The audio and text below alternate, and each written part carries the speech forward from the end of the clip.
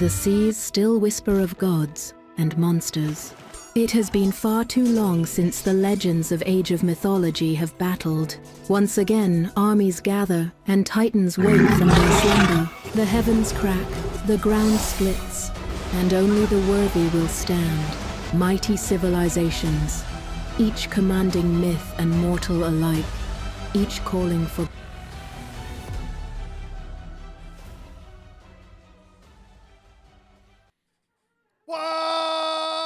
It's time! Let's go! Champions League season number... What are we at? Number 4! That's what it says over on this side. It's today. We have the qualifiers. What a time to be alive! I don't know what's going on here, but today we've got ourselves an insane, absolutely insane day, jam-packed with Gibbity games and all the other good stuff. There's of the 70 signups or so, we basically got everyone in. Only a handful of people did not manage to figure out how to click that check-in button, which is pretty sick. What we're going to start with today, and you guys can exclaim bracket in the chat if you guys want to follow along. Head over to start.gg and you can watch the bracket unfold. Obviously, there's going to be a whole bunch of different people covering the event. I don't know who's going to be around. I'm only one person. I can only have my eyes on one game. I think that I want to start with a game. Maybe we'll go with Boit versus Zapata. They seem to be already on their way. So we'll see. But we have to wait for these guys to get going. The tournament here kind of starts around now. So I'll maybe do a bit of big fat at everyone at what is it called? We are champion League. Let's see, CL4.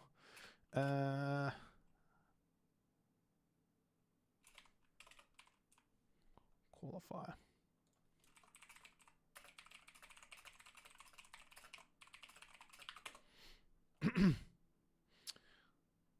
Okay, so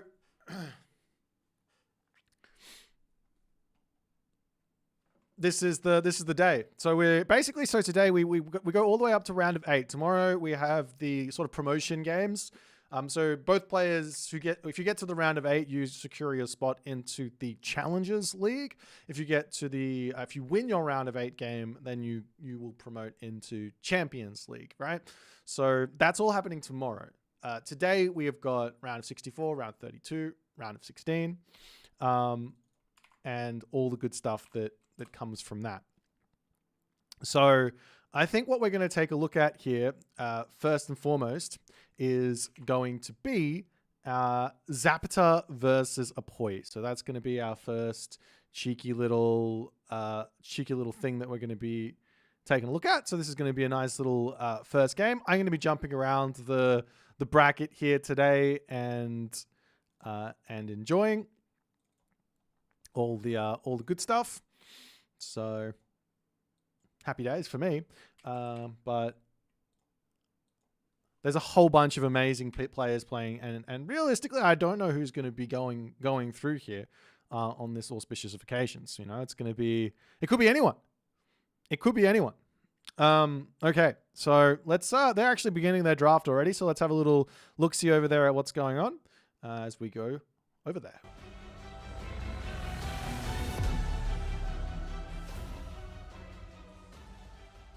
All right, so we got Zapata and Boit here. And the way that this draft here works, for those of you who are trying to sort of figure out all the good stuff behind the scenes, what's going on, what's not happening, what is happening. If you take a look over here in the little thing, we've got the players get to pick their ace map. So if they don't know bans before they get to pick their first map, so that means that they can prepare a strategy. They can prepare a god. They can do whatever they want on that map. So if there's something specific that they want to try out, they're not going to get banned out on that one. It's very much this Champions League idea. So if somebody wants to be doing that, it's good. So there's all that good stuff. Illuminati, thanks for the rating party. I wish you absolute great luck today in your pursuits. So the Anatolia and Marsh were the first picks, and because this is a best of 3, they're going to ban out the rest of the maps that they don't want to play on, and then the final map is going to be basically they're both going to be like, this one's fine, type ordeal. And then we head over to the God pick, which the players will start doing very, very shortly. So that's going to be where we can discuss that as well. And then obviously after the draft is done, then they can actually pick any of the maps in their pool. Well, there's only 3 maps in the pool, but still, that's just how this first little thing is going to work. And we will get going momentarily here with our very, very first game.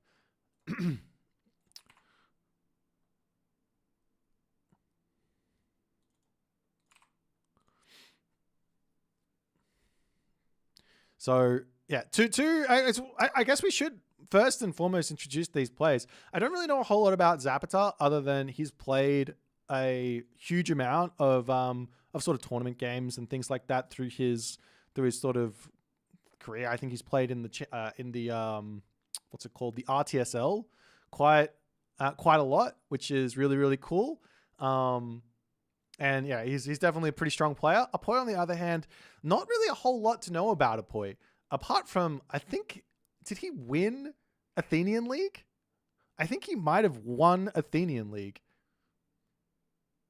I could be wrong. There we go. Yeah, he did. He won Athenian League. So this guy's got a really nice sort of track record there. As now we will see the very first 2 gods coming through, which is the ace pick. Now this is the special pick that you can't ban out. You can't stop them from existing. They get to pick it. That's their main god. That's the god that they want to play. And they're not going to be able to get denied. So one of the big things about this tournament is that players can prepare a very specific god that they want. And they're going to have a little bit of, how do I put it? A little bit of like calmness around being able to play that god in every single series and know they're not going to get banned out. Now, the bans still are in. We've got a ban for each player. Odin and Loki coming through for Zapata and Apoy. Now, Apoy did pick Amaterasu, and we do see Zapata picking Kronos. Apoy then grabs his Isis. He did play quite a bit of the Egyptians through Athenian League, which is the Chrono JJ tournament. So it makes a lot of sense that he's going to be continuing along there. Zapata, however, does get himself the Poseidon, which is a lot of people think this is a nice counter god to specifically Isis. Not as much on the set because set's got those stronger spearmen, 5.3 speed. 0.3 speed might not seem like a lot, but in the end of the day, it really is. It can be very, very difficult to deal with all of that stuff. And then, yeah, so he's going to be aiming to try and get that Poseidon into the Isis, I imagine, maybe on Ghost Lake or Marsh, but I think Anatolia might be his Kronos pick. Grabs that Skiomi up on the last one, and Apoy is going to be able to pick whatever he wants here for the final god. He gets the last little pick because Zapata does get his first pick. The way that this draft works is you're supposed to not be too unhappy about having either side of the draft, being a host or being the guest. It should end up being relatively safe as the drafts are locked in and Apoy grabs his Hades up last. Now you will ask the question, why do they pick 4 gods when it's a best of 3? Well, reason is that if you get to your 3rd game or your 5th game or your 7th game, you don't have any ability to sort of make a choice to not play a specific matchup. So say, for example, you don't want to play Gaia versus Zeus, for whatever reason. You don't want to play that Gaia versus Zeus and your opponent has a Zeus and you have a Gaia, you could go with the other pick, like your Odin or something against his Zeus or his, I don't know, set, right? Like you could decide to go that way and play around something at the very end. So that's where that comes in. And now they will do their little cheeky god picker for game number 1, and we'll see what they're going to be deciding to go into on the map Ghost Lake. So that's their first. That's their first map. Now, a lot of people might be asking as well. Where are the other? There's a couple of names here you might be missing. Like say, I see the Rappel in the chat. There's a Kavoth somewhere. These guys, they auto qualified to the main event, so we won't be seeing them this week. We won't be seeing them next week, but we will be seeing them the week after when the group stages do begin. As the players will decide which god they want to go with. So if I take a little look at this and I say, okay, Ghost Lake, very, very nice map for Thor here from Zapata, but then he does have to go up against potentially Set or Isis on the other side. Though maybe Thor's not too bad into Isis Set on Ghost Lake, especially 2 gold mine Ghost Lake. So there's a little bit of gambling that can go on here. Do you want to? But then on the other side, maybe you want to go Poseidon onto Ghost Lake, but that might mean that the Amaterasu is something you might be scared of fighting. A question in the chat is when the games start. They're going to start as soon as the drafting is over, and they're just about to finish up here, and they're going to start jumping into the game. So probably in the next, I reckon we'll be in game in the next five-ish minutes. Is my guess. As the players lock in their first gods, and it is going to be Poseidon versus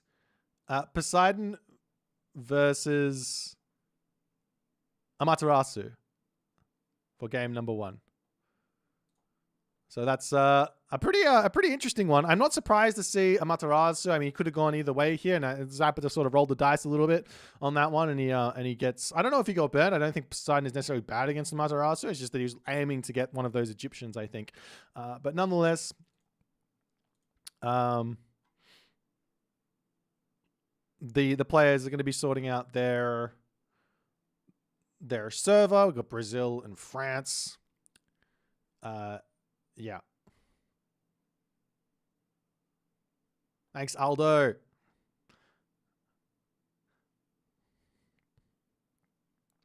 So if there's like Brazil and France, it might be like an America type situation for them to go for the best ping.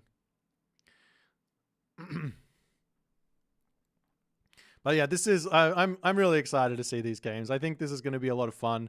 I know that there's some players out there that are really, really working hard to get their level as high as they possibly can.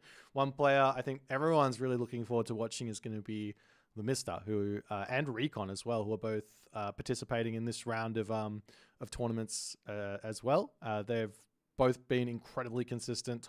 Recon's been top 3, top 2 every single tournament, and Mister has won every tournament that he's participated in. So the big question is, will someone be able to topple the Mister in this run?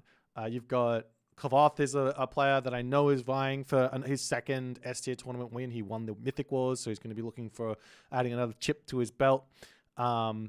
Also, if you guys also want to watch these games yourself, if you want to head over to aomstats.io, I might pop that into the chat, and click on lobbies, and then you click on open lobbies or customs.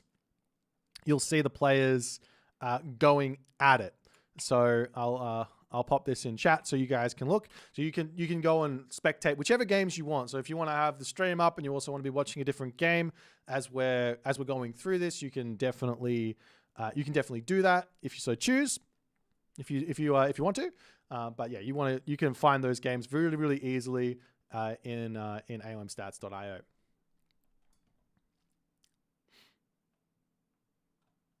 But we are just going to be waiting on these guys to get their stuff.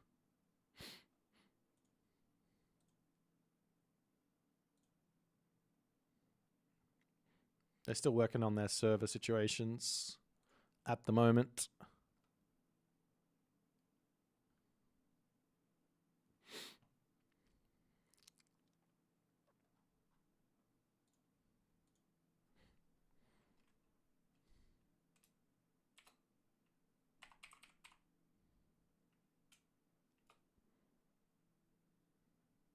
Yeah, so there are.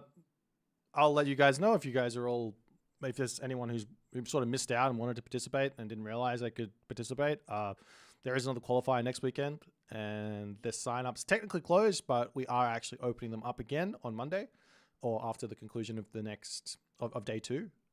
Reason is it's just too much to administrate, and I don't want to be splitting into multiple different things as we're going through this whole thing.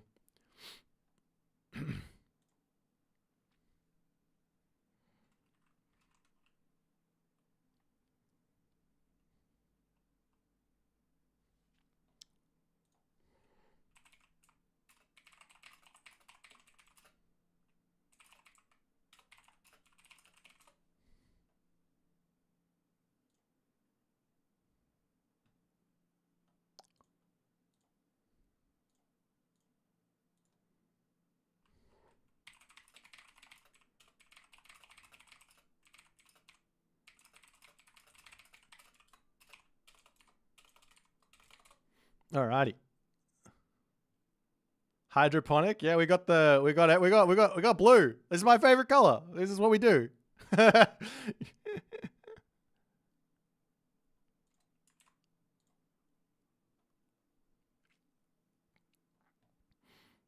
Did.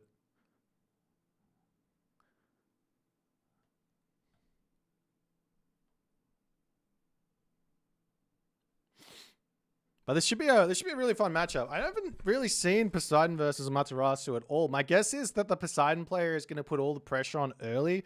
There's also going to be the threat of those weasels, but because you've got access to the you've got access to the Atalanta, you're going to be able to basically snipe the weasels before they get in. So it's not going to be possible to just it's only just scouting out the Kama Itachi, the weasel, coming across the map, and you start attacking it before it gets into your main base, then there's no way to get that divine, that solar shield off to start harassing villagers. So you're not going to be able to go harass with that Atalanta early game like you would normally versus, say, I don't know, a Zeus player. I need to sneeze. I'm not going to sneeze. So you're not going to be able to harass with that Atalanta early on, but you can harass with the early Centaur, which can give you a lot of value because there's not a great answer to that for Amaterasu in the early game. She's got the slow Miko. She's got the she's got what? Slow Miko. She's got slow heroes as well with the Onnomusha and the Bushi. So there's a little bit of problems in the early game for Amaterasu. So if the Poseidon get the upper hand there and then jump on that advantage and take it to the end of the earth, then it should be a good thing there for Zapata. But Amaterasu does have a lot of power in her kit. So we'll see how things are going to eventuate there. All right.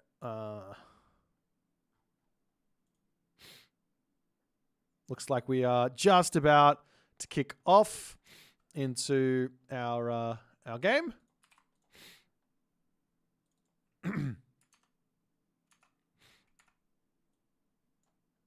Whoa. Looks like we've already kicked off into our game. Okay. Let's get this show on the road, guys.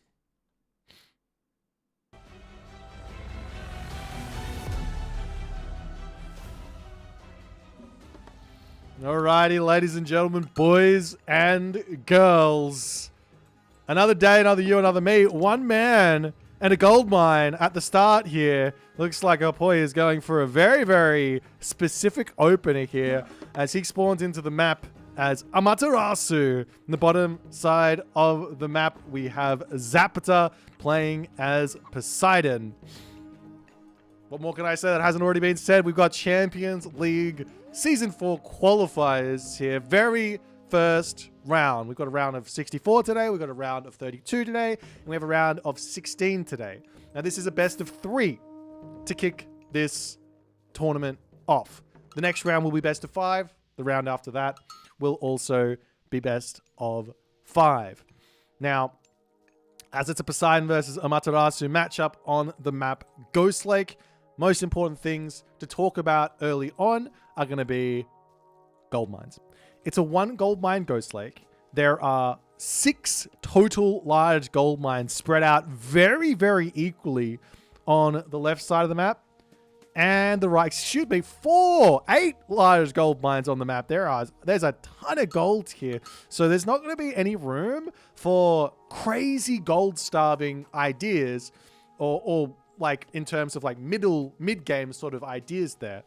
One idea for the Amaterasu player is once you get this Kagura technology, which he has grabbed already, which nets him an extra Miko early on. Once you get that Miko out, you can basically send it early over to a gold mine and you can start pumping that gold up even more. It's a little bit risky because it can get sniped, but it's a nice little option to go for as well. As we are seeing the temple coming down as the fast advance is obviously the idea here for Apoy as he picks off one Orok. Trying to snipe down this Kataskopos here. He's going to get it. He might get it. It's going to be first blood drawn. Zapata. A huge mistake here in the early stages of the game. This scout means so much. Yes, he spotted the gold mine, but what he misses out on is goats. Look at the goats on the map. There's not that many left. There's 2 goats over here, 2 goats over here. Is that it? I think that might be it. So he really hasn't lost that much in terms of the herdables. However, losing that scout means just such a difficult time here early on. And Apoy is going to just be super happy to be anywhere on the map, comfortable, safe, secured, all that good stuff. He's now sending a huge amount of villagers over onto wood to start working towards potentially a bushi or something like that in order to hold on early on. I imagine an early guardhouse makes a lot of sense here to get the bushi out and potentially also some Yari spearmen to deal with the early game Hippias that are going to be coming through for Zapata. And we are going to be seeing Ame no Uzume to come through here for Apoy as the Hermes comes in for Zapata. He's going to be making his way across the map right now with his centaur. Looking for a little something. There are a little bit more goats over onto this left-hand corner, so he gets those as well. But to kick this game off, still a slightly late advance time from Apoy. Not terrible, but it is slightly late. So this centaur can get some pretty nice early game damage done. Alternatively, you can try and track the weasel that comes out the first free Kama Itachi and try and snipe that as he does run straight forward here on top of the temple. Very dangerous as the weasel pops out. The Miko comes over here. Huge damage there onto that centaur as Apoy, huge play there, completely denies that early game. But now the Atalanta's got eyes on the Kama Itachi. He wants to run in. He wants to take this out. He comes straight onto the temple, and that's going to be potentially a dead centaur, but an immediately dead Kama Itachi there as the Atalanta can chase down the other one. He's running straight in to the main base of Zapata at this moment. He's looking for a little bit of kamikaze action with that Kama Itachi. You have to remember here that going through Ame no Uzume does give the Goshin Boku, which gives you back those dead myth units for free. You can only get 2 back at a time though. So Apoy gets 0 value out of them in the early stages. They're going to be off the map for the next minute or 2. And well, this gives Zapata a lot of free reign to get very aggressive here. Double dojo now through though for Apoy. He's going to be making some of those on Namusha, which are heroes, melee heroes, as he's going to be wandering. Well, she is going to be wandering up to the top side here to try and help defend this position. Now, Apoy's got himself that solar shield, so he is going to feel completely fine here to wander in and get some damage done. He can drop that solar shield and be very, very happy. He can sacrifice the Kama Itachi up here to try and get some value, or he can run it into his opponent's base as now the Centaur Hippias charging, and that's going to be a dead villager there. That is a dead villager. Great play from Zapata. Gets in there, gets that damage done.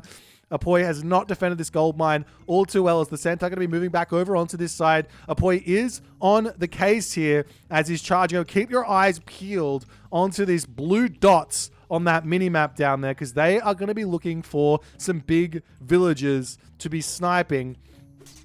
As the Onnamusha, however, getting close to falling. He does have the Miko over here, so he can heal that one back up, but that will slow down his favor production a little bit as well. Obviously, he's also got that free regen from being Amaterasu. So both players at the moment playing very heavily into their god bonus. Centaur Hippias versus the Samurai as this blue dot here. We've got that Kitsune and the Kama Itachi. So normally the Kama Itachi is at 4.8 speed, but if you have one Kitsune and you link it up, then all of a sudden you got yourself a 5-speed Kama Itachi, as that's going to be a very brutal death there for this villager. However, up onto this position, we do see an attempt to get another villager pick. Gets one snipe, and then he just pulls out of there. Great start from Zapata. Great revenge fire here. However, though, for Apoy, both players losing villagers. Up onto this side, however, the villagers on the gold mine, they're going to be taking some big damage. This guy should get back to life. Stay alive in the front there, but he does lose one on the backside as the Kamaitachi continuing to cause lots of problems there. Is the Solar Shield going to come back down there, and Apoy now gets a full HP Kamaitachi. Going to be charging straight over onto those Centaur before it does end up losing its life. So some big value here from Apoy. Completely prevented Zapata from getting his early game damage done. The damage is now over. Zapata is 3 villages in front. So, I mean, if there's a winner in this early game thus far, you have to say it's Zapata. But Apoy has defended the early game. He's got Samurai out. Walls coming up onto this side. He's going to be eating his hunt up onto the top. Very dangerous position to be in up there. But because the army is all the way over in Zapata's base, it's totally safe there for the time being.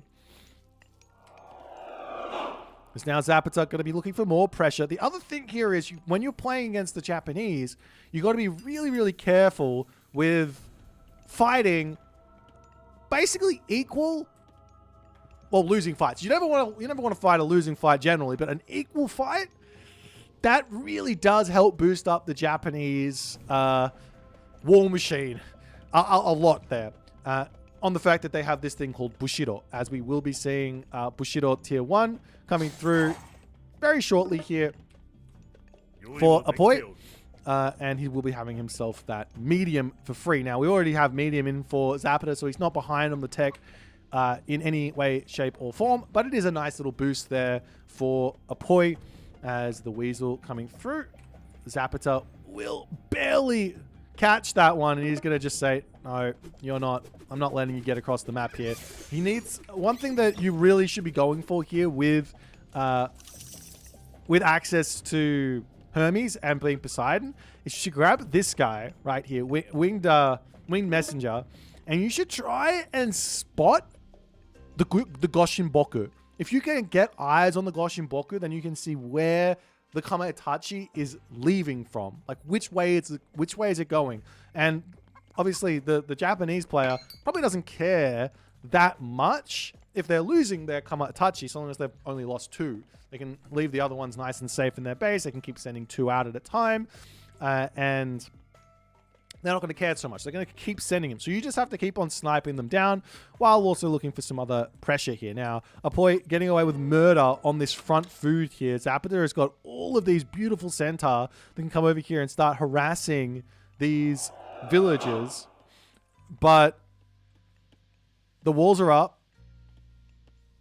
And we'll see if Zapata can get something here. He does get a villager picked there as the army of Apoy starting to move out across the map. He says, I've got myself medium. Let's take a fight. Samurai versus Hippias. It is an infantry unit, but it doesn't have any bonus versus Cav. And while it is a 4 population unit and you look at the damage, it's very high. I mean, this is the charged melee attack. Let me find one. It's 17.6 here. So it's 14.7 hack damage per second, which is on the low end for a generalist infantry unit. It obviously is very, very good against the other infantry units with that 1.5x. But Cav, not the worst unit in the world to be using here, as we do see that Dionysus about to pop here for Zapata. That means he's going to be able to get himself some Hypaspis. The problem is Apoy is ready to go.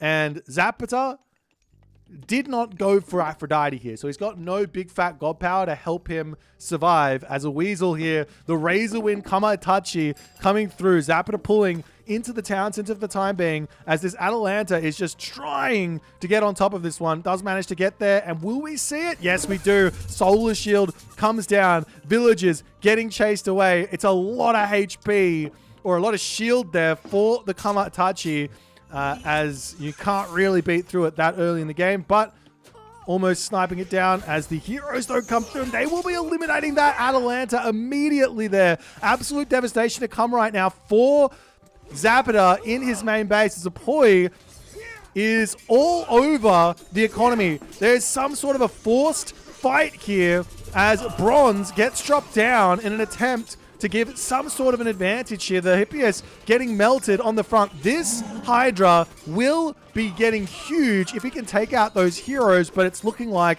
it's just not going to be enough here, as Apoy just waltzes in, cleans up the army. Villagers falling left, right, and center. The Apaspists, the numbers just not quite there for the Apaspists just yet, as these samurai are going to be sniping up more and more stuff. But the thing is, now he's got heavy. He's on Bushido tier 3. He's in the classical age, but he's on heavy.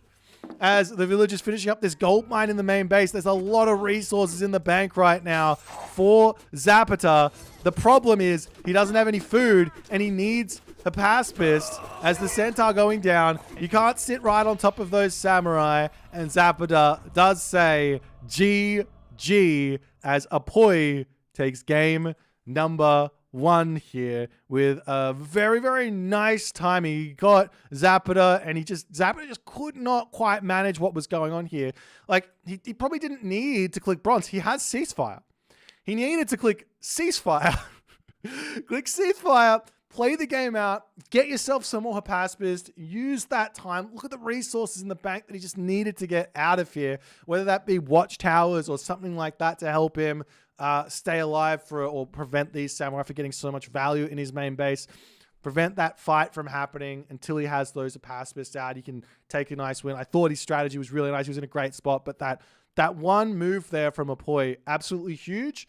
But first win for Apoy. We'll move into the second game and see exactly what we are going to be up against here.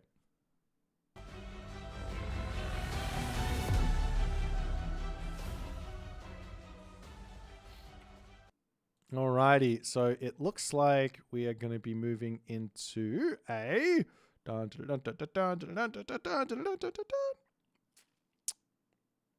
can't tell you because they haven't picked yet. They are currently picking their next gods.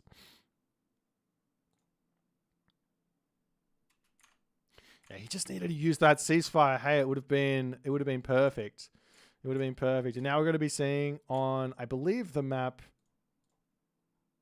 is Anatolia. The map is Anatolia, and we're going to be seeing a Kronos versus Isis. A Kronos versus Isis here on Anatolia. So this is the ace pick for Zapata coming in on his ace pick map as well. So he's definitely got something prepared for this specific game. So we'll see how he's gonna manage it, and what the secrets are gonna be here. Alrighty, bam.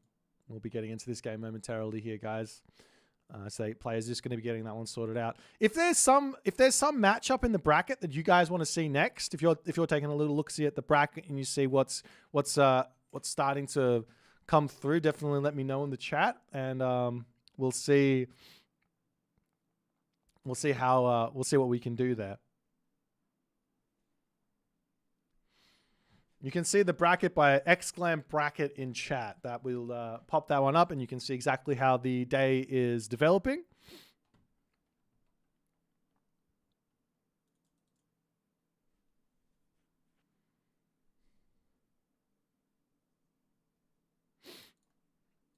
All right.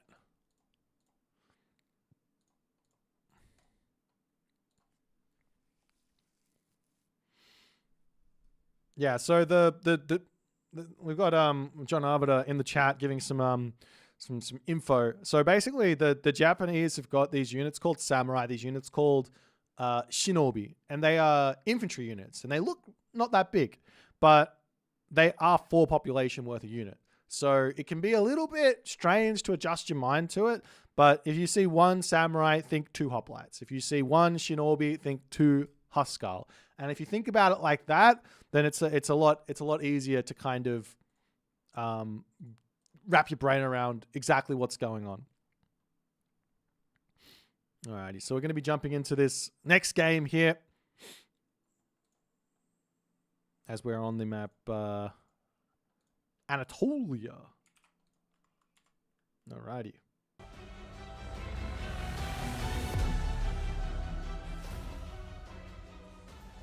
And here we go, game number 2 right now. We are churning through these. We've got 3 rounds to get through today, and I'm probably going to jump into a bunch of games that probably have already been played. Watch some replays after everything's happened as well. So we've got a lot of games after the tournament is finished to some degree. So that's gonna be happening too. But at the top of the map here, we have Boit playing ISIS.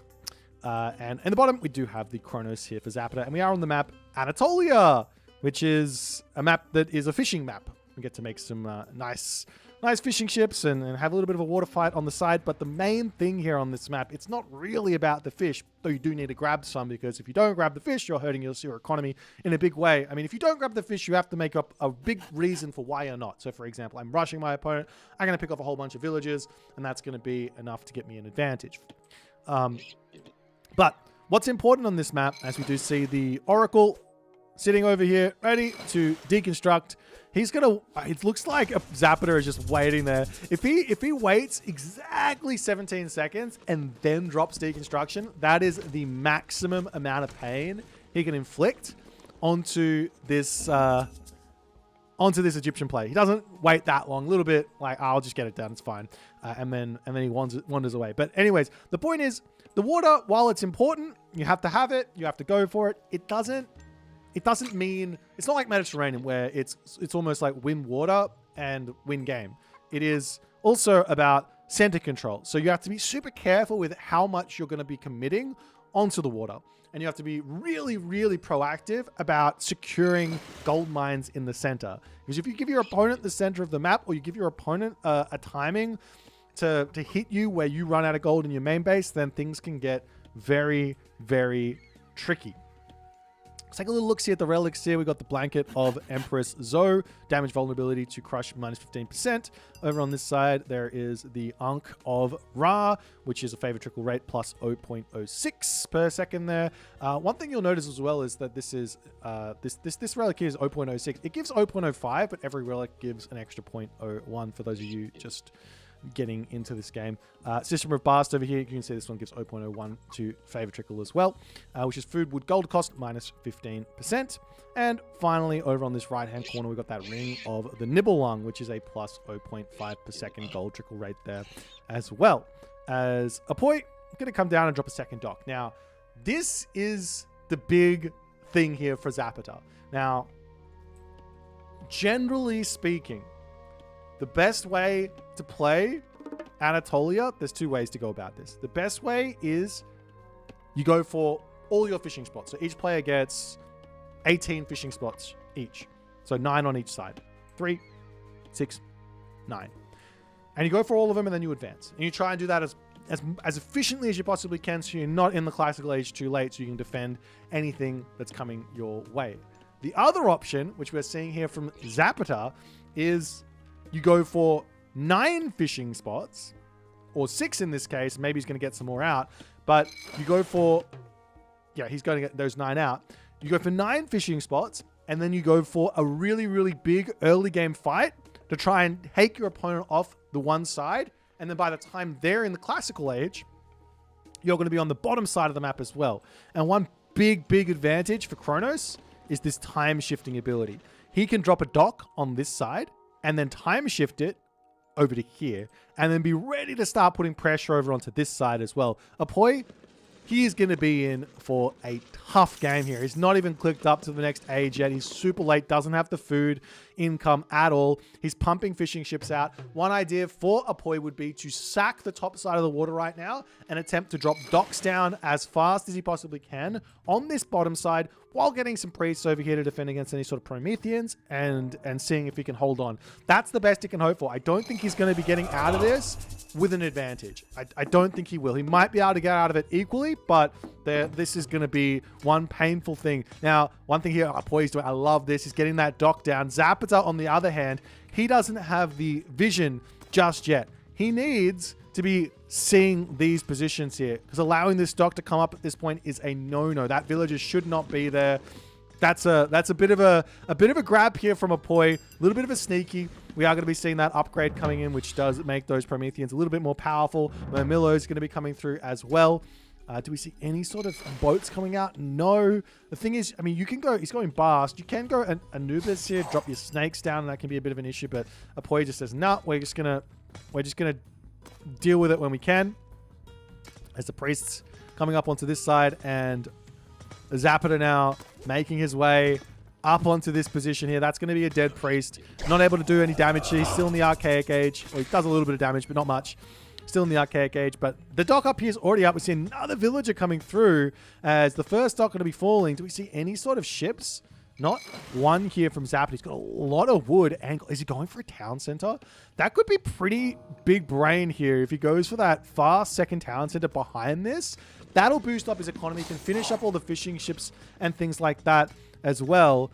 But he's going to get up another dock here. How is Zapata allowing this to happen? He's slowly making his way through this, but Apoy just pumping fishing ships out, which is allowing him to get the dock set up on this bottom side. He is getting his fishing ships through. His economy is looking good. He's under a lot of pressure right now, but I think he's really doing well underneath this, as he says, okay, we'll get ourselves a couple of cabinets out in order to get a little bit of damage done. Cabinet's not the best here to be, like, not really doing a whole lot onto this side, as the Prometheans will spot all of this. Meanwhile, over onto this side, one Mermillo spots a dock, but again, letting stuff come through here. Deconstruction comes down onto one of these docks, as you can see how little the cabinets do to human units. They do a lot of DPS, don't get me wrong, but 16 DPS, but they're only really hitting one arrow most of the time with those shots, which is why it doesn't work all too well. As also the Prometheans have got a huge amount of HP here, so they're going to be good there. See another little sneaky dock here from Apoy. I want to see like a siege ship or something. And we do actually see the talent center for Zapata. So he says, I don't care about these docks. I don't care about this fish. Give me my economy that way. Whereas Apoy, I think he's going to be playing for the center of the map, as the Zapata army now moving this way. We are seeing an armory. It's going to be a heroic age. And, well, I would say Apoy has basically gotten through this early stage of the game. There's one dock left. I think Zapata has taken his foot off the pedal a little bit early here, and Apoy is going to be cleaning house at the moment. He is going to be cleaning house over onto this bottom side. Well, like Zapata is trying to take out this bottom position, but I mean, look at it. There's 4 docks. He's got to clean up so much of this. And we are going to be seeing some Bareems to come through in an attempt to defend. Still no dock to get up onto this spot. He's got that second town center, which might seem fine here, but realistically for Apoy, yes, well, yeah, I mean, realistically for Apoy, if we take a quick look, he's got 24 fishing ships. Look at the difference here. Fishing ships do not accumulate here on the villager total, but they are 100% worth a villager. So it's 25 plus 24. So 50. Basically 50 villagers versus 38 at the moment. So Zapata has some catching up to do. I mean, excuse me, he's got seven fishing ships here. Excuse me, he's got 7. So add 7 to that. So it's kind of close, actually.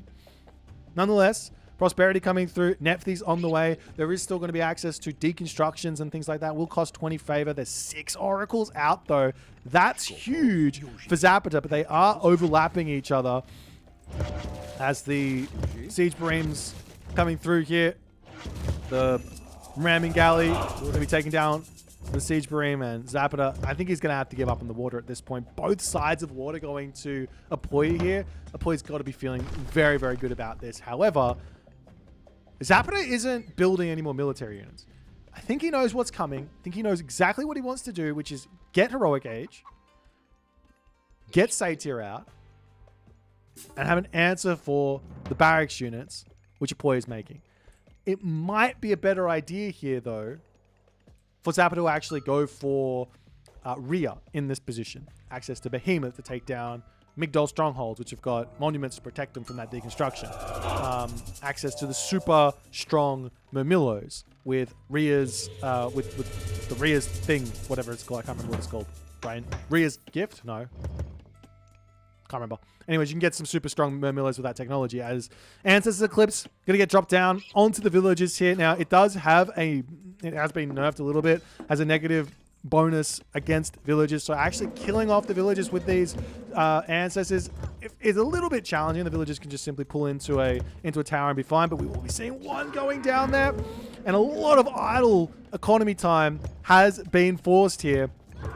As Zapata needs to be garrisoning these villages, pulling them back into the manor, pulling them out of this one. Does he get through? He gets that Valor onto the citizen here as the army all sitting back onto this side. But this is going to be giving Apoy a lot of time here. What is he doing? He's going for his Migdol stronghold. It looks like he might be trying to get Mythic Age here. He is rushing straight for that Mythic Age. This has been a very common strategy on this map, which is if you can sort of stay one town center, you get yourself a nice amount of fish. Getting to the Mythic Age really quickly can result in some very nice things happening for you. However, I don't think it's going to be that simple. Zapata is going to have full control of the middle here. He will not be going to the Mythic Age. He can throw up counter barracks. He can make Terma. He can make Destroyer. He can make Catapultes. He can make Murmillo. He can make Satyr. Whatever he wants here. As the Scorpion Men coming through, getting some damage. You do see a couple of Oracles have also fallen. He did have a hefty amount there, as unfortunately does not have that Valor up, so can't keep his citizen alive. Over onto this side too, Satyr and a Dream against that very, very scary Leviathan. So they have to pull back there. Meanwhile, that Thoth is on the way. Favor situation, little bit behind the amount of favor he needs. I think you need 40 favor for that Valley of the Kings technology. Super strong, gives a really big boost to your economy in order to get you up to a high amount of units. However, it does have a point where it stops working, right? Which is when you're at max population. So effectively, you almost want to just say, great, get to max pop, and then we'll just keep on building units up. And then you can take fights a little bit later once you're also at max pop, because it's no advantage having Valley of the Kings after the max pop comes in. So if you can just delay until you're also max pop, then you're going to be able to take good fights and be in a good spot.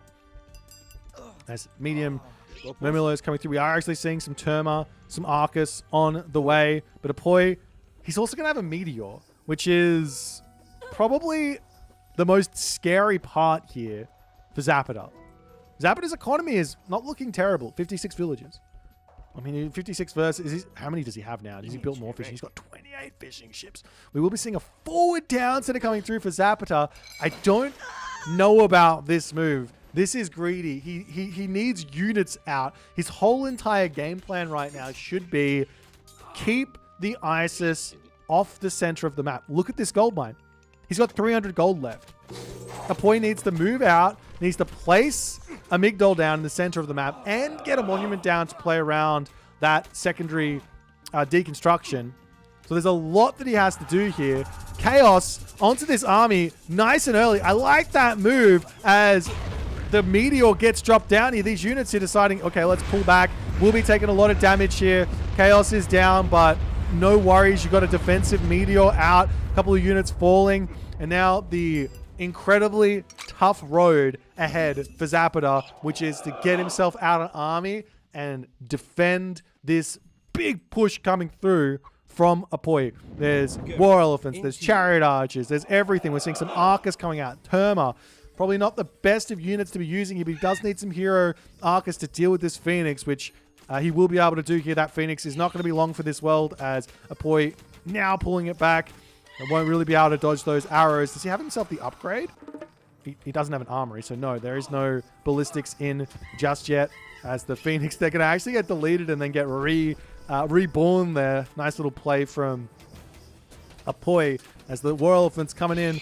Lots and lots and lots and lots of Terma queued up. The food situation is the problem here for Zapata. He needs Catapultis at the moment. He needs Murmillos to deal with these War Elephant. The priest getting big amounts of damage done here as Zapata pulling back, and I think Apoi will be making it through here, will be getting out of his base, will be securing a gold mine. Villager differential is absolutely gigantic though. 74 to what is this? 35 plus 31. It's 6. That's not that big. It's like a 10 villager differential, which does mean that the Valley of the Kings is sort of making up for that as well. But as long as Apoi here doesn't tap out, he might actually be okay. Economically speaking, the upgrades, they're not really in for Zapata here. For Apoi, on the other hand, he's got himself all of his upgrades that he needs. He's got his dock upgrade as well, so those fishing ships are working overtime. But these War Elephants are incredibly strong here, as he's going to be pushing through very, very quickly as the Phoenix getting a little bit of damage done. The army pulls back into the palace on the back. A couple of Hero Arcus getting converted over here. Realistically, Zapata just needs time, farms, food, economy, just anything that is going to give him an answer to these elephants that are coming through. They don't have upgrades either. These guys have got very few upgrades. He does have the full bronze, which is big, as the Terma coming through. I love this amount of Terma here, and I also love that Apoi recognizes this and says, hey, if you're just going to go mass Terma, I'm not going to build a single chariot archer. So Zapata needs to realize right now that he needs an answer for elephant. These elephant are going to be incredibly powerful here. As he's pulling back to his Migdol stronghold, the Phoenix does end up falling here. There's still no front line for Zapata, which is the big problem.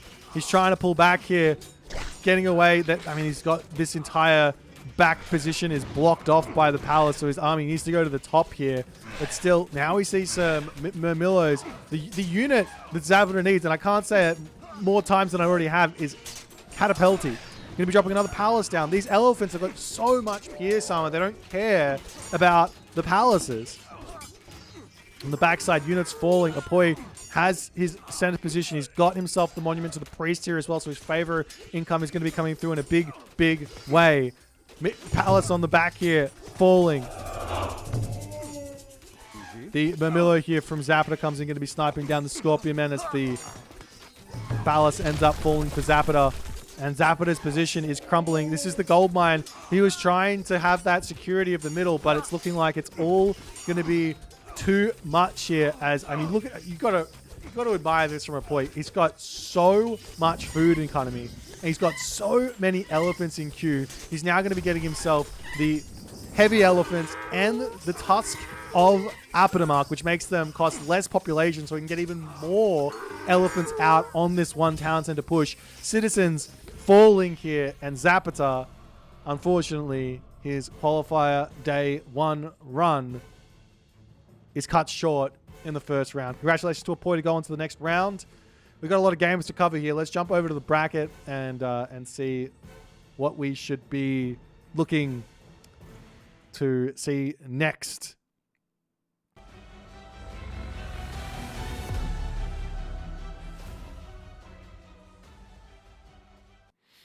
Alrighty.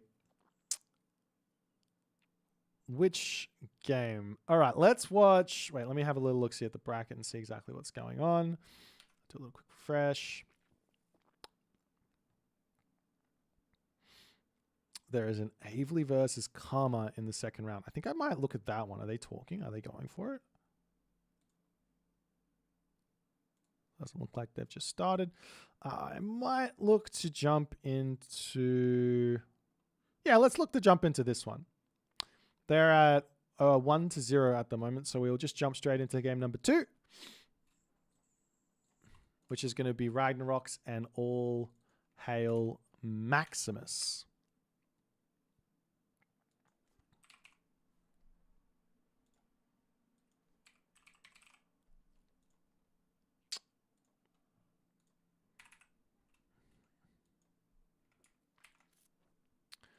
How do I do this? Is that correct? Yes. Okay.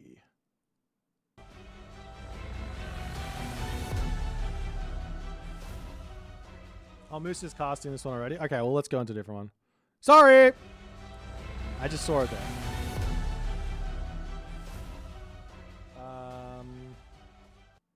Let's find a different one. Illuminati versus Zucolo? Sure, let's do that. Are they just... Where are they at?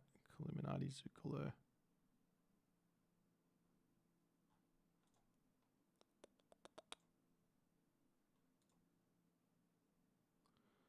It looks like...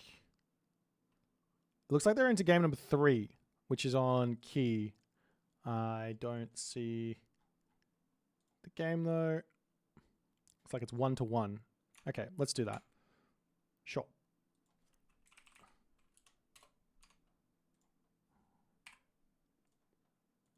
Illuminati versus Zucolo, right? Yes, any ELO can sign up for this tournament. It's completely open. You're not in game. Okay. All right. Good luck, guys. I think it's 1-1.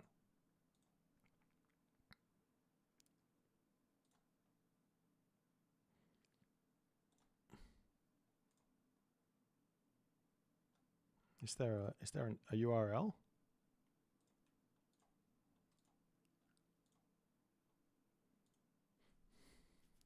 If I was a URL, I would be where?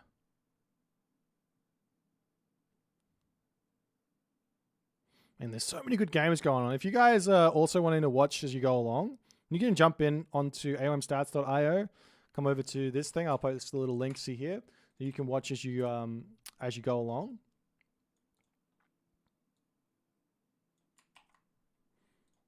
We're going to be jumping into this next game very, very shortly. Unfortunately, there's this day is going to be a little bit wild, a little bit messy, just because it's of the nature of these one-day sort of events. I don't have any real way to tell you exactly when the game's going to be starting, as the players are going to be sorting those things out. Tomorrow is going to be a little bit more organized, but we should be starting very, very shortly. So Apoy won that first game. You can go ! brackets to follow the bracket along if you like.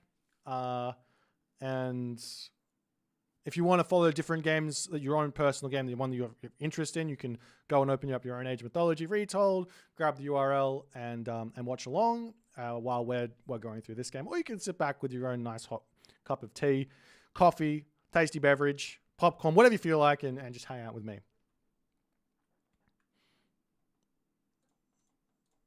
Anyways, we're going to be getting into game number 3 of Illuminati versus Zucolo, which is actually a really, really high-level match for first round.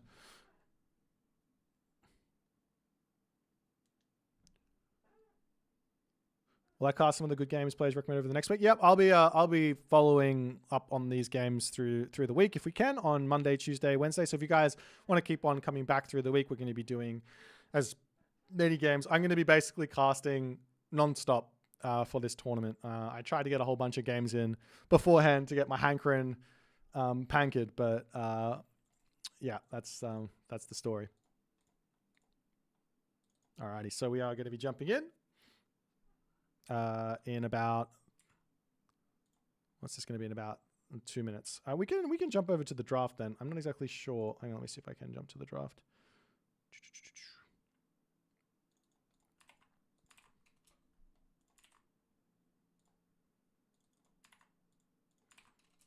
I don't even know what they played, so it's not really much of help. But anyways, let's let's do it. Hey, okay. That's the gods. That's the maps.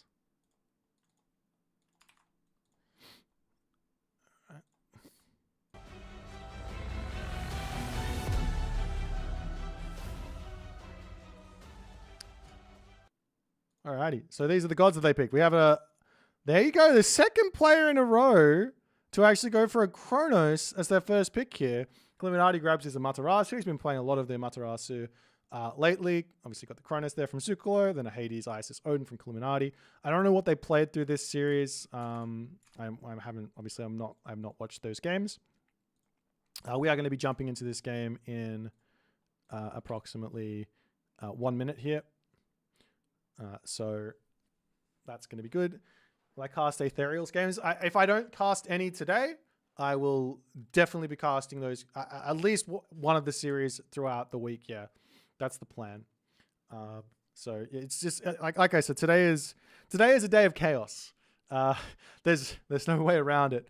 But yeah, that's the story. Also, a huge shout out to Wolf Studios and Uros for setting up the amazing graphics you're seeing. We're going to be getting some real cool stuff going for you throughout this tournament. So, yes.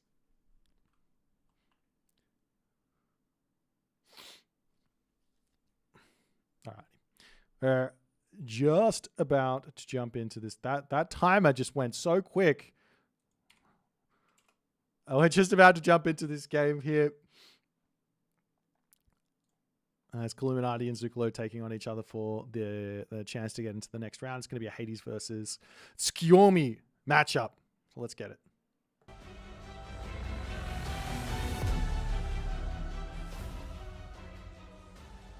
Alrighty, we are motoring along as these villagers are having some issues walking. It looks like we're going to sort that out. No, we're not going to sort that out. We're actually going to make it even worse. Bam, bam, bam. Alrighty, so we are now into game number 3 here, Zucolo Illuminati. I missed the first 2 games, unfortunately. These guys have been duking it out and have found themselves playing a really, really interesting game number 3 on the map Key, which is one of the new exclusive maps to the Heavenly Spear DLC, which just dropped for Age of Mythology Retold, and all the good stuff that comes with that. And also we are going to be seeing Zucolo here going in with Skiomi, who is the moon god for the Japanese. Haven't been able to see this god just yet in the tournament. We did see Amaterasu, so it's going to be exciting to see what Zucolo is going to come up with. I know Zucolo. I know he is a raiding player. He's on that brand of player, Matrius, someone I'm very looking forward to watching in the upcoming group stage for the main event. These are the qualifiers, the players who get through this. We'll be going into that main event, but there are already 8 players that have qualified. Now, the unique thing about this map is, well, all the wood ends up simply just being in the center of the map, which is unique to this map. Generally, wood spawns kind of randomish around the map. There's generally, you can kind of go anywhere for wood. It's incredibly difficult to cut people off of wood, but this map is very, very possible to make that happen. As we do see the temple coming up on this left side for Illuminati. And we've got relics and all the other good stuff in the middle to check out. So let's have a little look. So we've got that Ria's crown here, which is going to be making the town center a little bit cheaper to build for the player that claims that one. Over here, we've got the skulls of Cercipes, which gives yourself 6 monkeys for free. If they all die, they come back in 2 minutes, which is really nice. Those monkeys do pack a punch. Well, they swipe. They don't really punch. Anyways, we've also got the scales of a Catoplopas here, which is going to be a myth unit vulnerability to pierce going down by 15%. This one might not seem like it's that good, but in this matchup, oftentimes you're going to be seeing things like the Bushi, which has got pierce damage, or you've got the Chiron on the Hades side. So this really can mean a big difference. Also, for example, if Zucolo wants to be going for any sort of Kamatachi play, which he does have access to, it's going to boost those up as well in town center dives and things like that. As this cow is making my life tough by sitting on top of the relic, it is Armor of Achilles. You want to keep this one away from you really want to keep this one away from the Tsukuyomi player. While Tsukuyomi doesn't really have any bonuses to infantry, with the exception of Ame no Uzume, that minor god there that gives you the weasel. You get one unique upgrade, which is called Katagi, which does give like 10% extra HP on your infantry. It's still going to be a big, tough unit to kill the samurai. So you want to be keeping that relic away. And it also boosts up your own Hypaspis, which are going to be really, really nice to deal with any sort of samurai that might be coming in. However, the more pressing issue, the more painful thing that you have to deal with here as the Hades is going to be those horses. That's what Tsukuyomi specializes in. He wants to get those cavalry units out as fast as he possibly can. He wants to put pressure onto his opponent as much as he possibly can with those. And then once the infantry units or the counter cavalry units come out, then the horse archers start coming out in the heroic age to push that advantage even further. I wouldn't be surprised to see Zukalo open a stable here, drop his new moon god power down on that stable to get out some very quick cavalry units, and then go from there as the Juragumo comes up, and that picks up Illuminati's Toskopos there, throws that one directly into the temple, bashes his head around onto the trees, and then ends up dying. So nice little pick there for Zukalo in this first little portion of this game. However, the scout has come in. He does see the stable. Going to be happy about that one. Classical Age now in, has the relic monkeys, has the defense, and is he going for a town center is the big question. He's got a lot of... No, I don't actually think he is going for a town center at the moment. He's getting himself his Achilles out.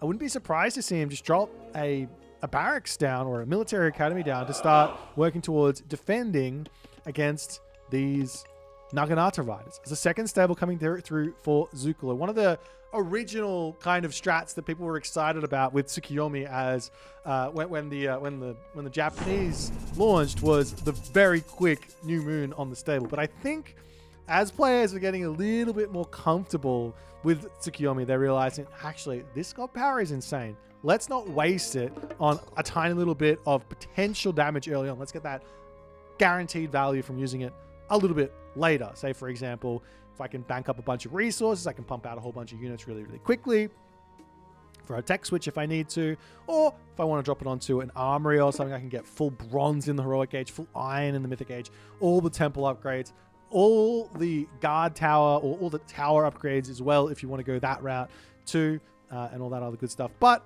Illuminati here just says, you know what? I ain't going to deal with nothing here. I grab my watchtowers first. I'm getting my upgrades in. We're playing incredibly safe. A military academy coming through as the Naginata riders searching things out here as the random relic monkeys coming through. We will be seeing a little bit of pressure into the main base as Zukalo has not opened up a dojo or a guardhouse. He doesn't have access to any heroes just yet, with the exception of those Miko. As we see the dojo now coming through for Zukalo. And there is the crenellations for Illuminati as well. Really quick on this one. So crenellations, for those of you playing at home, this technology, if you're ever struggling against Cav and you just don't really want to deal with the Cav, you can just grab watchtowers, grab crenellations, and guess what? Now those Cav, they can't really enter your base without taking a huge chunk of damage. You do also have to get some units out as well, mind you. That goes without saying.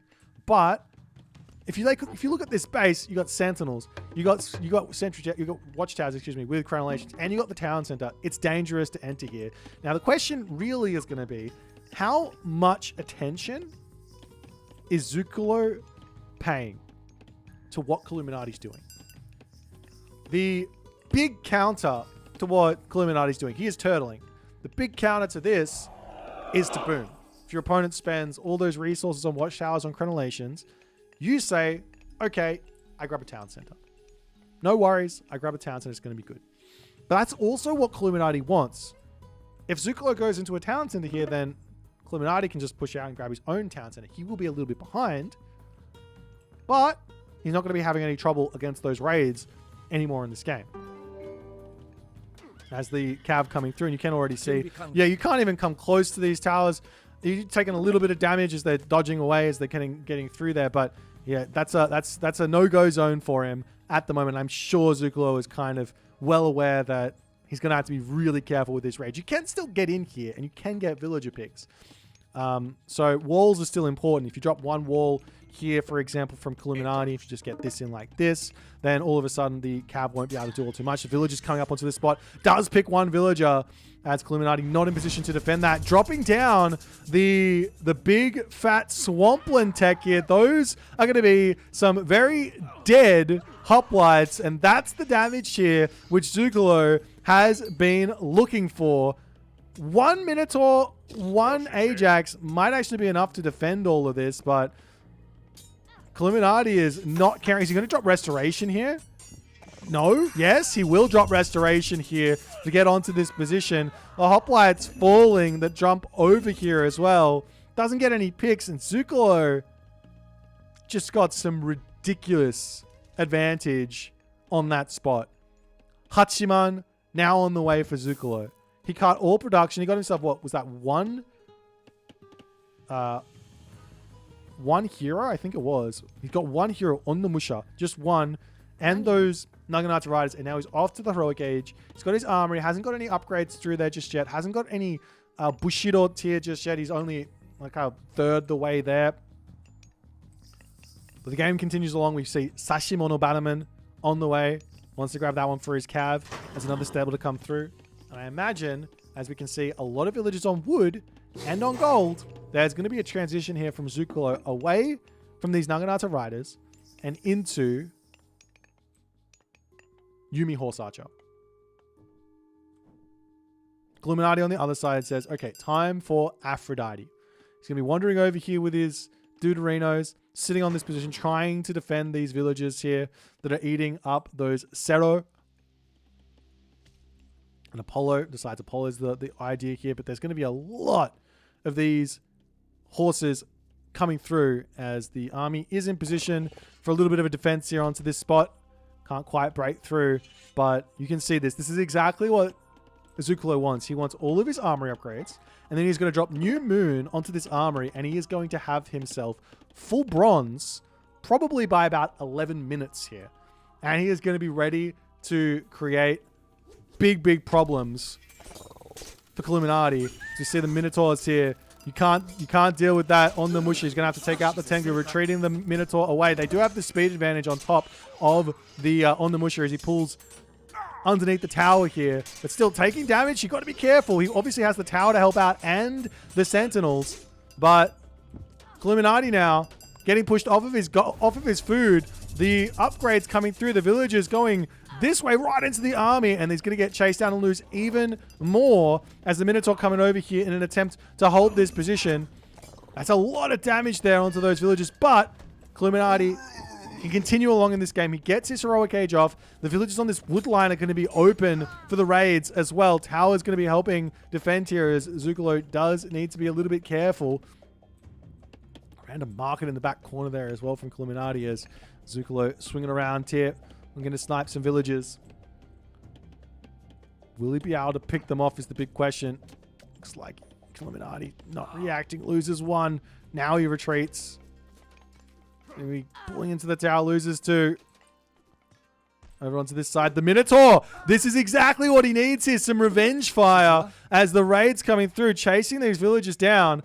Does he have the special attack on? Yes, he does. But that's okay. He's going to be able to pick them off. We do see that there's no upgrade in just yet for them. So they will all end up falling. And the Miko coming in. And that's going to be an answer for that Minotaur as he's got to pull back. But Heroic Age is now through. Peltas can now start coming in, which are an insane counter here for the Yumi Horse Archer, being a 15 ranged unit. It's kind of like building Toxotes into Peltas, which is really no-go. You can kind of build Chariot Archers with enough range into Peltas and out-micro, but the Peltas, you cannot out-micro them with these Horse Archers. That being said, there is the option here for Naginata Riders, a town center coming through for Zukalo, and this does actually get spotted by Illuminati. He barely spots it. He sees it coming up. He gets the timing. Looks like he's going to be trying to sack the Minotaur in an attempt to pick off a villager or two here. Nope. As he clicks over onto this. Actually, he can just retreat back. Underworld coming in. This is what he needs here. Does he have the units, though, to get this damage done? He's going to try and pick off the Ondamusha here. But he wants to be picking off the villagers. Another Minotaur going to be coming through here. Big damage. This is exactly what he's going to be needing. The army pulling back in onto this spot as well.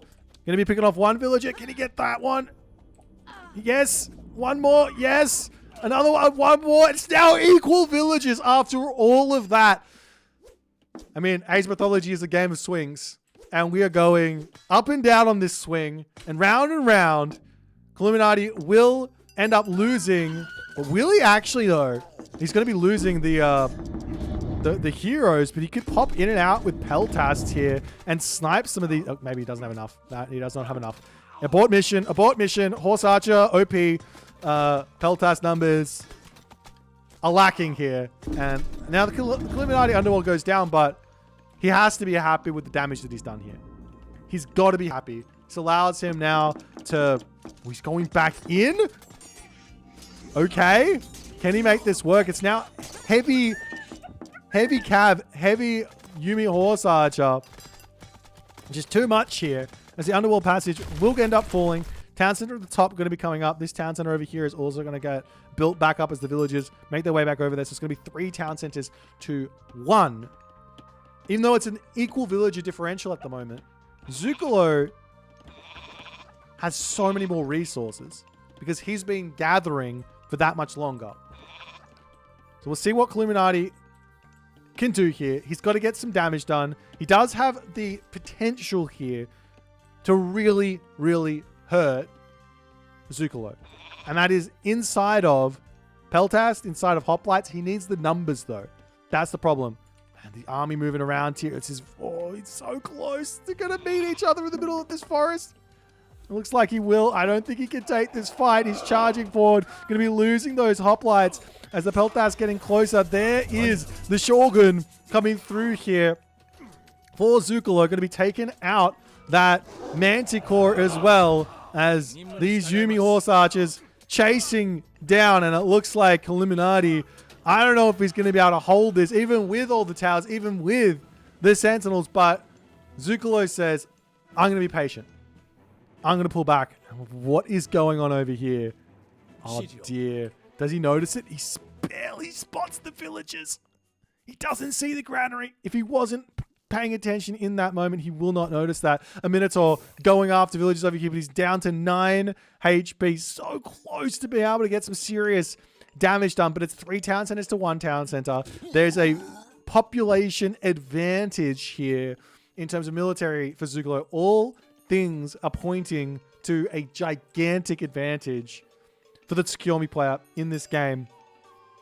As the villagers do get spotted on this food, he's pulling over here in an attempt to grab the town center, but that's going to get spotted. He's not going to be able to grab it. These units are going to be able to move over there incredibly quickly.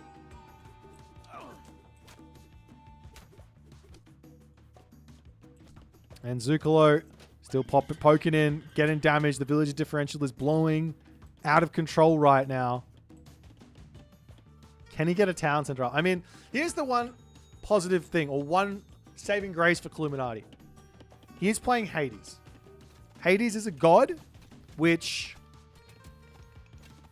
if let get to the late game, can be incredibly hard to beat. Now, Zucolo's got a gigantic advantage here, but if he can't execute, if he doesn't get the gold star, if he doesn't kill the Hades before he gets to that point, he's going to have some troubles here.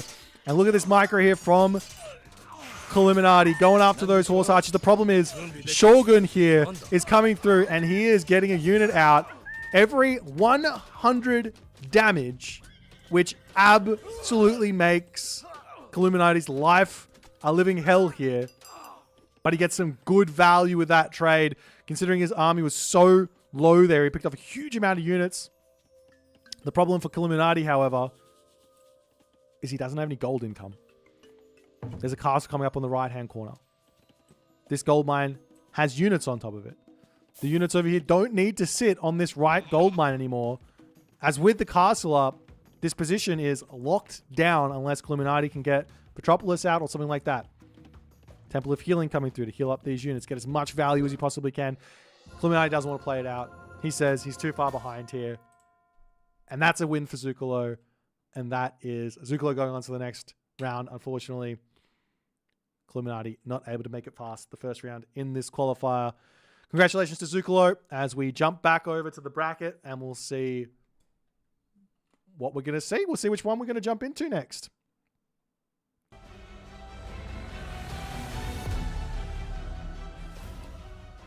We might jump into round 2 here, which is going to be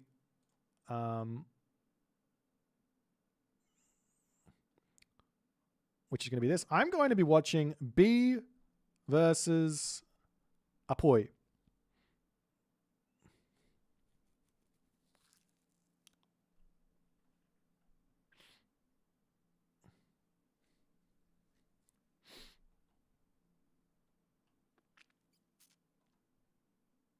All right, let's jump into B versus Apoy. Hopefully, have they started? Are they doing the thing? Am I blind? I think I might be blind.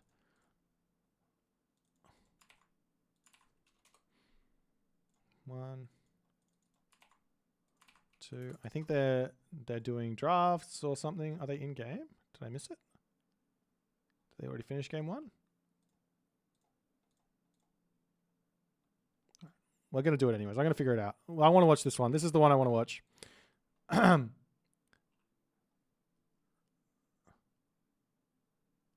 Excuse me. We're watching this one. I don't care. It's my tournament. It's my rules. Wait, Illuminati and Zucolo didn't finish? It was 1-0? Wait, was it?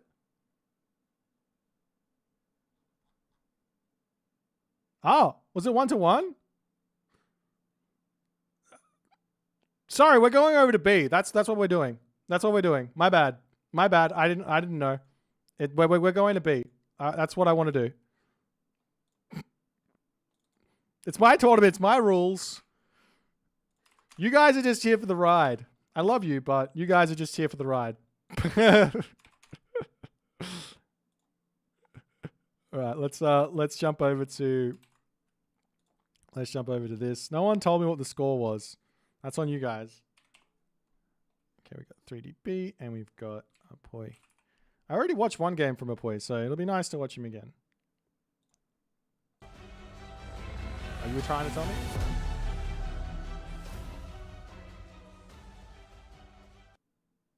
Okay, they're gonna be kicking it off fairly shortly here, so I want to watch this one. I've been waiting my whole life. You got to set delay. Yeah, you got to set delay. I think B's doing the hosting though. Hurry up. We got a Frenchman versus a Russianman. The flag moves slightly. Okay. We've got ourselves a draft here. So we're now moving into the best of 5 stage in the tournament, which means an extra map or two and all the other good stuff that comes from this. So we've got for our first game, it's going to be a Fushi versus, wait, can I click the right thing? A Fushi versus Odin on the map Steppe.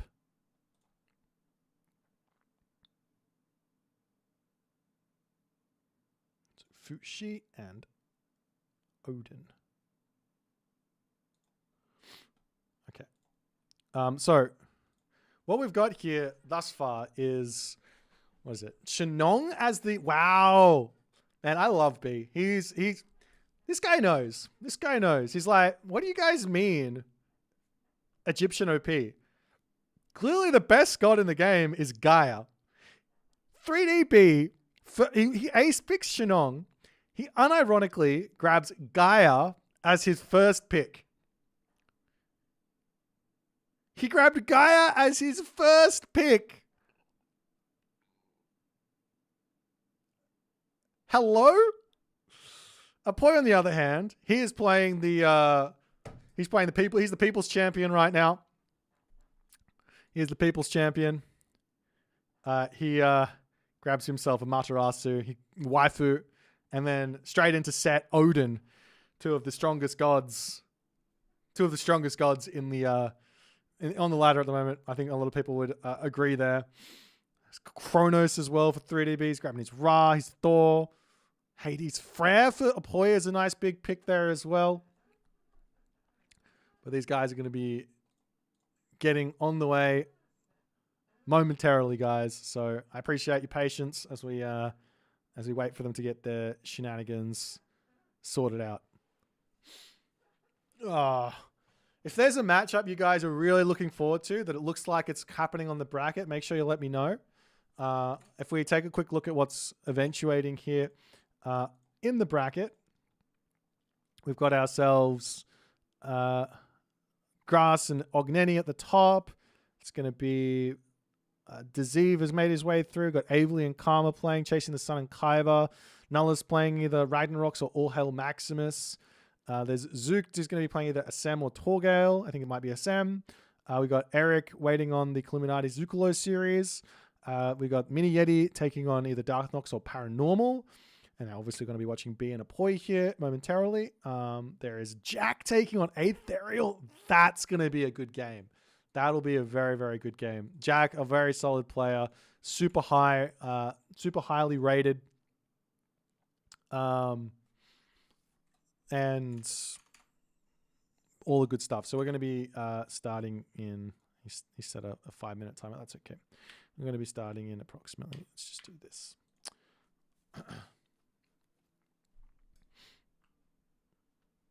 Sorry, Eric.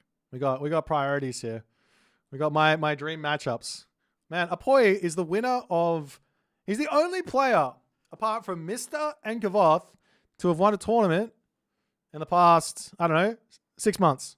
So, well, I mean, there's actually a couple other players in Athenian League, technically speaking. Oh, I need to do this.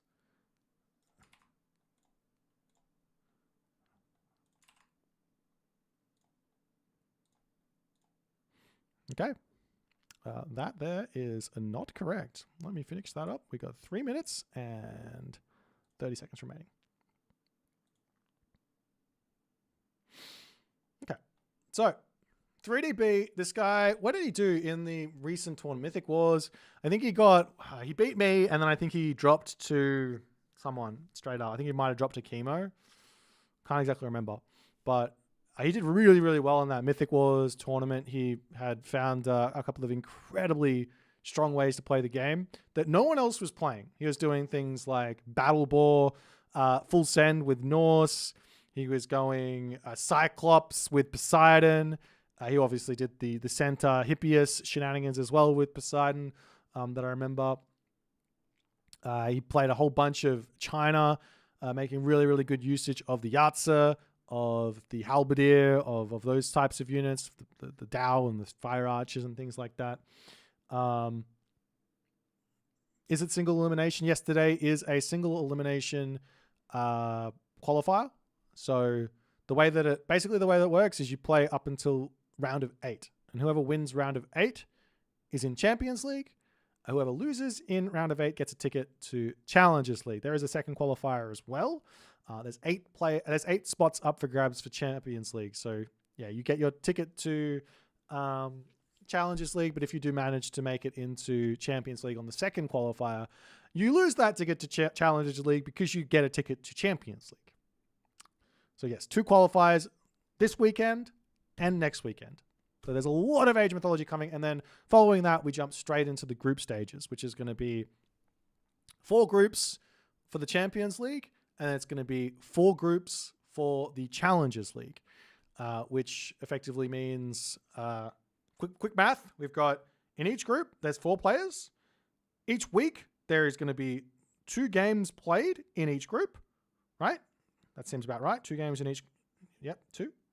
Yep, 2 games played each week, so which means there's 4, 8, 12, 16 games every single week that we're going to be covering. Now, for the group stage, it is a free schedule event. So if you're not in my Discord for whatever reason and you really want to follow this tournament, we're going to be attempting to put a schedule out on Liquipedia, and we're going to be putting a schedule out on in my Discord. So be following along there. I'm going to try and advertise it. Can't really promise that I'm going to be hitting all of the different places that everyone's looking all the time. But if you really want to be following the tournament, make sure you're in my Discord or opening up that Liquipedia thing once the main event starts, so you can catch all the action live. Obviously, if you don't catch it live, you'll be able to see it on YouTube and all the other good stuff there. So that's the story. But yeah, we're waiting for this little cheeky spectator delay. We're momentarily jumping into game number 1. Step Fushi. I haven't even talked about the matchup. It's Fushi versus Odin, guys. I think Apoy's gonna have his work cut out for him. I think B's Fushi is incredibly good, and Odin also a strong god. But in this matchup, there's a lot of landmines you have to deal with. So I mean, I guess we'll be finding out here as we get into game number 1.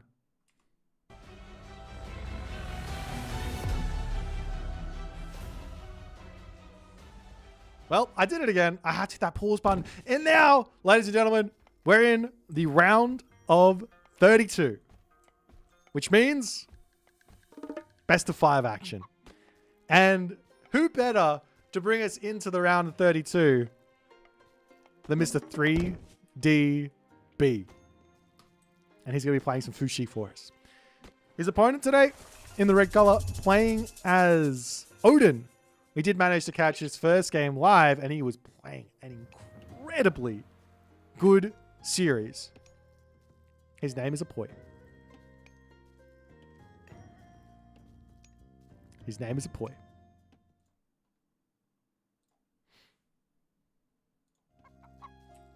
Alrighty.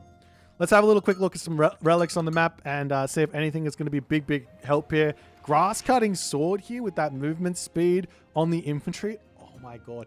This relic could make and break this matchup for Boit. Because this affects the Hearser. 4.8 speed going up with an extra 5 speed or 5% speed on that Hearser allows the Odin to go Freya, grab Sesrumnir, and have basically, am I correct on that? Do you get 4 SETI? I need to check. I can't even remember. Do you get 4 SETI Deuterinos here? You do. You can get 4 SETI. You basically get Hall of Thanes in that relic. And then you also can get Sesrumnir to boost up the hurt. We might have ourselves an incredibly interesting game number 1 here. That I can't.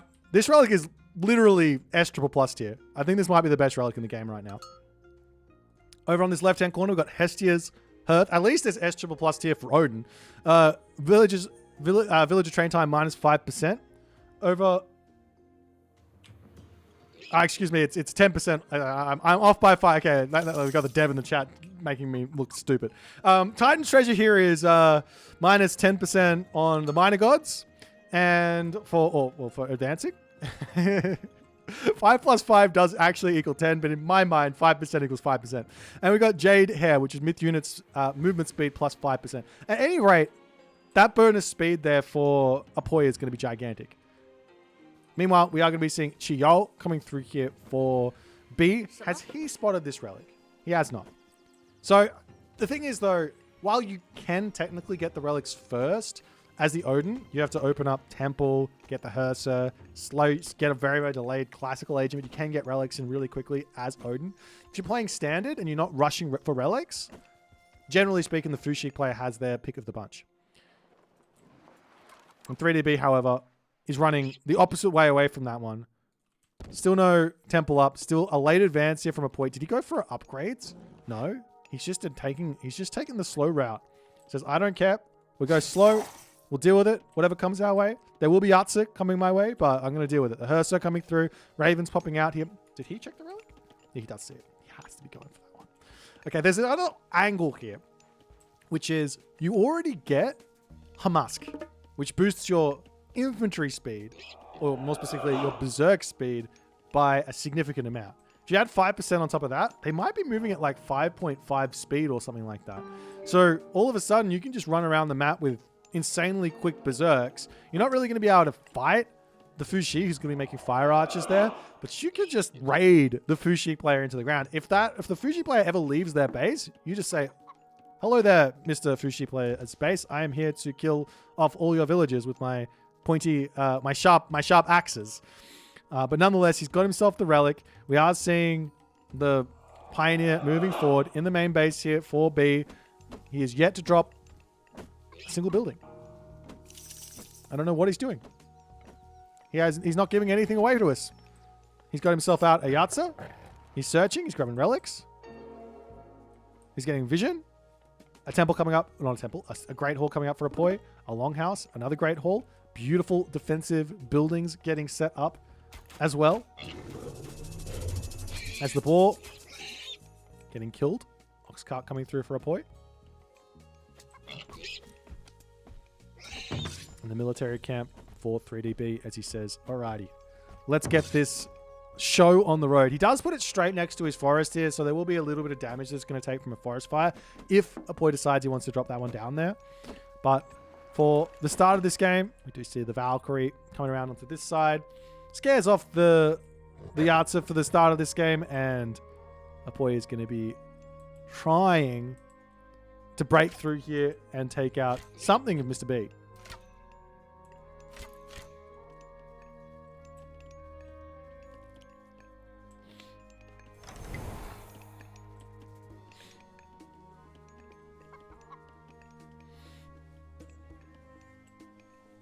That's the Great Halls doing all their good stuff.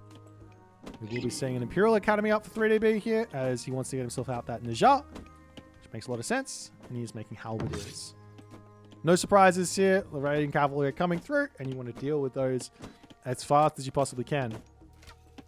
There's a little poking damage here, and 3DB is well and truly ready for this. He's got a little bit of a jump onto the Valkyrie. Try and take that one out. He's got those pioneers there and the Yartza, as 3DB just wants every little bit of advantage he can get.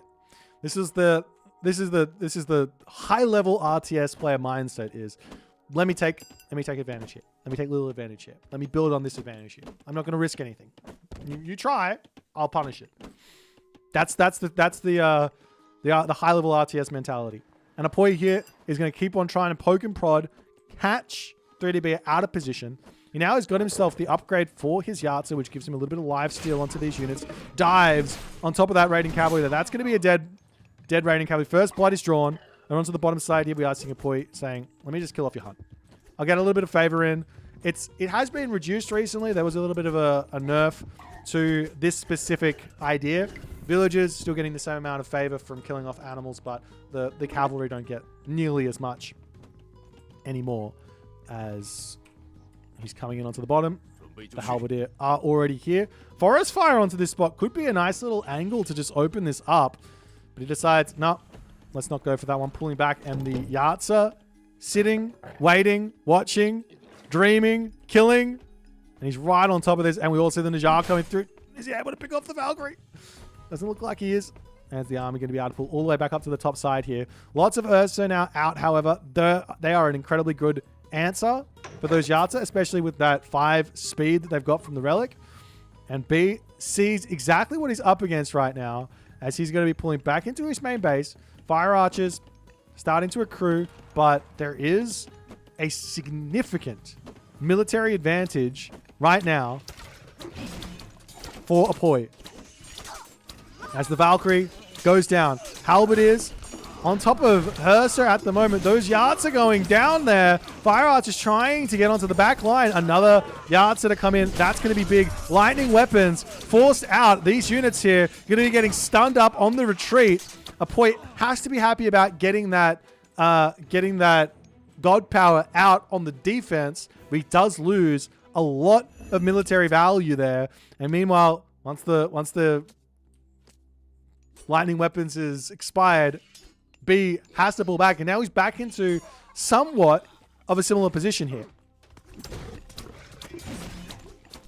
As the Yartza still getting chased down, but in doing that, loses quite a bit of units here as the halberdiers trying to dodge those thrown axemen there. It does manage to do so. Doesn't lose anything too bad, but so far so good for 3DB.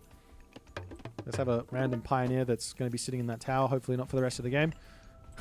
But nonetheless, we will be seeing the dwarves now moving over onto this gold mine, which is where things get very, very tricky for the Odin player in this matchup. When Yartza can come around and start harassing. Look at the base here. It's really nice and defended. Very tough, actually, for the Yartzas to get in here. Sneaky around on this side. Does manage to avoid the raiding cavalry, but they're looking for some kills here. In the main base for B, he can't realistically move forward just yet, because that means he has to basically fight to get himself the ball. He's coming up to the top. Oh, this is brutal because the villagers, there's nothing up here. The villagers, when one dies, then the lifesteal comes online. They could turn around and try and shank here to take this Yartza down. He's going to decide, oh, he's going to go for it. I don't know if he's going to be able to. Look at how much HP he gets back. It's close. Oh, he barely gets it. I think if he lost that villager, he would have been able to out-lifesteal the rest of them. Good play there from Apoy. B almost gets max value out of that raid. If he had just a little bit more HP, it would have been completely different. Meanwhile, lots of wood in the bank, lots of gold in the bank here. for Apoy. Is he thinking about a tower, like a town center? He might be thinking about just getting some towers up or something like that. But he just moves forward, gets a couple of smacks there onto the dwarves. Going to be pulling back now. He can try and cut them off with the raiding cavalry because his Herso aren't going to be too far behind. We will see more houses coming forward, grabbing the boars on the front here. Does not have that special ability up at the moment as the raiding cavalry trying to get in here. He's almost got it. He's down. It could be the better idea here for B at the moment could be to actually wait out for 75 favor. If you wait for 75 favor here, get a second lightning weapons on the push. That could be a really big idea. But Apoy, smart play, walls coming up, buildings coming up, great halls, all of the stuff that he needs to make this work. He's going to be coming through. So he's going to be able to defend this position if any big push happens nonetheless. Does not have to take a fight. Raiding cavalry out on the map. Searching in here. Now, let's see what B is going to be able to do. His army is out of position here to defend against this. If he gets caught out, if he gets tricked here, a little bit of red does come through here. B has not noticed just yet. The calm before the storm. I think he might have noticed. He's pulling those halberdier back. No. They're just hanging out. He says, I don't want to come in. I don't want to come in here. He's searching. I think he did spot. I think that's what makes these, like, this is what makes this tier of RTS players so good. That eye is on the minimap always. If you think you saw a little splash of red, you probably saw a little splash of red. Raven gets taken out. Halberdier spots the raiding cavalry. There's enough here to take this one down. We will claim that little victory there on that spot. The halberdier all getting pulled over here in an attempt to deal with this. You got to be so quick. Apoy, he's not going to be able to see these guys coming through. And he is quick enough. He does have himself that Thundering Hooves tech, so he's able to get in and get out. Just barely. You got to be so quick because they don't have that line of sight. As the Yatsa coming through says, let me try and kill off a little villager here. The halberdier after it, they're going to get a lot of kills on this spot. You cannot be doing any sort of attempt at poking here. Almost loses another. He nearly loses two there. There's now B on the retreat. He's got a whole bunch of fire archers he can bring over here and take a fight. But realistically here, I mean, is there any need to? Does he have to? Is the big question. The army here can't really fight against this because the throw an axeman. He's got to bring the other units through here. It's a very, very tense moment right now in this game. The population differential is favoring Apoy as he is continuing to spam out a lot of units, charging 40. Great control from Apoy with those raiding cavalry. And he says, I'm just not going to get close to the halberdier, but this allows those fire archers to get all of that damage done as 3DB says, I'm happy to start pushing forward here. The halberdier up to the top now, on top of those raiding cavalry, trying to get around to get on top of the fire archers, but the halberdier are just not allowing them to get through as all of those thrown axemen now targeting down fire archer instead of halberdier. The raiding cavalry are all cleaned up and Apoy hard loses that fight. Another Yatsa to join in. Does manage to pick up a couple of villagers up to the top here, but the Yatsa is through. We see a temple coming up. A temple? Hello? On that spot, he's getting a lot of villager picks. That's what he needs here to try and keep himself in this game. But the halberdiers are now up here. All those raiding cavalry are going to be going down. Valkyrie falls as well. Is this might just be for more favor. Unironically, could just be, let's just get even more favor in. Like 3DB's base here, look at it. He's just got, I'm pulling away from the action, but his base building inside of this China design is absolutely peak. He is getting so much favor in to spam out these Yatsa non-stop here. Now Apoy has pushed up the gold. He does have 728 in the bank. He's moving up to the top to try and get here, but there is a Yatsa just waiting up there to start nibbling, eating, slicing through Dwarf. Does he have the cheaper temple? Really? No. What release does he have? Titan's Treasure and Hestia's Hurt. As those Yatsa coming through, sniping a whole bunch of units here, and Apoy is just in panic mode right now. He was playing such a clean game, but the B plays it more clean. He just plays it cleaner in this one. And all of this position is going to be falling. What can B do? Oh, sorry, what can Apoy do right now? He has to deal with this Yatsa. Going after this, he will pull around, and the Yatsa just says, oh, I am ready to run. And now those dwarves are full chase mode here. As he moves up to the top side. And he's just going to run around until those dwarves stop targeting him. Over onto this side. Even more Yatsa coming through. We'll see an attempt to wall this off. As the dwarves still chasing! The dwarves still chasing! And there's just not that many heroes out anymore, is there?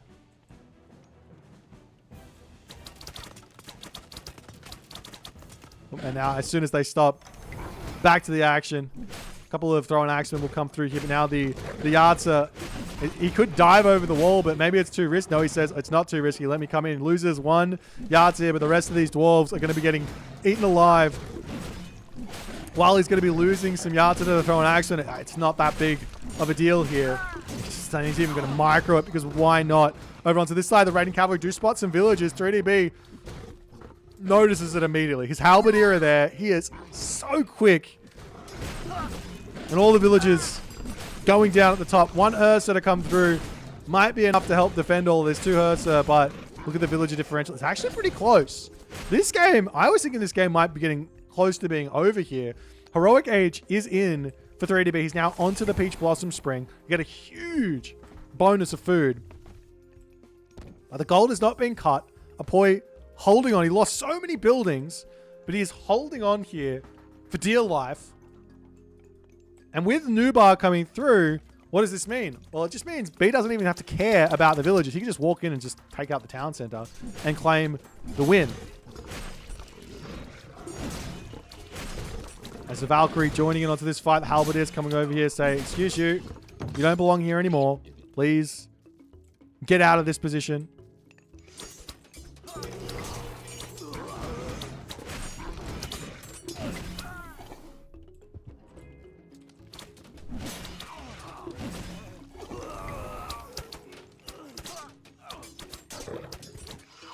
Now he's getting himself the Taltier. Is he going to build Taltier?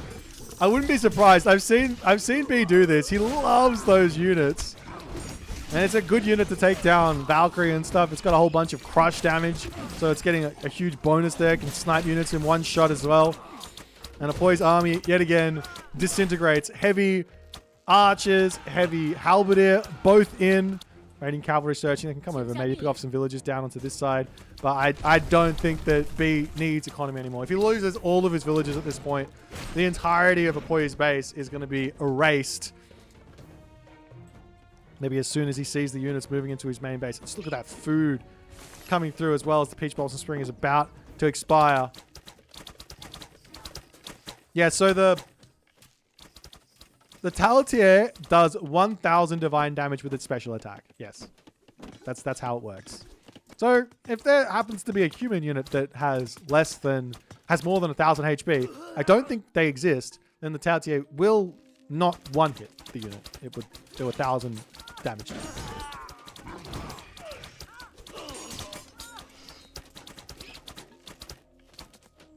As the Halberdier have managed to defend there for the time being. Sitting over onto this spot, just defending the villagers there for the moment. As these Halberdier do note the army up to this spot, and the villagers will start getting charged in onto Apoy, doing his best to try and raid himself back into this game. But B, well, he's got a Najjar out. One little known fact here about the Najjar and the Heroic Age is you do actually have a ranged attack you can use. So if there's Valkyrie or something, you can just switch to that ranged attack and you're going to be getting damage done even though you're not in melee range.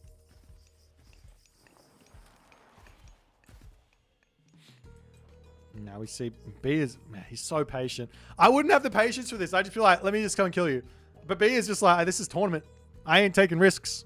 Let's get my base sorted out.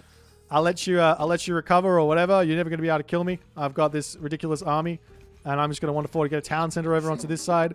when you're ahead, get more ahead is the RTS mantra. Look at these amount of Valkyrie, though. He's got himself 10 Valkyrie out. Obviously, there's been a lot of fighting here, so there's no real surprises on that one. As the Fire Arch is wandering forward, Watchtower here can go down in an instant to that bonus damage. Bronze weapons also coming through. B's got to be careful here. The Valkyrie army is going to collide straight on top of those Fire Archers. But the Halberdier are in hot pursuit here. As we do also see the drought to come down. Not really the best drought. You want to be actually attacking the buildings when you drop this. But that town center is going to go down incredibly quickly. Only 1,440 HP on that one. As B says, it's time to go. Charges a forest fire onto the one tree as the army is going to get huge damage, but it's not that big because it's just one tree. It's not that big, it's just one tree. A nice try there from Boit. And B's army still looking incredibly strong here as one final fight. Can those Valkyrie carry through here? There are a hefty amount of heroes here. The Sage also going to be coming through. The Najar does get sniped. As now it looks like all the Fire Archers are basically taken out, which means the Thrown Axeman will be able to hold here. 3DB needs to retreat, but he's going to keep sending units forward. The Sage, this is kind of an expensive unit, will get sniped down, but our Valkyrie going to get a little bit of value here. As 3DB struggling to finish this game off. He's still got a ridiculous advantage in terms of eco, in terms of talent, and in terms of map control. But Boit has held on for now. He lost his talent center. He has to rebuild that one back up. He lost a lot of Valkyrie there as well. And now, I mean, the only real option for Boit is to get these raids back on the menu. He's got to be killing villagers here. 3DB's got himself survival techniques. His villages are incredibly strong. And even though a handful of villagers get attacked, they can just turn around and say, sorry, you don't have the stats here. You're not able to do this. Meanwhile, Tai Chi coming through now for B as well, helping out his heroes a little bit.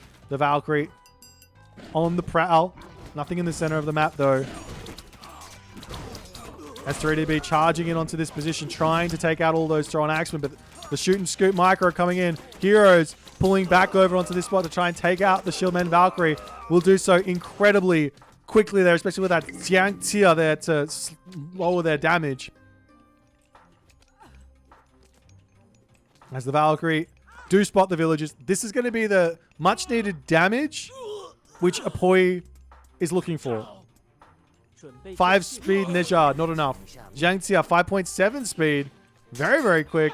Not paying attention to his Valkyrie here, though. And B manages to deal with them. But the game continues along. Population differential is equal. Yes, it's a heroic age Fushi versus a classical age Odin. But the only real advantage here is tech. So you can out micro the tech. B's still got to be careful. That's a lot of Thrown Axemen here. Maybe Javelineers wouldn't be a terrible unit to start mixing in for B. They've got more range. They've got more speed. They can take out the Thrown Axemen really, really well. A couple more Sages actually coming in an attempt to deal with any sort of myth unit spammage from the Odin player here. As a Great Hall coming down. Does he have his armory upgrades? I don't see an armory. Maybe he lost it. He does have all of his classical age upgrades as the raiding cavalry back up onto the top side. Going to be picking off a couple more villages here. We are seeing Skadi now coming through. Boit is a believer. He is in full chaos management zone. Picking villages off here is, when you're down 1 versus 2 TC, picking off villages and not losing anything is the perfect way to keep yourself competitive. As the Halberdier moving over onto this side now, Boit can move up onto the top and take a big fight against these units. But now there's heavy Chukonu. This changes things. Chukonu are a scary unit. You don't see them very often, but this is one of those positions where all of a sudden, now what do you build? Because these Chukonu are doing big fat damage with a handful of Halberdier to defend. Well, they're not going to die. So they're just doing big damage. Even though they're doing damage to a 46% PS armor unit, it's just... It might not be as good as a fire archer as at killing off the thrown axeman, but it is a big help at killing off the raiding cavalry. Actually, it might even be... Is it as good? Maybe it is. 17.4. It's a 3 population unit, though. Versus 6 times 3. Can't do math on stream. The halberdier are dealing with these raids, but Apoy does manage to get to the next age. His gold mine is now finished, however, and now he has to basically drop frost to get another gold mine. Oh! Be not paying attention. He's dealing with a raid over here, and the army just slips by, or the villagers just slip by the army. As the raiding cavalry now will spot some villagers over here. The Raven spots those, but I mean, these villagers can just turn around and shank. It's not a problem. There's plenty of villagers here, and he will be doing just that as they turn around and say, it's time to go. Halberdier coming in onto this spot, and they will get dealt with. Over onto this location, though, the thrown axeman ready to start getting involved. The Sage can steal away that Frost Giant, and all of a sudden, not much of use there. As where'd the Frost get dropped? Drops the Frost onto 15 villagers and 8 Halberdier. But while he's doing that, he's losing his entire army. Disaster for Apoy. 0 gold income. 1.5k military. Down 12 villages. Still fighting. How much can he trade for at the moment? Not a lot. He can sell food for a little bit. He's going to try and sneak the gold? No. He says, that's the game. 3D beats Fuxi in game number 1 proves just that little bit too much for Apoy. But an incredibly valiant fight here from Apoy. He is showing, now he means business in this tournament. Even though he's got a little bit of an unlucky draw here with the Odin. Not with the Odin, with the bee in his second round. He's showing he can pull his own, and 3DB's got to be thinking to himself, well, that was not as easy as I thought it was going to be for my round 2 game. And he has to put everything in and play as well as he possibly can to get to the next round here. But a well-played game. We'll move into game number 2. It's best of 5. Have to win 3 games here. Let's see how it's all going to go.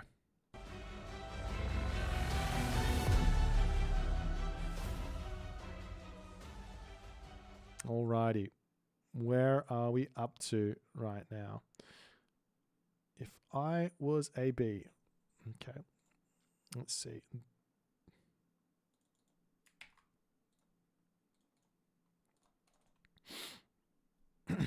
Alrighty. So we're just going to jump into game number 2. I think as soon as we possibly can. I'm sure they've...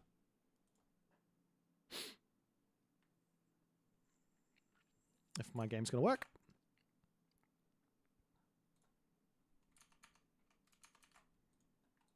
All right. Oh, they haven't started yet. Okay, great. So we'll see what the... So they're going to go onto the map Marsh.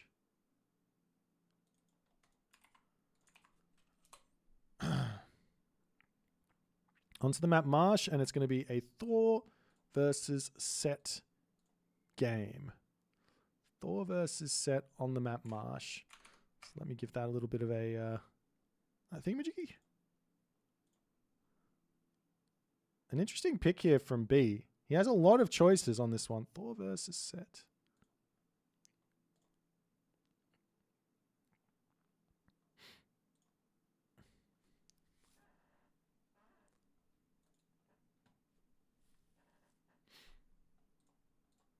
Okay, so Thor versus Set on the map Marsh. I mean, this is just, both of these gods are just really good on this map. The Set gets animals. They're going to enjoy all the animals they possibly can. With their priests. The Thor player is going to have a nice defensive map with a lot of hunt that he can use. And it's going to be a little bit difficult depending on... It just depends on the map as to which way the game's going to go and what the landmines are going to be. So if the gold mines kind of spawn a little bit difficult for B, you might get into some trouble against a really nice, heavy, classical fight from the Set. If the gold mines spawn really safe, then the Thor player can play an incredibly defensive game, which does actually make things very tricky for the Set player. So there's advantages and disadvantages. All of the animals of Set that you can get though from converting with the priest as Set is the big difference maker here on this map compared to other maps just in general. So whether you want to just be eating them or using them in your army, really up to the player as to what they want to be doing. A little bit of both is also an option.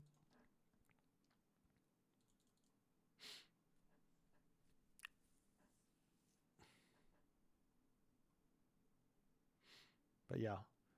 Again, if there's anyone out there that is wanting to follow the tournament along while it's going along right today, and you want to watch a different game that's not being covered, you can do so. If you head over to the bracket, you can go ! bracket to see the bracket, see who's playing, who's currently in a game, and then if you head over to this following link here, you'll be able to grab the URL, and you can actually spectate in real time. Yourself, you can control it. You can hang out on the stream as well, and all the other good stuff. But yeah, that's the story there. And unfortunately, we've got ourselves. Thank you so much for the dono there, Hubert. Appreciate you, my friend. We've got ourselves a little bit of a wait here, and I really need to go to the toilet. So apologies to bail on you mid broadcast, but that be the way that things are going to be having to happen here. I'll see you in less than 4 minutes.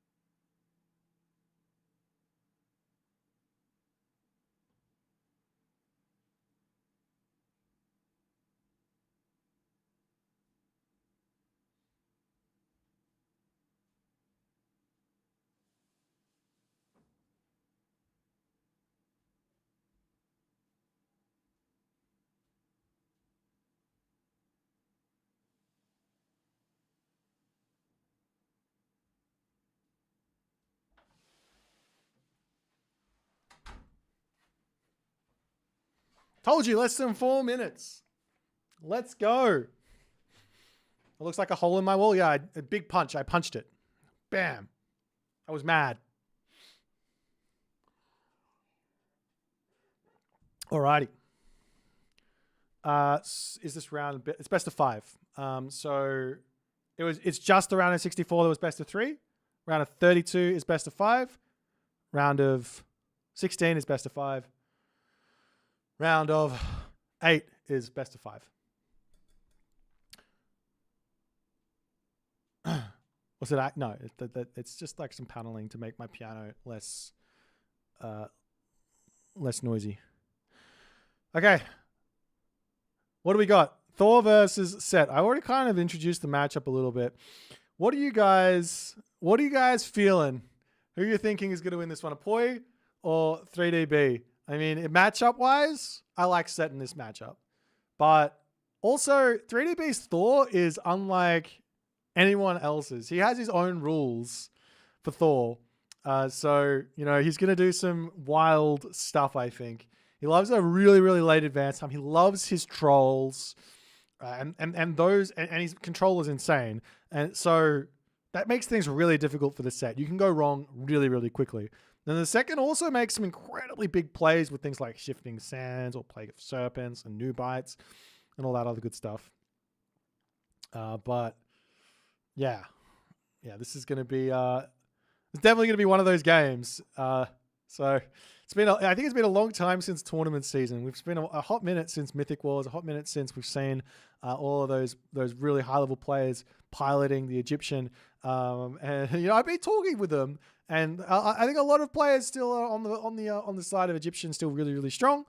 So I'm excited to see these guys showing everyone exactly what they want to be doing with their Egyptian in these matches, and how that's going to all amount, and what that's all going to amount to. Alrighty, so yeah, we're going to be jumping into game number 2 as off we go.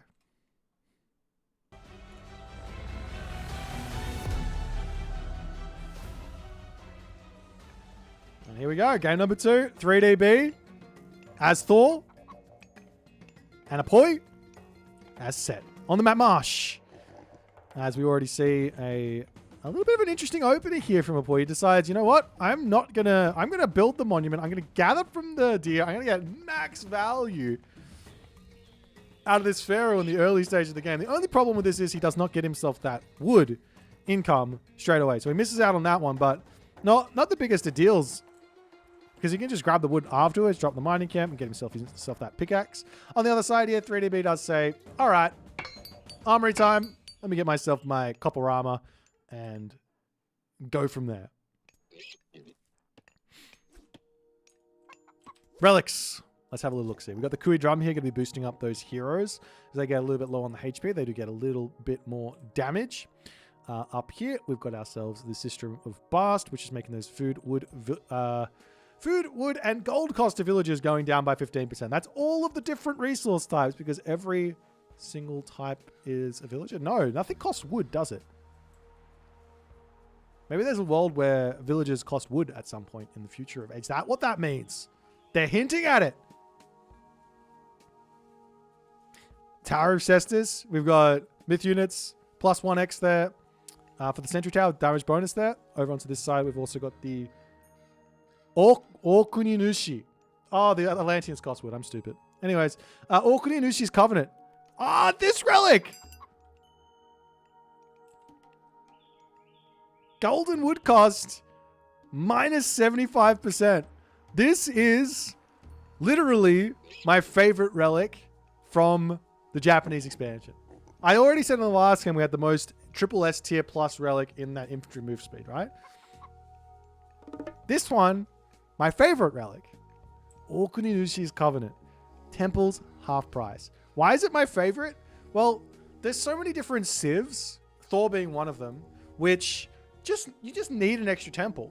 And it's so cost prohibitive at 300 resources to justify building it just so you can get that favor spent.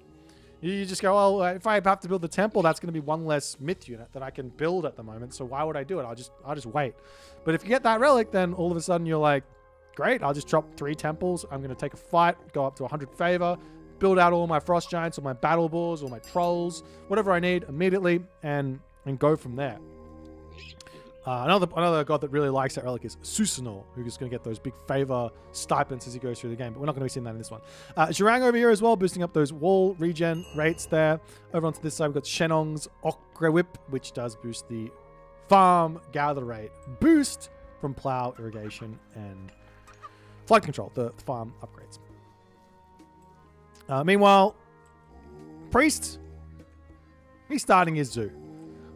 Now, I remember watching B playing. Actually, it wasn't just B. It was Recon, B. I don't think I ever got to see Mister doing it, but I'm sure he did it at some point.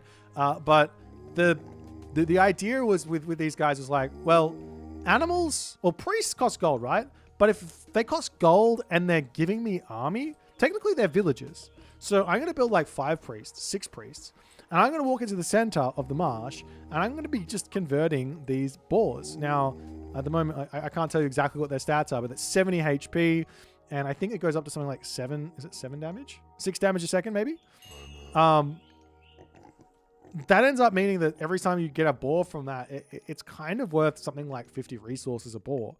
So yeah, you're getting a hefty amount of bonus army, or if you want to eat it, it's bonus economy as well. But a hefty amount of bonus army just from pumping out priests. But Apoy says it's time for some barracks shenanigans. It's time for a classical age. He's in through Anubis, and we are seeing a later advance here from B. He's going for 4 city. I already said in the pregame that B loves his later advances here. Now, part of the reason could be that he just hasn't had time to really nail a build order, and he's kind of just absolutely, what's it called? He is freestyling this build.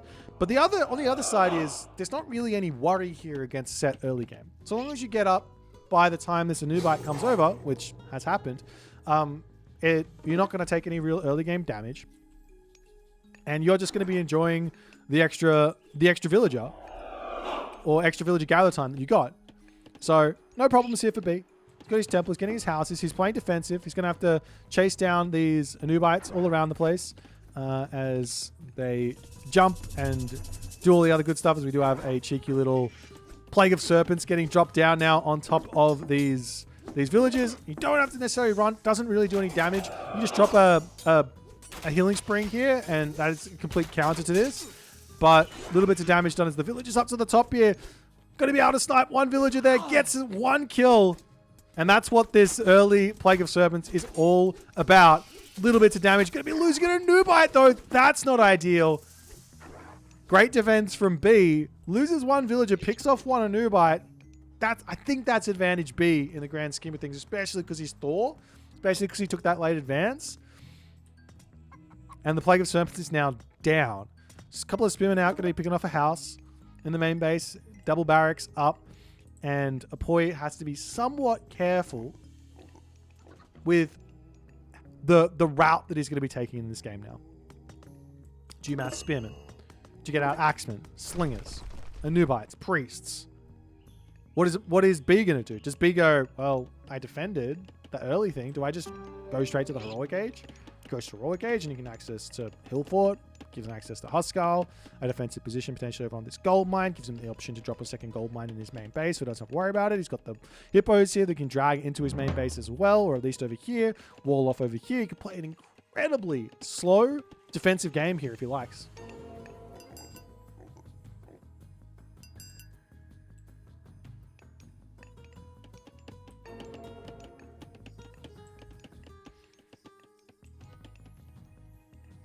I got a question from Hillel Shifren from YouTube talking about the Kitsune and how to stop it from charging in. Unfortunately, right now this can I see it? I can't see it there. Can I see it here? Can I see it here? Unfortunately, he's talking about this thing here, the no attack stance, and you could possibly use that to make it not attack, but unfortunately, that's not working at the moment. So yeah, we have to wait for a bug fix on that one, I think. Nonetheless. The spearmen making their way over onto this spot, looking to poke in here, harass, but the Hearse are out, the Berserker out, and it does look like B is saying, hey, if you're going to go spearmen, I'm just going to go Berserk, which is a really, really smart idea, because spearmen, they are the generalist infantry for Egyptian, but they do not beat Berserk.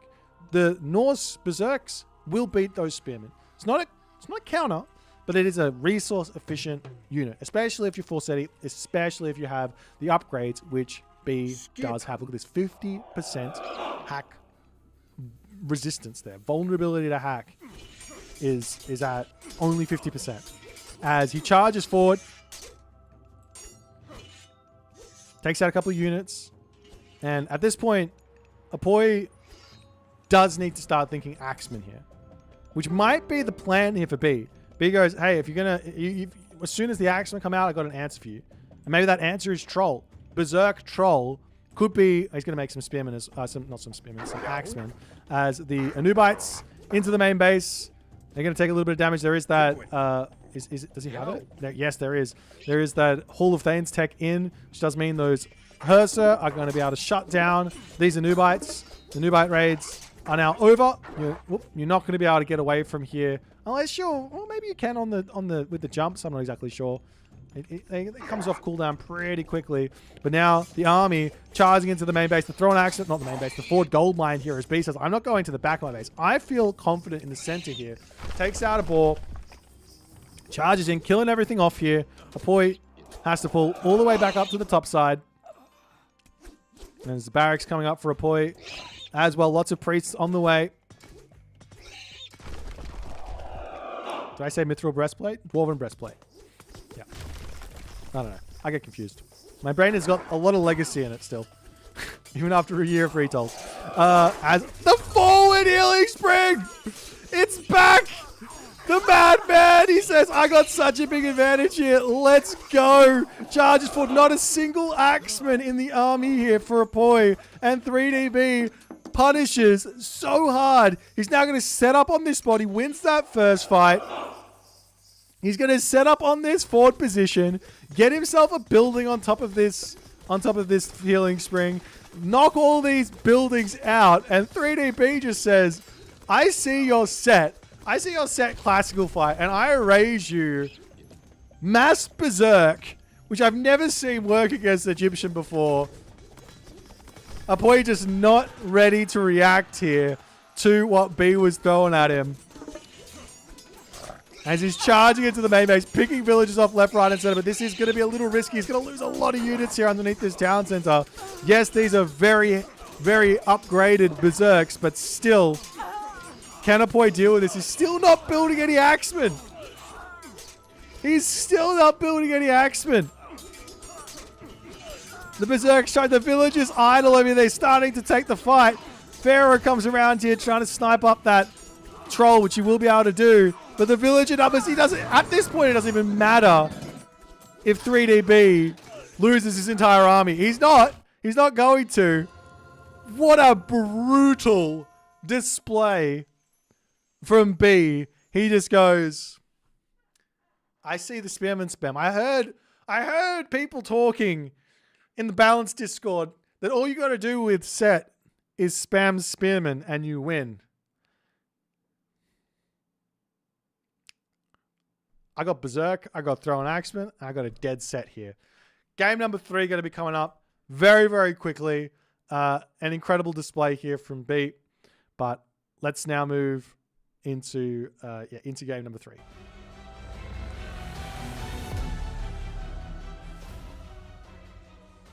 Or at the very least, we're going to be moving into something else. Well, we will be moving into game number 3, but we're going to be moving into the final pick here in this cheeky little thing, which will be onto the map Elysium.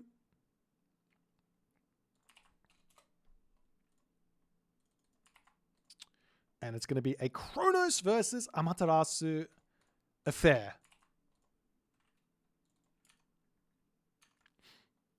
And we are going to be having a slight wait of about 3 minutes. What a dominating display from B, though, in that one. Okay, so also, I've said this a lot, but I just want to make it... there's a lot of games going on, and I know that everyone has got their favorite game that they want to watch. So if you do want to watch that, apparently now, inside of the AOM stats lobbies, you will be able to see exactly which games are from Champions League. So... We're getting updates in real time here, ladies and gentlemen. So if you want to check out a game yourself that I'm not covering or someone else isn't covering on Twitch, you can open up Age of Mythology. You can go to that link and you can copy and paste the game you want to watch, and you can watch it in your own Age of Mythology browser if you feel like it. So we've got, wow, okay. So now we're moving into game number 3, which is going to be Amaterasu against... It's on Elysium. Amaterasu. Let me do it. Let me do my little thing, my little shenanigans. So we've got the ace pick here for Apoy, and we've got another, or the first of the Atlanteans for 3DB. The first of the Atlanteans for 3DB. So Amaterasu against Kronos. Oh, this names are on the wrong side. We had to swap it. My bad. We're a professional studio here over at Boit TV. So yeah, I can also do this as well.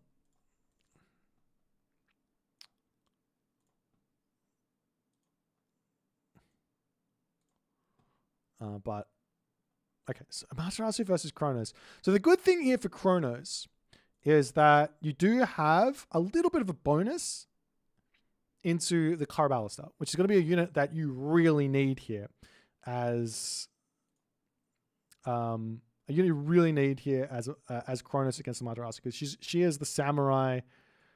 She is the samurai goddess, the samurai whisperer. She is waifu.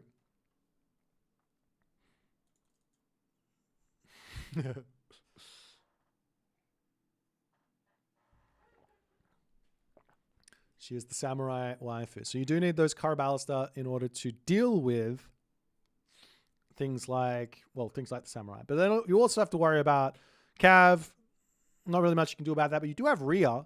So if you go, if your opponent is going to go for something like Naginata Rider Samurai, you can go Catapulti car ballista and get Rhea in. And then you can get access to that Orichalcum mail tech, which is going to make those infantry units even stronger.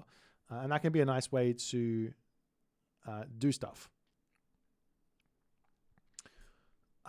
Illuminati, make sure if you have any issues with something going on, you can always talk to Fofusake.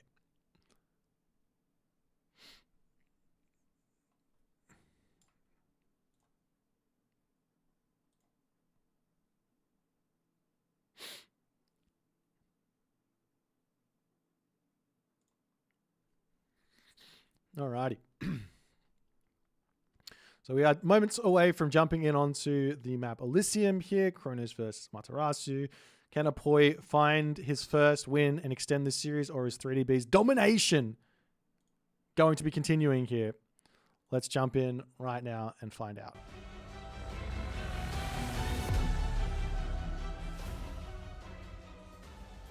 And here we go. We've got the Kronos in the left-hand corner of the map here for Beat.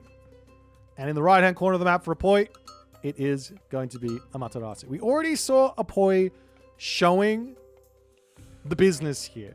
And I love that. This is such an interesting build here from Apoy. He goes, I'm just going to send my villagers to the gold mine. Because the one thing about Amaterasu is she starts with an 0.5 gold trickle.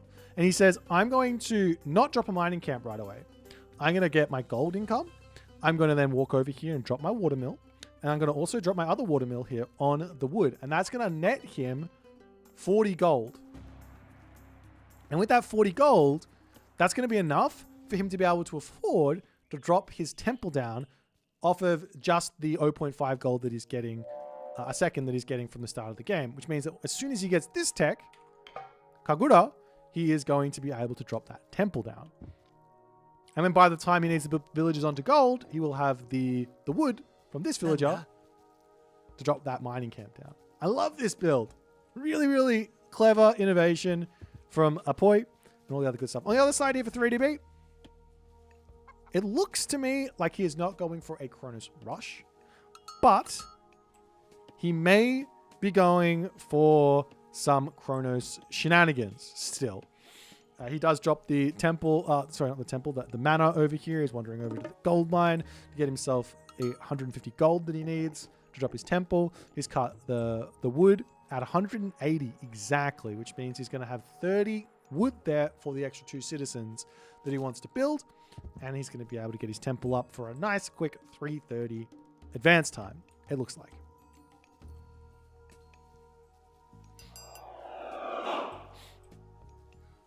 Oh, and we should take a look at the relics. Let's have a look. We've got that. Oh, goody news, she's coming in again. I think for Kronos, it's definitely a really, really good relic for Kronos, because a lot of the time it's really hard to get out that favor spend when you're trying to make Satyr or Prometheans or Automatons. Maybe not for the Behemoths, maybe not for the Argus, maybe not for the maybe also for the Hecagigantes if you want to go that route. For Amaterasu, less so. You can probably you get a very stable amount of spend there. And we are actually going to be seeing Lito here for 3DB. I like this idea. I think this makes a lot of sense. You want to be playing somewhat defensive against the Amaterasu because, well, if they fight, if they get a lot of fighting, they get their upgrades in really fast, and then it's going to be very tough to kill off their army. If you stay equal on upgrades, you can definitely fight it with Kronos. But nonetheless, take a little look. See, we've got that Tusk of Dankang here, which is going to be spawning 2 pigs every 150 seconds. Up on the top side of the map, there is the Katara of Apollo, which is going to be in the villager movement speed plus 10%. And somebody somewhere has picked up a relic that I missed. Unless there's only 3 relics here. Am I crazy? I'm not crazy. He grabs this one, and that is going to be the scales of a Catoblepass, which makes... this is interesting. He's going to make his automaton even stronger. They already have... Wait, I just clicked on Town Center and almost said 90%. They already start at 55% Pierce Armor. And look at this. They got this 62% Pierce Armor. Now, Bushy, you probably don't need them. You're probably just going to make on the Musha anyways. But the threat is there. And I'm excited to see if this is going to be something B's going to go for. He's just going to wander across the map here. Didn't go for any sort of time-shifting shenanigans. But a little bit late to get to his opponent's base, but still going to put some nice early pressure on. Meanwhile, Ame no Uzume coming through. One big weakness here for B is that he doesn't have Valor. And without Valor, the Weasel is going to be a problem. Now... the automaton can be a nice counter to it because they can just heal each other up. If you lose an automaton, it's not a big problem. But you still want to have those heroes. And also, the automaton is slower than the Weasel. If I find a Weasel, there's one here. There's a Kitsune here. And there's one here. They are slower than the Weasel. So he's going to be able to do some suicide shenanigans here. Some kamikaze... kamikaze Kamatachi shenanigans here as he's wandering, he's riding through, hopping through, galloping through. I don't really know. What do you call it? Anyways, you will spot a villager onto this side. Don't have any buildings down just yet. 4B turns around, takes the fight, gets a little bit of damage done. Good defense thus far. A couple of villagers, very low HP here. He's going to turn around, start this little one to go through it. The citizen is stuck. Can he get away? Looks like he can get away for the moment. Over onto this side. This villager almost going down as well. Will he snipe it? He's going to lose one citizen. Losing the second sit. 2 citizens down already. I think in 3DB's mind, he thought that was going to go a lot better than it did.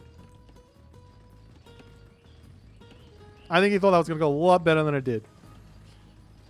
He had 1 Hero Oracle. He had a whole bunch of Automaton. The Solar Shield is very, very good.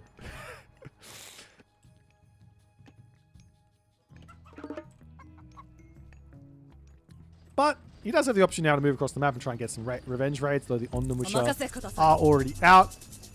And they're going to be standing watch onto this position. And he runs into the main base. The Miko is already in here, and she does not care. She does damage.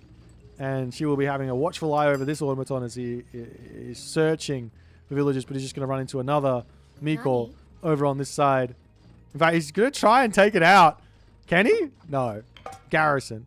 The Ondomusha, however, is in, and I think that might be another automaton taken out as 3DB's automaton waves here. Oh, he like almost one bangs those automaton.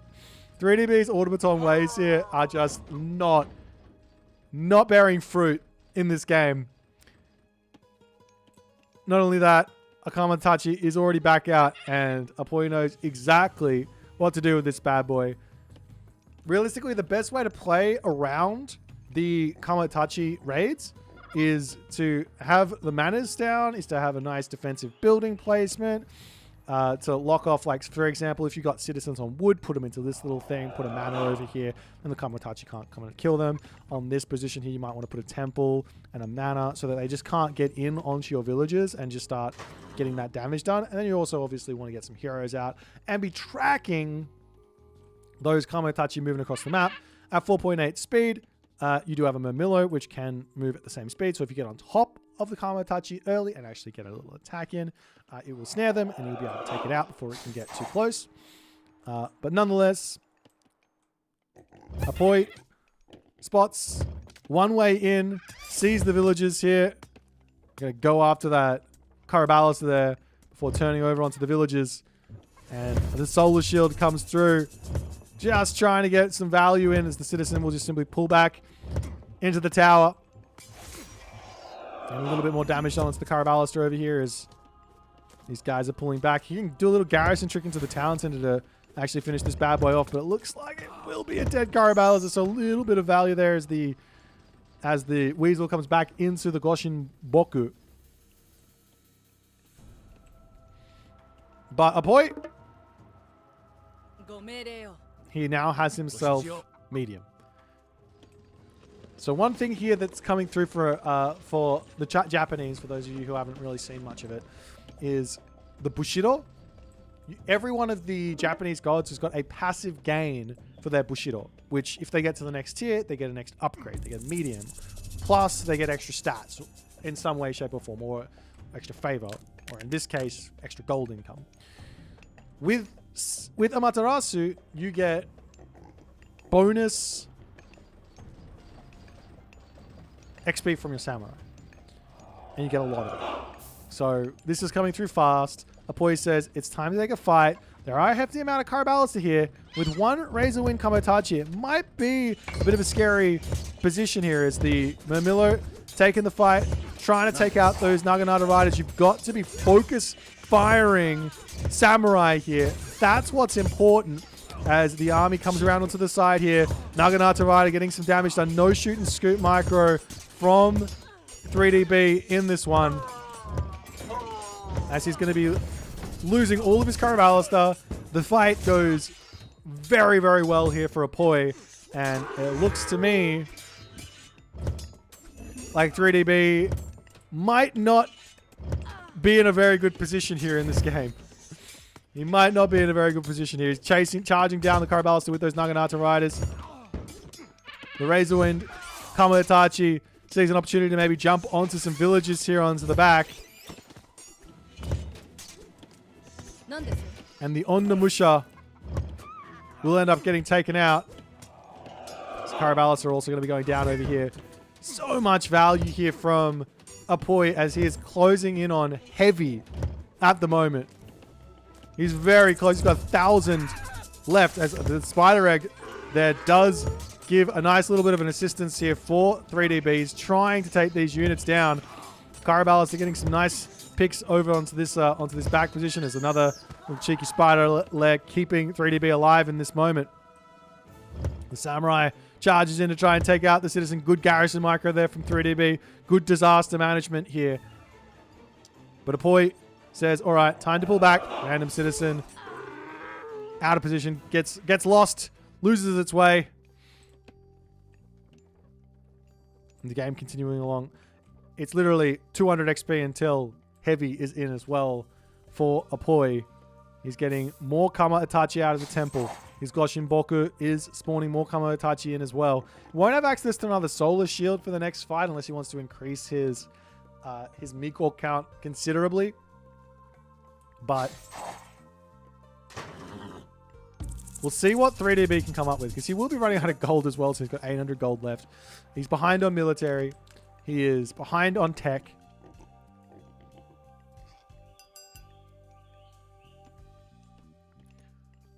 We just see another military barracks coming through for 3DB. I think having watched this, I think it's quite obvious to me that the Murmillo is just not the answer in this matchup. I think you just need Catapulti and Karabalas. You're almost treating it like playing against like a Norse to some degree.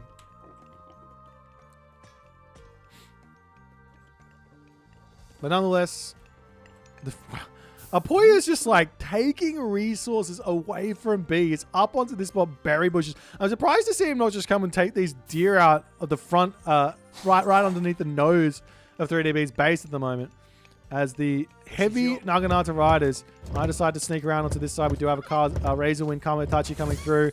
Does not have that. We're so close to having the favor in for that Solar Shield. He just doesn't get it in time as the units do manage to take it out. As the village is pulling back, is this going to be Raijin? Yes, Raijin will come through. Got to be careful with those Karabalas. There's the Naginata riders coming in. There's those spider eggs. They are paying for themselves. This is the idea here from 3DB, which I like. The idea has been, let's make ourselves a very, very impenetrable base where my opponent is going to want to charge in here and take fights, but he's going to lose a lot of units to these spider eggs. As the automaton goes down, they'll just have to retreat back into their mana up onto the top as the raids from Apoi looking very, very strong. With the gold mine for 3DB has now expired.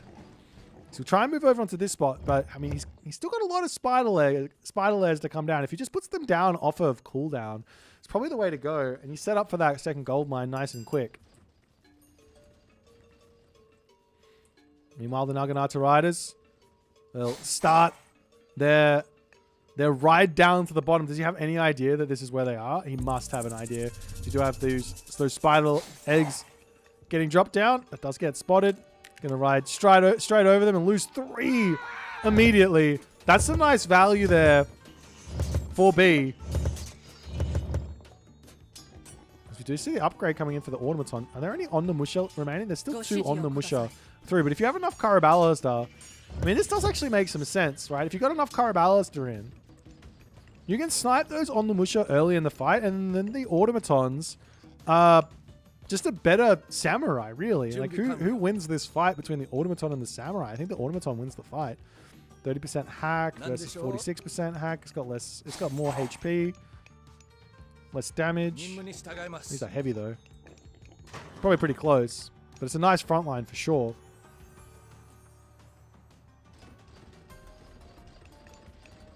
Nope.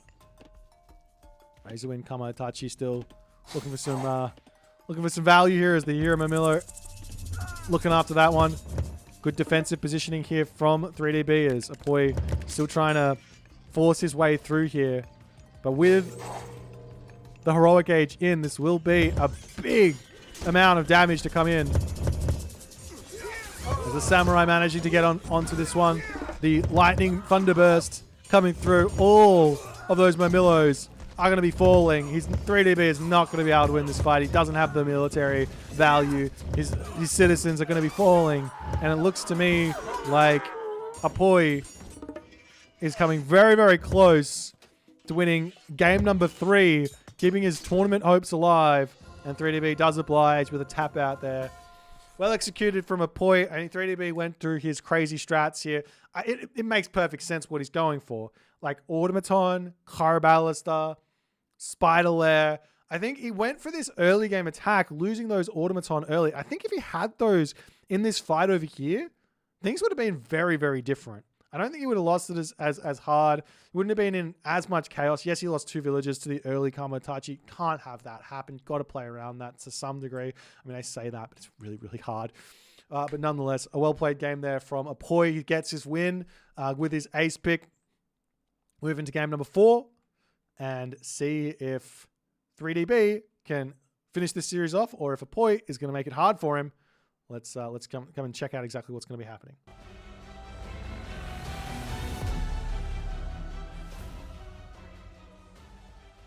Alrighty, which gods are they going for?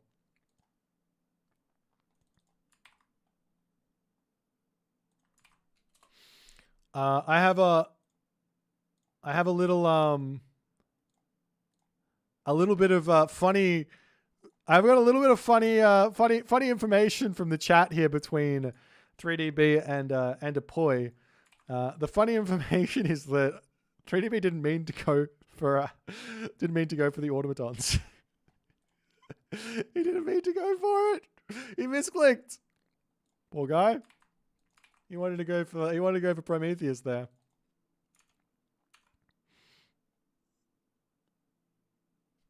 Alrighty, are these tournament matches daily? So the qualifiers are just this weekend. I will be covering games that I missed through the week. So if you want to come and hang out with me, I'll be streaming every day, basically. And then there's another qualifier next weekend. And then following that, it's going to be a free schedule for the main event, for the group stage, which is 3 weeks with 8 groups of games going on with four people in that one. Anyways, we're moving into the next game, and it is going to be happening very, very shortly. We've got literally a minute-ish until the game begins. And it's going to be a Shenong versus a Poseidon. As I put a little cheeky tick here. A little cheeky tick here.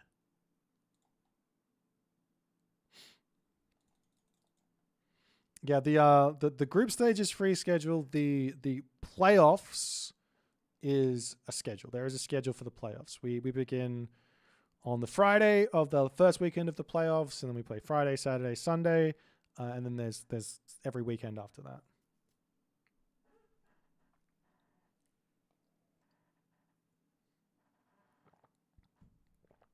Yeah, things are running pretty smoothly. I kind of I screwed up just a little bit on the check-in, but I figured it out, and we fixed the problems, and from then it's been pretty smooth, I think.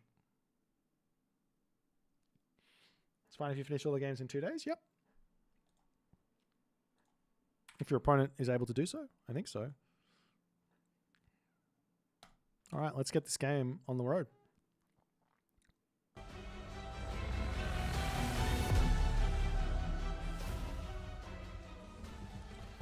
Alrighty, and here we go into game number 4. These guys have been having an incredibly good series thus far. 2 relatively short games. The first game was an absolute banger, as Boit made it very, very tough for 3DB's China, but he's back on the China now for game number 4. He's on his Shenong, and he starts with his farms, and he's up against the Poseidon of Boit. We are on the map Giza. Now, Giza's got a lot of different possibilities. You can spawn with a really nice, safe second gold mine. You can spawn with a really exposed second gold mine. You can spawn with 1 rhino on your town and on your settlement. You can spawn with 2 rhino on your settlement. And all of these different variations of Giza will change the way that players want to be playing the game. There's a lot of different ways to get through this. Now, all that being said, I mean, Shenong versus Poseidon. Obviously, 3DB is a lover of all things Chi-Yo. I haven't really seen him go anything other than Chi-Yo with his China. He is a big fan of it. So we'll see if he's going to go for it again or not.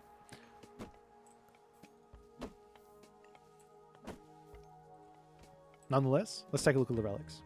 Over here, we've got that Ankh of Ra, which is going to be plus 0.06 favor per second there. Over here, we've got that Demeter's Throne, making the wood site, or the drop sites and the houses cheaper and build faster. Over here, we've got that Arrows of Heracles here, which is going to be making the damage for the archers go up by 5%. And finally, Gambantine Odin's Wand, making those temple technologies cheaper. Really, really nice for 3DB, that top one, especially if he wants to go in for those Yatza, but he is up against Poseidon. Poseidon has a really nice counter to the Yatza inside of the Atalanta. So we'll see how things are going to go, because the other thing is, while the Yatza isn't really on the board, Hippias aren't really a fantastic unit to be using in this matchup either, because the Shenong, he's got 2 options. I said I never see 3DB going for Hal 2. Well, he always goes for Chi-Yo, is what I see most of the time. But he does have an option here to go for this town center, drop Earth Wall, secure this gold mine with the Earth Wall, secure obviously this position as well. His main base will be a little bit exposed, but he could do that and make it work. Or you can go for the Halberdier of Chi-Yo, which he will be doing, and that's going to shut down those Hippias quite nicely. But nonetheless, there's a lot of ways through this for the Poseidon. You don't have to go full Hippias here.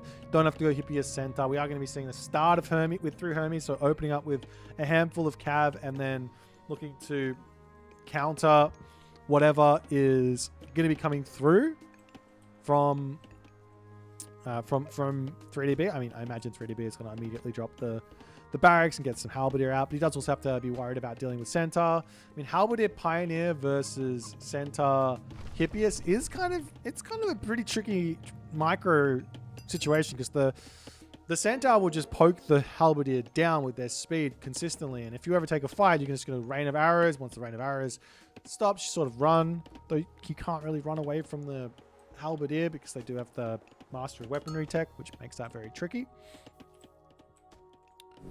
But nonetheless, Classical Age now in. Little cheeky house coming down. And no immediate decision here from 3DB. I think this is something that he does really, really well. I haven't seen him really commit to anything immediately in nearly any of these series. He's always kind of just waiting to see what his opponent's doing and then says, okay, you do that, I'll do this. No worries. As the relic's coming through, gets himself that Odin's Wand, can go for his upgrade if he wants to. Apoy is grabbing himself this really, really important tech with Poseidon, which is Winged Messenger, gives him a free Pegasus. As the Yachts over here, getting chased down. Oop. Just takes a little bit of a poke.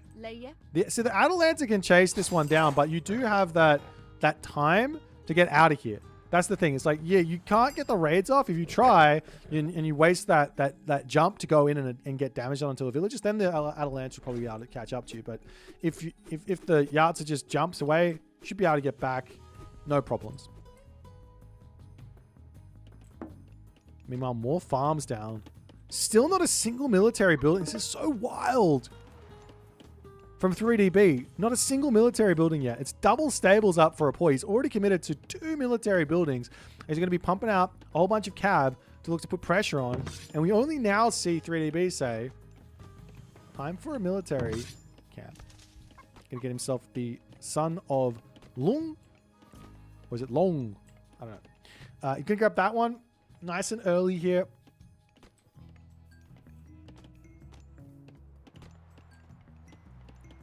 There's the Hippias for Apoy. Making their way across the map.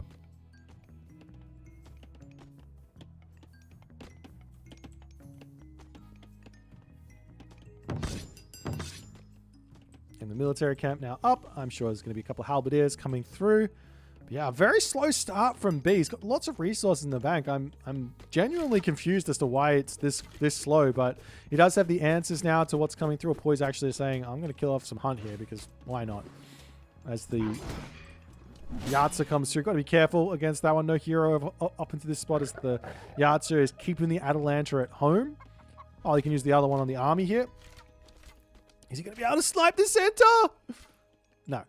So close, though. 8 H actually might be able to. The Yahtzer comes through. There he goes. That's a dead centaur. And those Hippias need to pull all the way back home, as we also see very early Master of Weaponry now. Looks like 3DB. What has he actually spotted?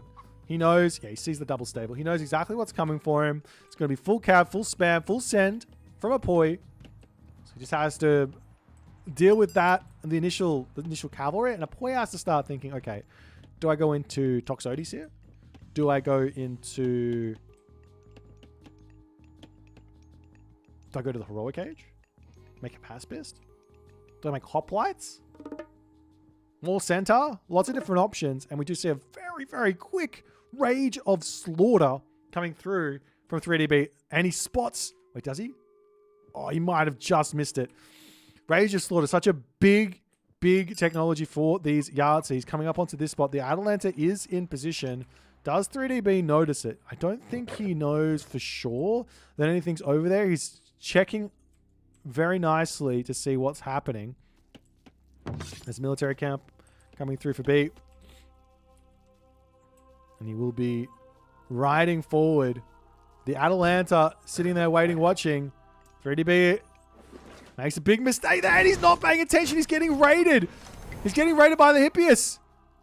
He will be going after a couple of villages here, trying to out-micro the Atalanta here. But Apoy says, I don't need to chase you. I just need to sit on top of these villages and just defend. The Theseus coming through as well. There's no need to chase the Yahtzer here, but they can spread out now, go into the main base, cause some problems. The Hippias coming back in. Crisis somewhat averted for 3DB. Doesn't lose anything. He's now going to start getting some huge damage into the main base here. Villagers going down. 1 villager, 2 villager. Nope, doesn't get that one. The Hippias are through, though. They can be a nice counter to the Yahtzer as well, because they've got that speed to actually catch up to them. at 5.7, plus you can get that spirited charge, and that's going to put them way fast enough to catch up to any of them that are trying to run away. So the Arts are just sitting over here, can get back into that main base. The problem is, for a point, he can't leave this position. If he leaves this position with the Atalanta, then those villagers, they can die at any point. The Arts are coming back over here. There is a Theseus standing watch here into the main base. A couple more halberdiers. A couple more halberdier getting trained out. But this is dangerous as well, though, for B. You can't go too heavy onto the halberdier. If you do, then your opponent will make a tech switch and will be able to take out your halberdier. Hypaspis, Toxotes, whatever you want.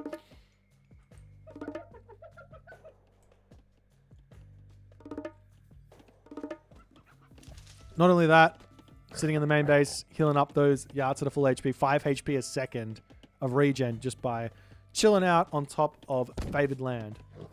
If you're on that yellow, you're mellow. That was terrible. I'm sorry. I apologize.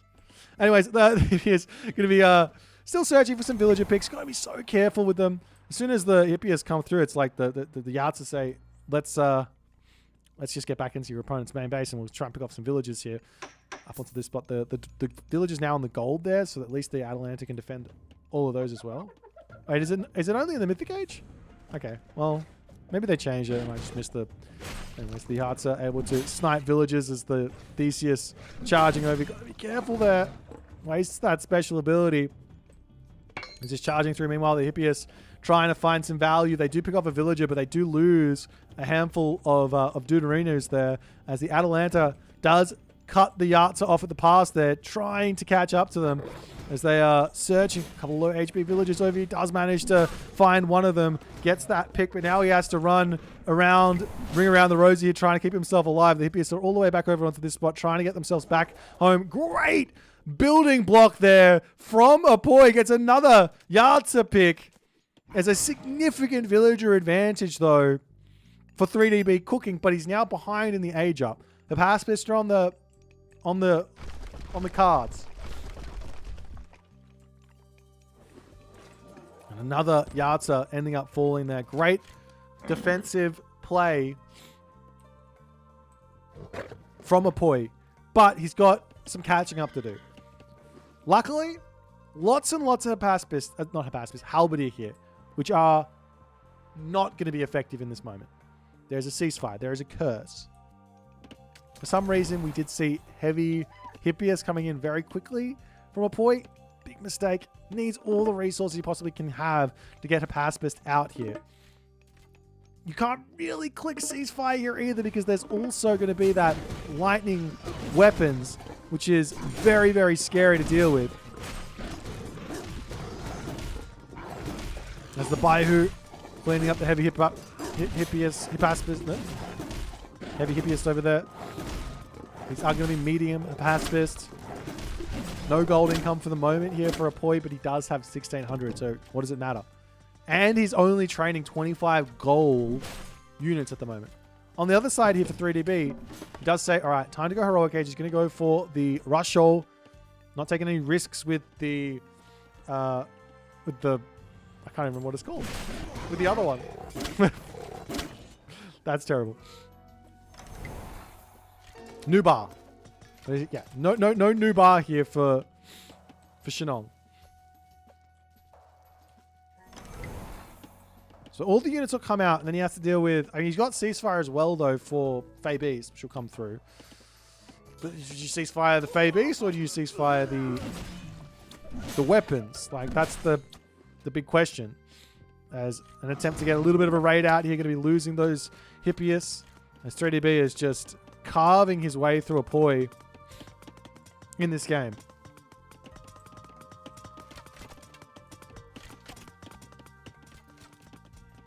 All of those Yartsa as well. He's just got so many. We do see the lightning weapons come through, and he forces out that ceasefire. I don't think he needed to use that. Obviously here, Apoy says, great, I get lightning weapons. Don't lose any units. Ceasefire. But now Fey Beast to come through. All of a sudden, this God Power is actually more value for 3DB. Because these Hypaspis, while they are heavy, only 119 HP, they'll die very quickly. As opposed to, say, a Hippias that's at 188 HP. It dies a little slower. We'll just back up to the top gold mine now. The Taowu to help out, taking down the stable and all that other good stuff. Curse works based off of resources, so the HP doesn't have any real say in what's going on. The army of B is just insanely strong. It's going to be taking out buildings. This is a not a pacifist. This is militia for Apoy as he tries to get onto this spot. Drops down the Fey Beasts. The pacifist will simply just... They should just simply be trying to retreat back into the town center. Meanwhile, we do have that Divine Judgment tech coming through. The pacifist turning around, trying to take the fight at half HP. The Yatsa are the big problem here, though, for Apoy to deal with. There's just so many of them. As all the pacifists falling. Villagers up onto the top gold mine there. Diving into the town center. And it looks like 3DB is just going to be living inside of this base. No problems. He's got the myth units to break through this position. No problems here. The pacifist popping out, trying to snipe all of these dudes. And that town center is not going to be long for this world with those myth units. I mean, the Baihu's got crush damage, so that does everything that it needs to. Town center falls. Hippolyta finally coming through, but she is going to be taken out very, very quickly here as the militia going to be following suit. 34 villages to 49, 4.2k military to 350. And in 4 games, 3DB does manage to take out the winner of the Athenian League Mythic tier division. Obviously, there's a level above that Mythic tier, which is Pro, and that is 3DB. An incredibly well-played series from him, as he's going to move on to the next round, which is the round of 16. So one more game for him for today. If he wins that, well, one more game whether he wins or loses, and then he will be and then the winner of that will move on to the round of 8, which is played tomorrow. Let's jump back into the bracket and see who we can jump in and start watching.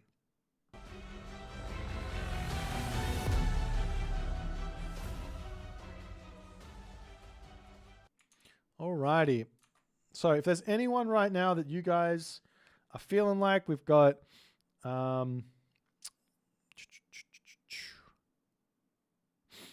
who would be an interesting get here?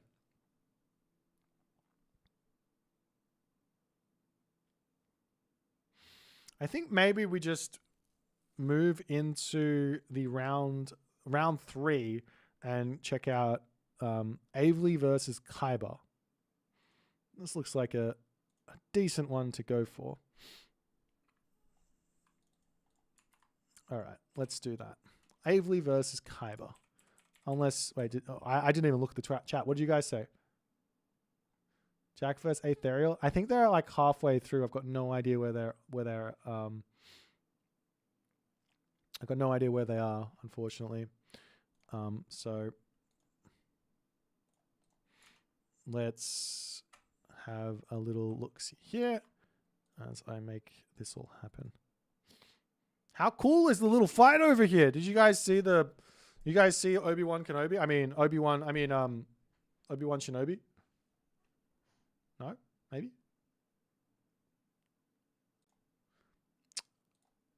Okay.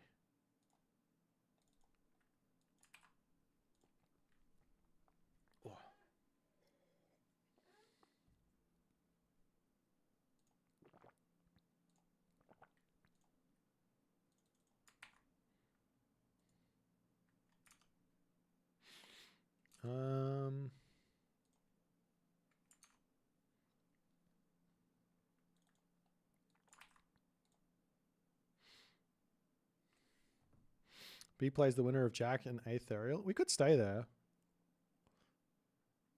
How far into their game are they?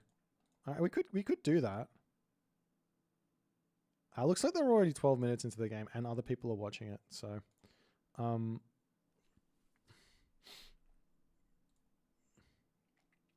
Let's do this.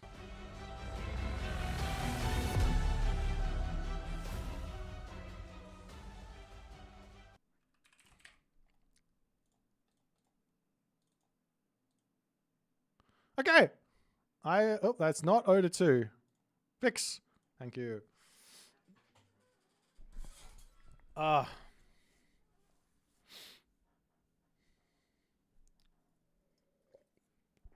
So we got Avely and we got Kaiba, of which is I think Avely is one of my favorite players to watch right now. He's always coming up with some crazy ideas. He goes for the waifu. Of course, he goes for the waifu. Why wouldn't he? So we've got Amaterasu versus Frere from Kaiba. I like that shout. I think this is. I think Frere, if played in the right way, if played at a very high level, it's one of the hardest gods to actually crack in the game. It's definitely obviously it's an ace pick. At the high levels, you're going to see the ace pick often be a very strong god, as well as a god that the players are comfortable with.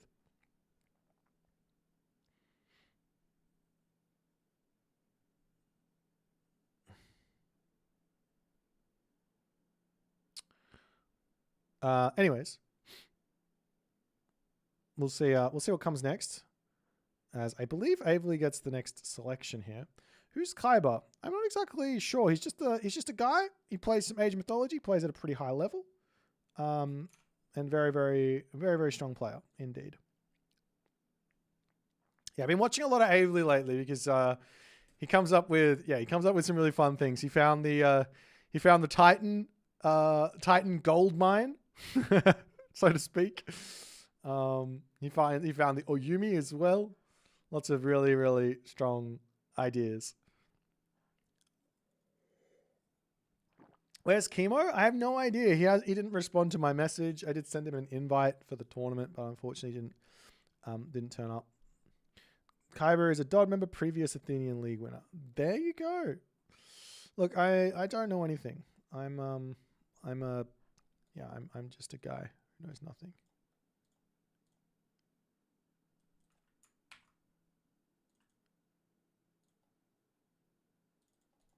What is happening here? Oh, that's why that's not working. Excuse me, I have really royally screwed this up. I personally blame Avely for me screwing this up, though.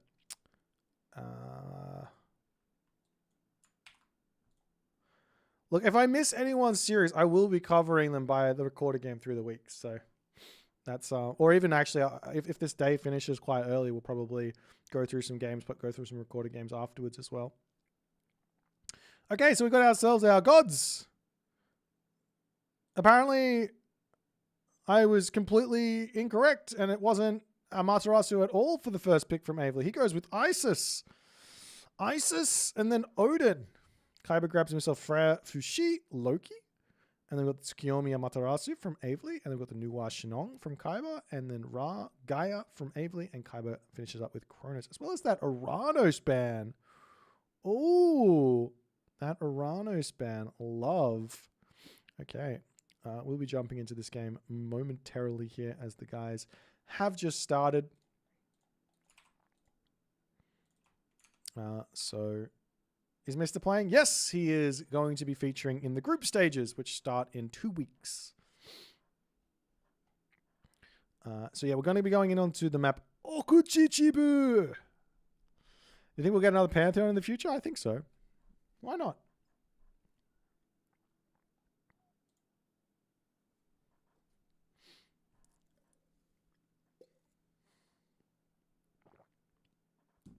Alrighty, so we're going to be starting off in about, let's say this much time. Are they really in a 2-hour-long game? I think they're in game 3 and they haven't been updating their game score as they've been going on. Very naughty. But I wouldn't be surprised. Jack is a very late game player as well. He doesn't mind taking the game late. So yeah. I'm sorry, I don't have any way to increase the volume any more than it is right now without causing problems. Sorry. But we are, we're about 30 seconds away from jumping into game number 1 between Aveley and Kyber. Should be a really fun series. Is there any matchups you guys are looking forward to in particular? It looks like it's shaping up to be a pretty interesting day 2. If you want to see the bracket, you can exclaim bracket and check that out.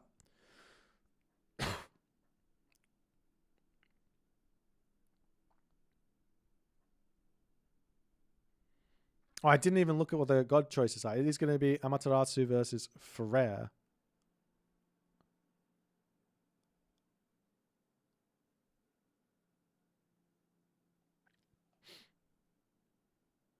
So it is going to be their 2 ace picks for the first map. I am struggling to launch into this, though. Hello there. Pause. All right, off to the races we go.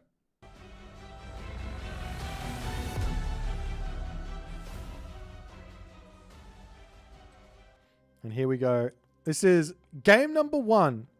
Final game of the day, I believe, for these 2 players. If they win this one, they're into day 2, where they will have to play one more best of 5 for their ticket to the Champions League group stages, the main event. Also, having made the top 16 already, I believe, they do give themselves not a ticket, but a chance at getting to Challengers League. Your ticket to Challengers League is if you make it into round 8, and if you lose, you have your ticket to Challengers League as well. For those of you guys wondering exactly what that is, well, Champions League is a dual event. There is a $10,000 prize pool for the Champions League portion, which is your top 16 players. The next 16 go into the Challengers League, and there is a $1,000 prize pool for that portion. And we do cover both throughout this this tournament and all the good stuff. Nonetheless, we're on the map Okuchichipu, and let's introduce the players. Aveley, Amaterasu. On the right-hand corner, Kyber as Frere. You have... This is an interesting one because you've got a god that I think a lot of players have realized you have to play very defensive against. Amaterasu, definitely a defensive god. Sorry, not a defensive god. A god you want to play defensive against. You want to let the Amaterasu come to you most of the time. And Frere, in terms of the most defensive gods in the world,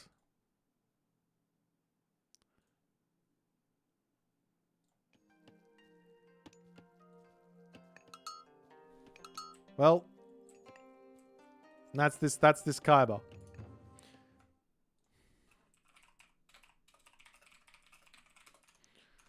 Alrighty. And this is a defensive map to some degree. It depends on how it spawns. Over on this side, you get this town center. This secures this gold mine. This secures this gold mine. There's some bears here. There's also a back Cerro. You can sneak through here. There's a big fat opening here. Break through a wall or something and get through here. But the idea here for Kyber would probably be drop a hill fort down as Guardian Hill Fort there. Over on this side, the town center can get grabbed, and then you have that Gullenburst here to hold on. And basically, you're just trying to hold on. But the thing is here in the main base, if you do go for a full defense up to the top, then one idea for Aveley is to pressure this top, break that, force the Gullenbursty, then just retreat around and then go into the main base and just kill off all this. There is some angle here to really punish the Frere that I think a lot of players find. I think a lot of players do find it difficult to actually, when the Frere play is really good, to actually break through all of their power. But there are some angles to beating this god if you can figure it out in the game. If your player makes enough mistakes, you can definitely punish on those. But we will be seeing none other than Amen Uzume here yet again for Aveley. Blue eyes, white Gullenbursty. You guys. And it will be Asgardian Bash in here for Kyber as Avely will immediately look to send his Kamaitachi to the forward position. He's also going to drop an immediate dojo down with 3 villagers, it looks like. He says, give me this dojo as fast as I possibly can so I can start working towards my samurai, which will help him get his upgrades in.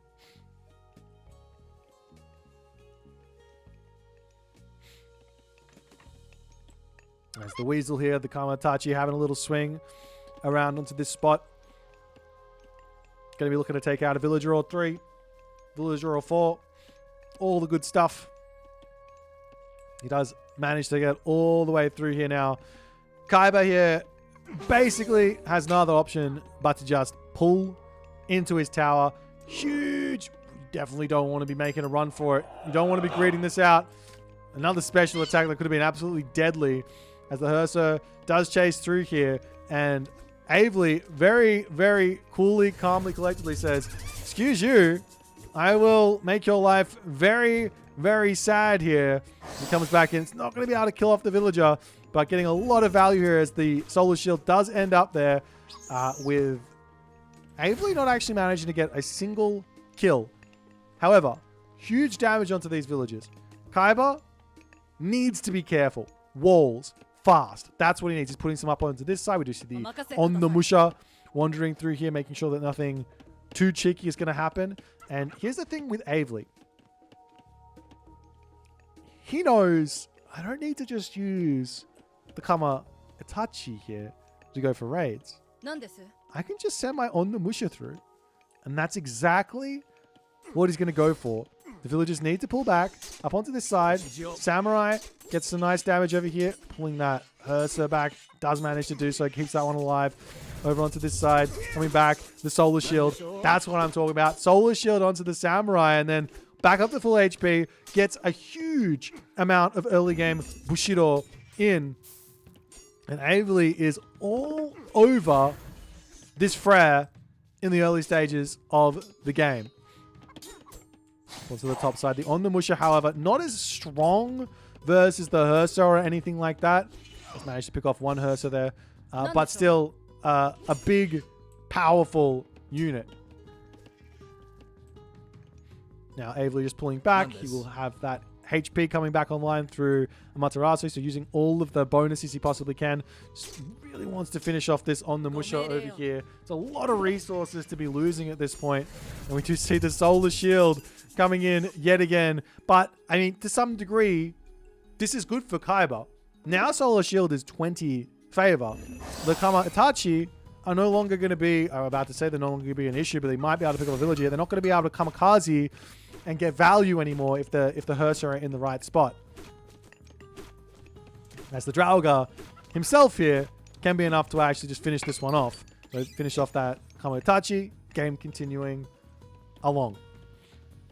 Hersa coming forward to drop some wooden walls over here. And the Samurai, yet again, just going to keep coming out for Avely. So Kaiba obviously knows this. He's making the throw-on axeman. No town centers up just yet. But with the wall here, now is your opportunity, if you're Kaiba, to start thinking Asgardian Hill Fort. And he does just that. I actually love this positioning here from Kaiba as well. But the reason I love it is because he can throw down a wall here. If this one gets attacked, you can just throw down one on the back. And then the Asgardian Hill Fort will be securing the entirety of this wall. This wall isn't going to be secured by the Hill Fort, but he can put another wall up and it's going to be totally fine. And then he can wander up here, drop down the settlement, and be in a good spot. Over onto this side, the Samurai Onnomusha army looking to sneak through here. There is no entrance for the time being, but picking off a Hersa is going to be nice. As Avely spots it and snipes it and says, thank you very much. I can leave here and be happy. Also, for those of you keeping tabs, already up the Bushido tier 2. So that's going to be medium upgrades for Avely as Kaiba says, I see you over on that side. Now I can just grab my town center. Which he can. But his main base is going to be under attack. Now these dwarves can make their way over onto this gold mine now. So he doesn't really need to care about this position. Sure, there's 600 gold in your main base, but you don't need to mind about it. Is he going to run? Yes, there he goes. One Draugr there, enough to put a little bit of pain onto that one. But now the Kamaitachi can also make their way in here. The temple also going to go down, which means System of Bast and Tower of Cestus will get lost here. But with the town center up, villagers coming through, Kyber is slowly making his way through this game. He's taking damage. Avely is getting a lot done here, but he's not taking any significant damage. Losing a temple, having to move his villagers early off of the gold mine, losing a couple of Herser here. It's good for Avely, don't get me wrong, but Kyber is playing very, very well here. He's in a fine position. Avely still has to make something happen in this game. So let's see what his next plan is. He's moving in onto the Naginata Riders, which is a great little idea. Can make the Throw and Axeman feel a little bit less powerful. Most of the time, I think I prefer Yumi Archer when my opponent's going into Throw and Axeman. But this can work too. We'll see if it's going to be good. Meanwhile, a couple of Black Bears getting taken out. Does he see the Serret? No, I don't think he does. He's just out of line of sight. Unfortunate for Kyber. He's throwing farms down when he really doesn't need to. As the stone walls now come through. Samurai coming through. Special attacks onto the house. Cleans it up very, very quickly. But you can just finish this one. Wall this back up. Well, the stone wall is going to be a lot more valuable than anything else. Does Avely know that the town center is up? He doesn't. He's got no idea that there's a town center up. But he is just going to be going to the heroic age through Raijin.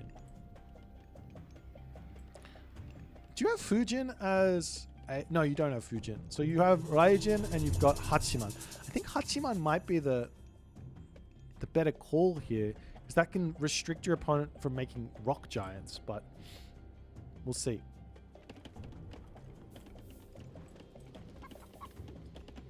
Meanwhile, a secondary Asgardian hill fort onto this side. I wouldn't have minded to see it actually on the town center, because that would shut down any ability to attack through here, but still he's blocking off this position. There will be a way that Avely can charge in, kill this off, run around this way, and be on the gold mines without needing to deal with those Asgardian hill forts. Nonetheless, still sniping units.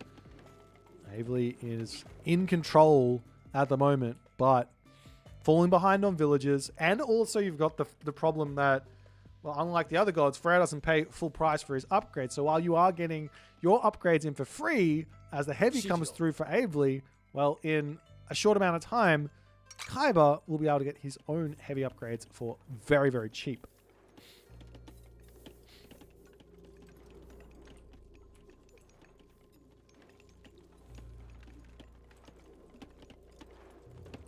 As Kyber's Asgardian hill fort almost finishing up. We will be seeing that Aegir to come in.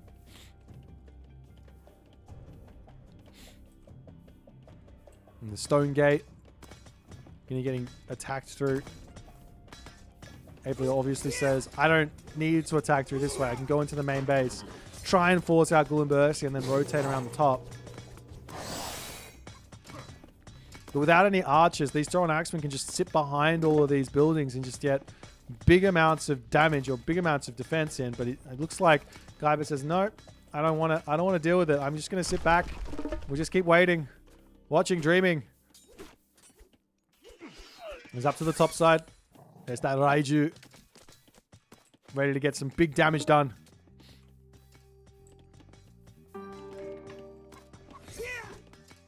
It's the stone gate. Gonna get broken down. Kyber in position to defend. I mean, double Asgardian hill fort. I don't know if you can break through this.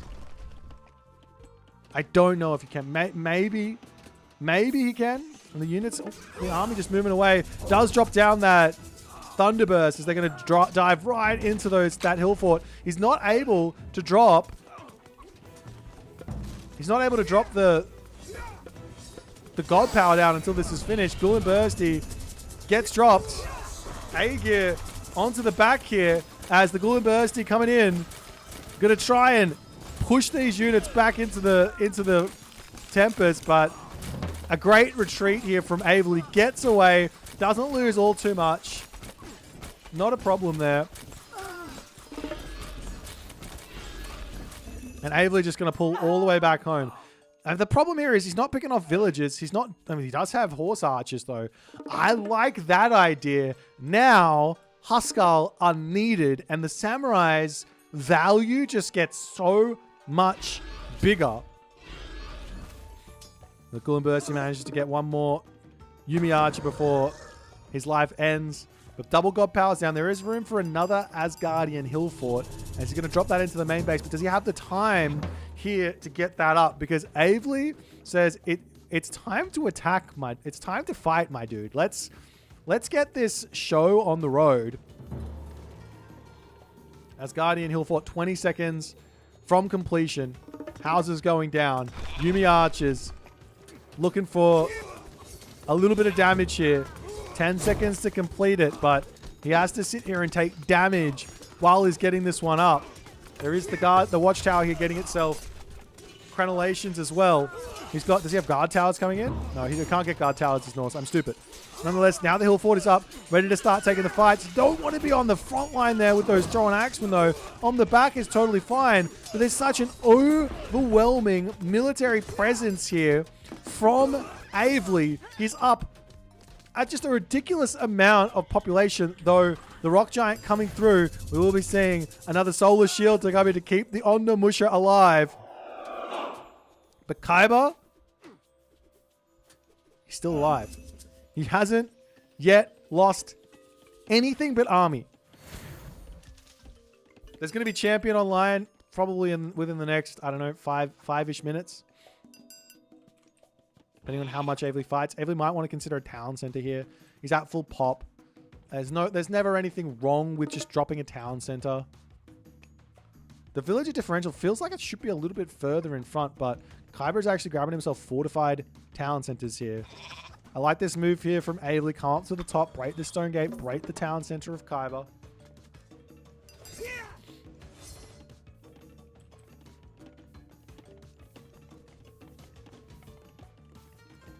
Kyber with just a little bit of mismacro there onto the gold. Does he have a market up? He does. He's building a market so he can buy wood if he needs to.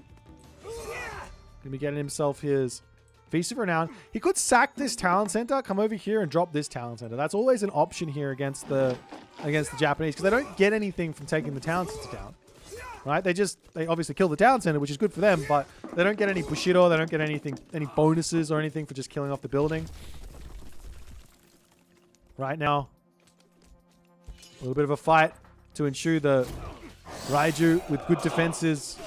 Throwing Axeman needs to be targeting down the right unit. 3 Raiju are in at the moment here. As they're going to be picking off those Throwing Axemen so quickly. Huskal dodging around up to the top as they are getting zoned off of these Yumi Archers here. Kyber pulling over onto this side.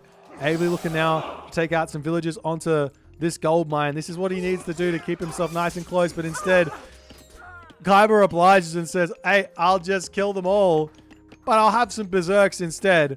As the Huskal do manage to get on top of those Yumi Horse Archers, now getting some big damage done.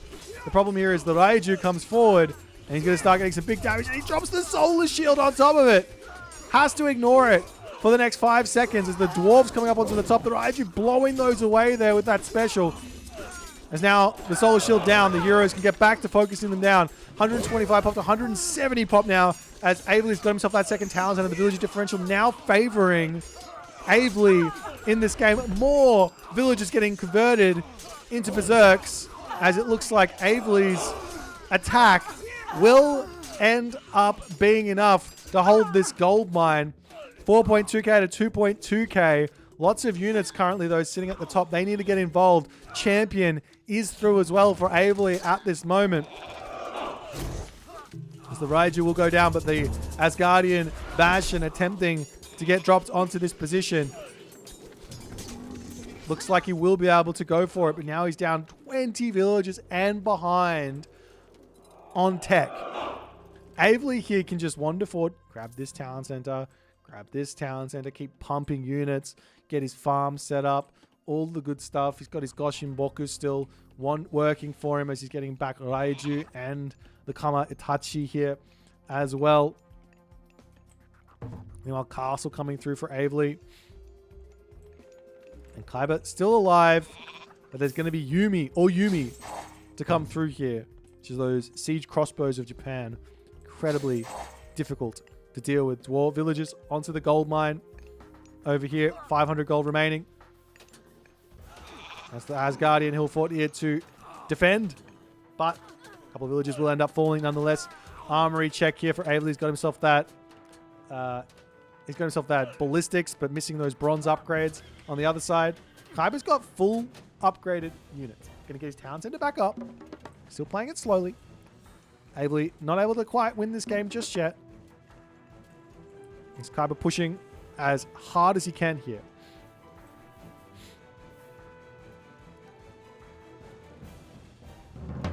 Couple of long houses down for Kaiba at the moment, as the Oyumi is going to make life very, very tricky here for Kaiba. Is he building more? Yes, he is. He just keep getting more. He's got 3 Raiju in queue right now. He's got so much favor, it looks like, to get these bad boys out. Kaiba does have a handful of heroes, but it's not really going to be enough to deal with these at the moment.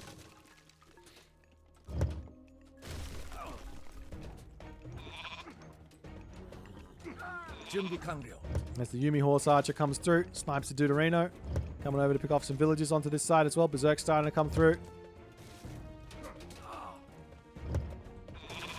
Can Kaiba bring this back is the big question. The Yumi Archers getting sniped here. This is a big help. Every little bit of damage he can get done here is getting him closer to a point where he might be able to take a fight. But the town center, not long for this world. Samurai charging through. Yeah, I'll take this one. A little bit of an attempt at some sort of a raid, maybe setting up onto this spot. Doesn't yet have himself the Asgardian Bastion. He's just going to drop a hill fort regardless. Maybe an Asgardian Bastion afterwards. Villager's going to be pulling back here. And the Oyumi going to pull in and now start sieging down these Asgardian hill forts. But Kaiba can start rotating around the map. Still trying to get himself out an army here to play something.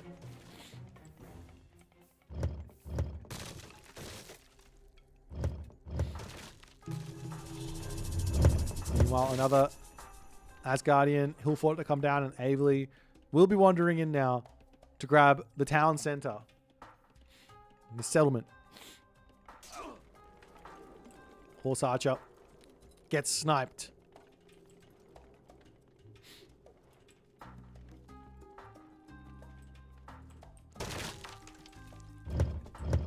But slowly but surely, hill forts to go down. Not the end of the world for Kaiba. He's got plenty. He doesn't really need more Huskal production. It's more just defending everything. The problem here is he just is falling behind on economy. And while it normally doesn't matter that much, if you just get to the Mythic Age, get all your technologies in, even if you're behind on villagers, as long as you don't take a losing fight, you can continue along in the game. That's rare. But in this situation, Avely is so far in front because he's already champion. He's got 3 going on 4 town centers here. Does get spotted here, loses some villages. This town center gets denied. Town center on this top side going to be going up. Potentially also Kaiba can grab this town center on this left side. Or at the very least he could think, oh, he doesn't have the resources or the cooldown. But into the main base though, Asgardian hill fort's going down. And the problem here is, well, Kaiba is about to lose his main base. And he loses all the farms. He needs some heroes, he needs some units, he needs some villages, he needs a little bit of everything here.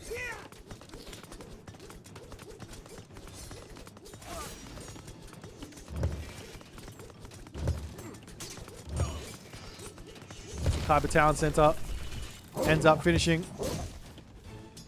Kaiba's still just delaying as much as he possibly can. He's getting some good raids in though. This is really, whenever you're behind, the way to get back into a game is to go for raids. Huskal raids, Berserk raids. You have so many options. Raiding cavalry. If you've got the Valkyrie, he doesn't, but you know, you can go for those as well. If you just need to make something like that happen. Meanwhile, Kaiba going for a town center up onto this side. The Yumi Horse Archers have a little feeling that something's going on over here. As the entirety of the army of Kaiba makes its way over to try and get this town center up. Berserk's falling. Avery's got to still feel good about this. He might want to consider just, I don't know, Mythic Age. He's going up through Takemikazuchi. And so we'll make it will make his samurai even stronger, but it does miss out on that late game siege potential. Do have a couple of portal rams coming through. Kaiba's houses falling. He's just losing everything. He's not trying to defend himself. Which, I mean, I like it because it's buying himself time. And really, when you're playing as Freya, all you need is time. Time is everything.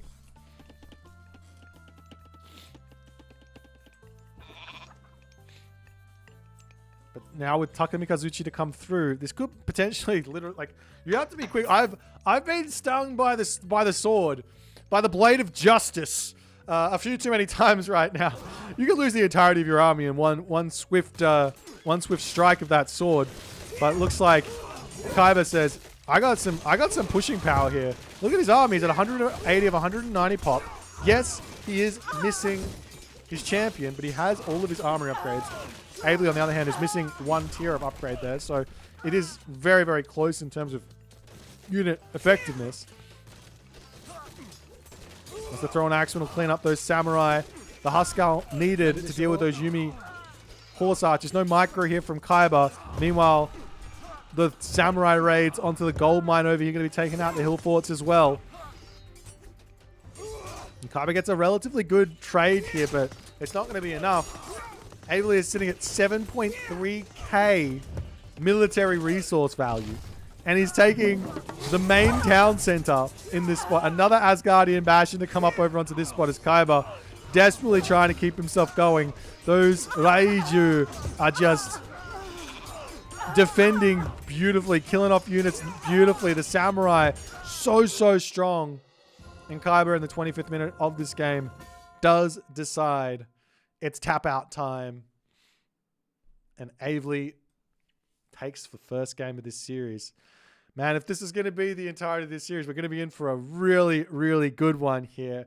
Avely obviously showing his power on the Amaterasu. We will not have Amaterasu in game number 2, because that's how this works. So we'll see exactly what they're going to pick as we'll check out their draft and all the other good stuff.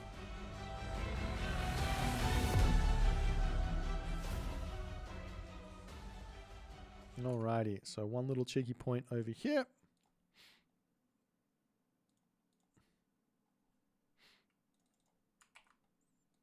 And it looks like we are going to be jumping into an Isis versus Fuji game on the map Tundra.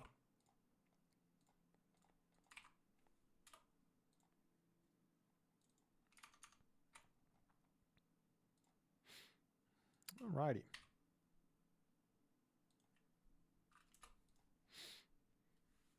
Did I miss 20 gifted? Abuxi, thank you so much for the gifted subs. I haven't been paying attention to the subs at all. I've been focusing on the games. That's so generous, my dude. Thank you so much. Welcome, everyone. And also to everyone else who has followed, subbed, all the other good stuff. Will for the 5 gifted subs. I haven't been paying attention to this at all. Eisenkrautzer for the 2 months. Andy for the 3 months. Al for the 3 months. Kenzie. All the good people. Thank you guys so much. You legends. Mwah. All right, so we got ourselves about 2 minutes here. I actually have to go to the toilet again. Maybe we'll go next. Next game. I'll go next game. Because we got Tundra. I should probably put this in here, shouldn't I?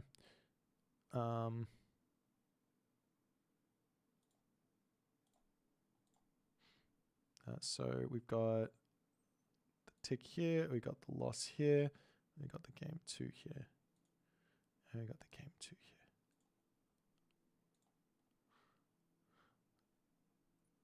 I'm tripping pronouncing Kaiba. And then I'm Australian. We don't know how to say R in Australia. It's not Khyber, it's Khyber. Okay?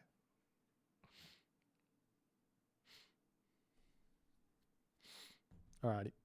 So Isis versus what? Isis versus Fushi on the map Tundra. Well, this is a great map for Isis. Just plain and simple. Why is it a great map for Isis? She's got 2 packs of hunt in her main base, which means she can get away with doing a lot of boomy ideas, or she can go for some really nice classical fighting ideas as well. On the other side, what does Fushi get on this map? Well, again, Fushi can go for some booming ideas as well, but then you have to, if you decide to boom versus the Isis, then you're asking the question, can I actually defend the Isis timing attacks, which are really, really deadly? So, especially when someone like Avely piloting Isis, for those of you who don't know, he was actually originally an Isis main. He's been an abuser his entire life of the strongest gods, and will continue to do so in every single RTS he'll ever touch his hands. I'm just kidding, but I'm serious. He was an Isis main early days, so he's got a really, really great handle on this whole thing. So we'll jump into this game and see how things will eventuate. I mean, these guys are taking forever to do their thing. Okay, let's go.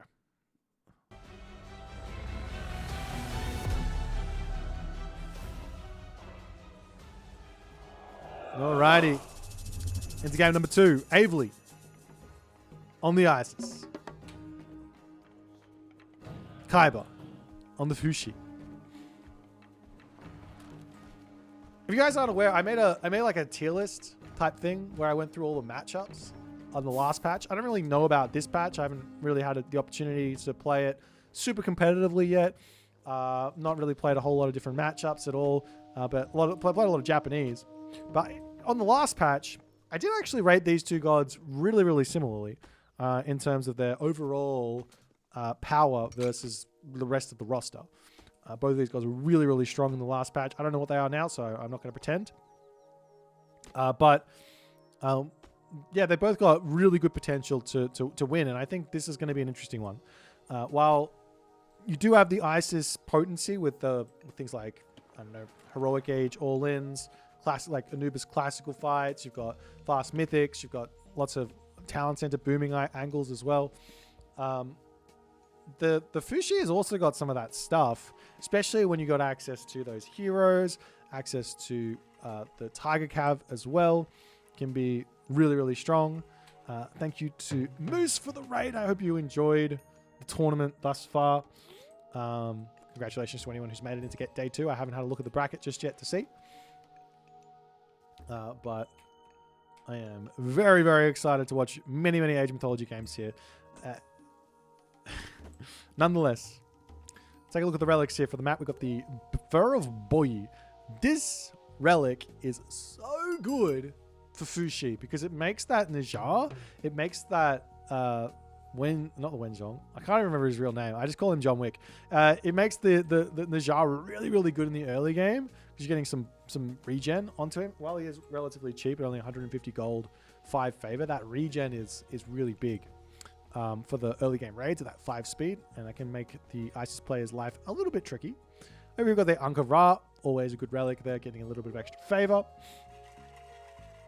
And on the bottom here, we've got the Titan's Treasure, which is going to be the food and gold cost minus 10% on the age up. Oh, there's one more relic here, which is Gambantine Odin's Wand. Everyone's favorite cheap temple relics and all the other good stuff that comes with that. So yeah, we'll see how the game's going to go. We do see Chi Yao coming in for Kaiba. I don't necessarily think this is incorrect or anything. It's just a flavor, a choice. You can go for either option here, I think, for Fushi. You can go for that Zhen Nu, or you can go for the Chi Yao against Isis. It just depends on how you want to play it. But nonetheless, Avely's going to be dropping his temple.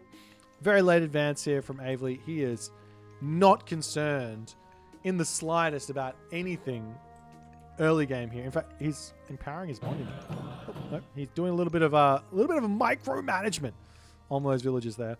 Has some houses to come down. I think he's going to be in a little bit of trouble here Because while these yachts are probably not the strongest thing against Egyptian normally, if they get into the base of the ISIS player before they get into the classical age, you can lose a village very quickly. You can lose 2 villages very quickly. You can be in a lot of trouble where that's concerned. So we'll see how it's all going to go as Avely decides Bast is the angle for him, which isn't a terrible idea. He's going to have access to Ancestors Eclipse and a whole bunch of other good stuff.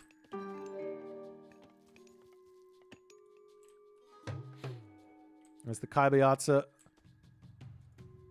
Gonna need searching around. He could also just go in and try and clear out the line of sight, the scouting from Avely, pick off all those obelisks and things and just put him into the dark. If you don't, then the ISIS player just gets like full map control, sees what's coming, and he's going to be in a really nice place. There's Kaiba now riding into the main base here. And we'll see if he can get any value here. He's just about to be boss. You can see it's just a little bit too greedy from Avely. He could definitely be... well, I mean, if Kaiba is not going to be attacking any villages here, he's not going to get any value, but he's now going to sneak his way over here, pick off this villager. Yes, that's going to be a dead villager. Nope. Oh, he decides to retreat. Could have sacked the Yartsa there for the villager kill, but decides, nope, we'll save ourselves for a little bit later. And we do actually see a second talent center here for Kaiba super early. Meanwhile, Avely's going for some sauce. I love it. He's going to go for a fast heroic. And it does get spotted really early by Kaiba.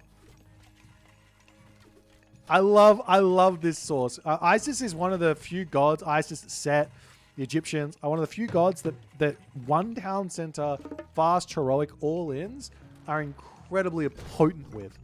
There's some other gods that can do some similar stuff, but nothing is as potent as the Isis fast heroic. It's a tale as old as time in Age of Mythology's history is that fast heroic, chariot archer, siege tower, scorpion man, ancestors eclipse, and go. So we'll see what Kaiba's going to be going for here. Now, one idea for Kaiba is to literally just go, okay, we'll stay classical age. Going to be on this gold mine super early, save this gold mine, save this peach blossom spring, and spam out Pioneer, Halberdier, Javelineer. Those 3 units in an attempt to defend the all-in. If he defends the all-in without losing villages, he wins. If Avely breaks a town center and kills off villages, he equalizes. And then obviously still got military after that. And that's where he has the advantage. Nonetheless, Sacred Cat's coming through here for Avely, as on the other side for Kaiba, just going to be getting himself some units, taking his time here to get everything sorted out. The question is really going to be, what decision here does Avely make? Recently, the Ancestors Eclipse got a slight nerf on it, where it's no longer doing max damage versus villages. Those Ancestors Eclipse are going to be doing half damage versus villages. So you can drop that into the main base, but then you're also, you're having a little bit of trouble there. Nonetheless, as the Sphinx getting chased away by the Nijar, Avely gets just a little bit of damage done. Not going to kill any of those off just yet. And the villagers here for Avely will start making their way forward. There's no need to play it slow here. Your opponent's going 2 TC. They don't have units out, or not that many units out. One idea here is, I think players haven't really had to face this very often, but if you go back to Legacy days, this was a very common strategy, and the way that people would play against this if they go 2 TC is they'd spam units out and they just sit outside their opponent's base, denying the Migdol stronghold from coming up onto a forward gold mine, onto a forward caribou, or anything like that. We don't see that very often in Retold. Maybe because it doesn't work, maybe because it's just not really known that well, or maybe it's just a little slow. But nonetheless, Migdol is now up, mining camp coming through, and Avely is now going to have to start deciding what units he wants to build, which is going to be opening with pure Camel Rider, empowering up that Migdol stronghold to get them out as fast as you possibly can, as the Scorpion Men looking for little bits of raids over onto this top side.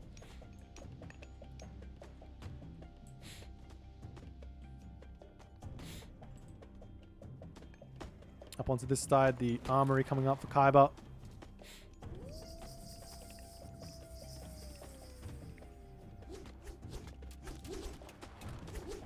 There's more Yatsa on the way. I think Kaiba is trying to get Heroic Age here, which is very dangerous. He will have his armor up. He will have the age up coming through. He manages to get himself a little under 1,000 gold from this gold mine. Makes his way back over onto this position.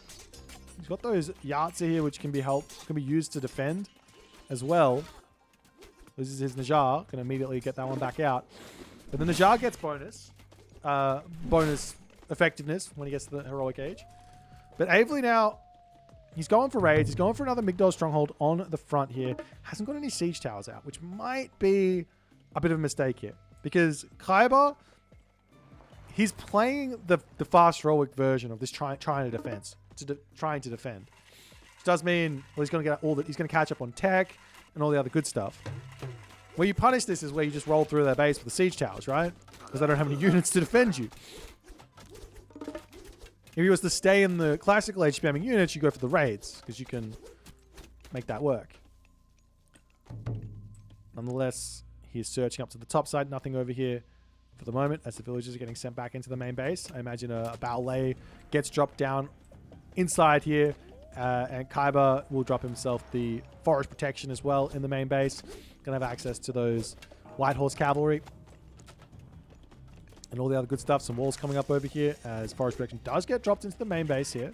Villagers pulling off for the food. They do still have a little bit of caribou over here, but it is exposed. Villagers going down as the Yarts are coming through, getting some damage on the priest are there to cause some problems. It's that Najjar. I want to be sacrificing him anymore. He does cost an arm and a leg to get back when you're in the heroic age. 300 gold is not cheap there.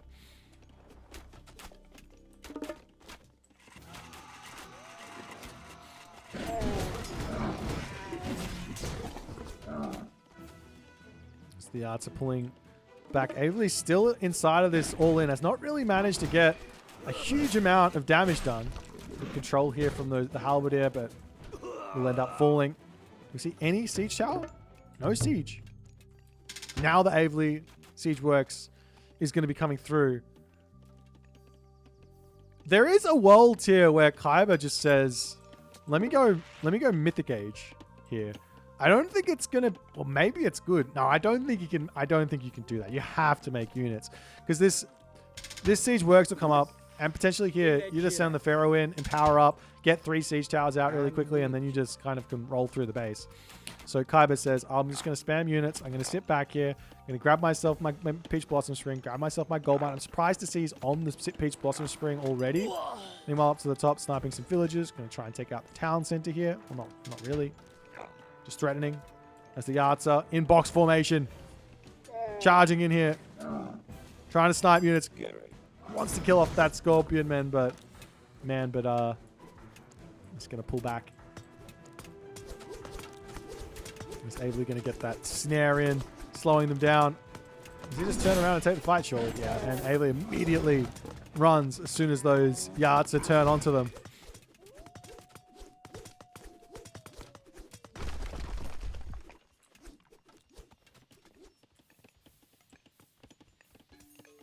Meanwhile, White Horse Cavalry and all the other good stuff coming in for Kaiba here. Gary. Machine Workshop getting taken out. Obelisk going down. All of the vision in for Avely is big. And there's still how much gold remaining? Still 700 gold, 300 here. Where can he go to get a gold mine is the big question. Taking a fight early is not what you really want to be doing here as the Fushi, but he's deciding that maybe he can make it happen. Avely now says, okay, we'll drop a town center.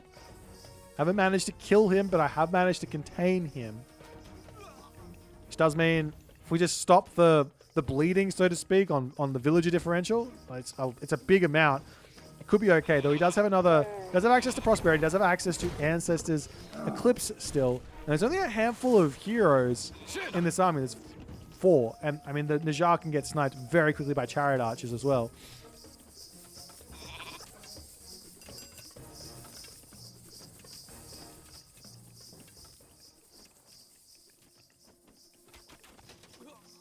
But all these White Horse Cavalry also maybe not the right choice considering the amount of camel riders out for Avely. Kaiba, does he have any of these? He does have the military camps. He could make some halberdiers here, which would be very, very, very strong. And now the army for Avely going to make its way up to the top side. He's got to kill off this town center. He's got to stop this bleeding. We do see the town center up over here now. But the Kaiba Horse Archers with a really big raid. Even if he loses the town center now, it doesn't matter. He's just got so much value. They could even try and take the town center out if he wants to. But there's no defense here up to the top. So this will fall. The villagers are going to be falling all over the place. Onto this gold mine as well. Did you pull those camel riders back? I'm not even sure. He's going to lose some villagers over here. As the Pharaoh does manage to get to safety there.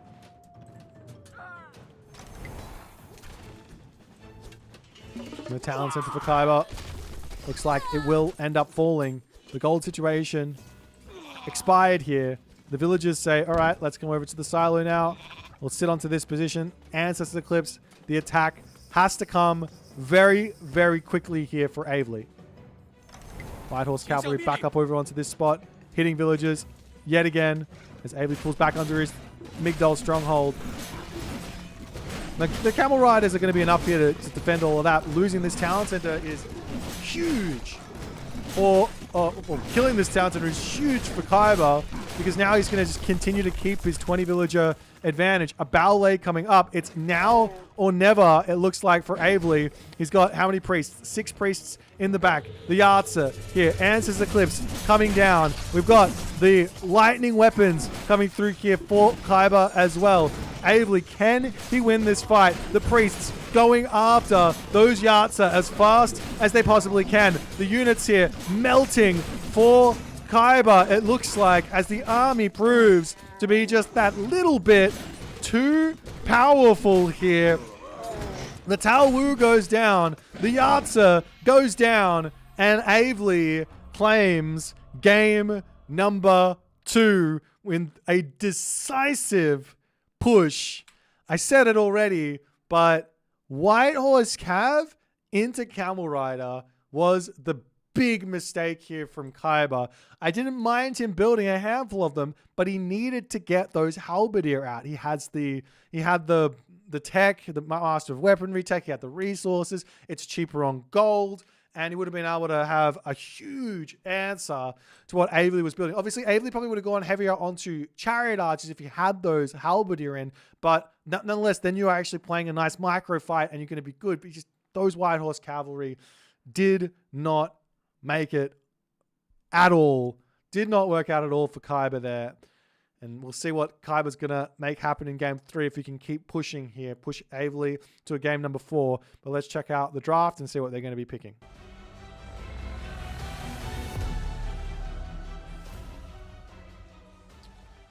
Alrighty then.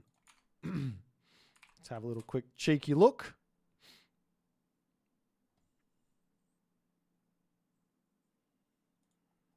And it's going to be Tsukiyomi versus Loki, it looks like here. Tsukiyomi versus Loki. Alrighty. So, what's the map on? Ghost Lake. Tsukiyomi versus Loki on Ghost Lake. I don't think I've got any idea about this matchup. You've got a god that wants to go into Cav. You've got a god that wants to go into Heroes.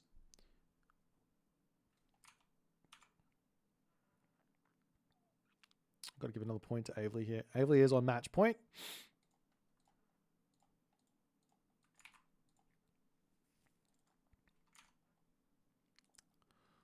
And we are apparently already into it.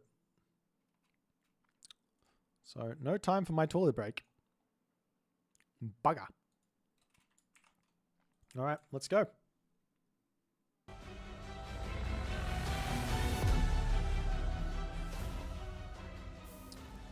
Alrighty. Game number 3. Kaiba's back is up against the wall as he moves in here. He's up against Avely's Tsukiyomi. And Kaiba does go with his Loki. I think Kaiba is a really, really good Norse player, generally speaking. Very, very strong Norse player. So if it's going to have any chance of breaking through Avely, I think it's going to be with his Norse. He had a really nice display with that Freyr in game number 1. Wasn't quite able to crack the Amaterasu of Avely. But he does have a strong Norse. Tsukiyomi, a little bit different. Don't have to worry so much about those weasels. You've got the Herso to deal with them anyways, and there's no solar shield.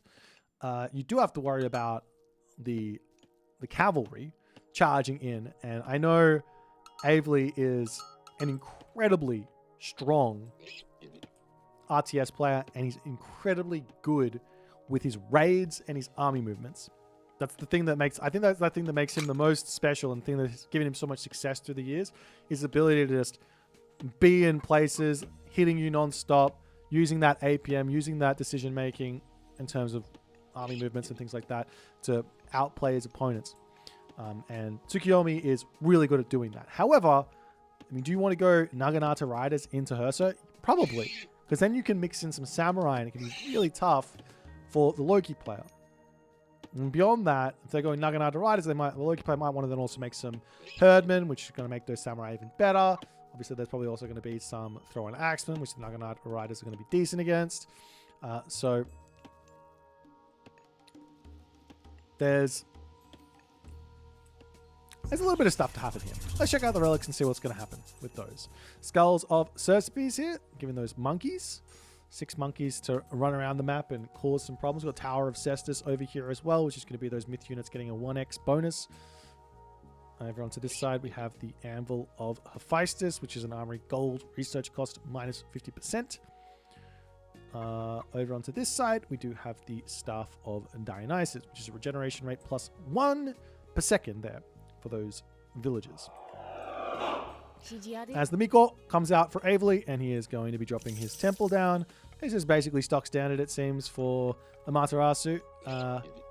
Unfortunately, actually, why did he do this? One thing that Avely could have done here is he could have dropped the watermill over onto this position, and then dragged the boars over here to eat them next to the forest, and they wouldn't have had to build another watermill, of which. Oh, he has one over here. Never mind. I was about to say, of which he can't afford. He obviously could afford it because he's already built it, but he could have still done it over onto this side, and he would have saved 25 wood. It's not that big of a deal. 25 wood isn't that much. Anyways, temple coming up for Kaiba. House coming through here as well as the Sacred Custodians technology coming in for Avely, and he is going to be out on the map trying to grab himself all of the relics. There's 2 options here, obviously, with the Miko, is you can ignore the relics and leave the Miko to get yourself early game favor, or you can wander and get these relics, which, funnily enough, if you get 2 of them or 3 of them, it is equal to a naked Miko. A Miko that is on a shrine that's not really doing anything, not near anything. And we are going to be seeing Avely actually saying, give me all of it. Coming for the Tower of Cestus. He's deciding to go through Inari or Kami, which is going to give him access to those super cavalry units. On the other side, we see Forseti, which is going to give Kaiba access to those strong Herso, those fast berserks, those strong berserks. As the Herso making their way over onto this side, we do see that the Kitsune has got its eye on this Anvil of Hephaestus, but the Herso says, no, that one is mine. At least give me that one. At least give me that one. Please. Nonetheless, pickaxe on the way for Avely. He's dropping his stable down. There's a little bit of resources here, and I'm interested in what he's going to be putting that new moon on. I think that, I really think that this early new moon on the stable, which was like day 1 hashtag meta, has fallen out of favor so hard. I don't think we're going to ever see it again. I don't think we're ever going to see it again. Absolutely wild.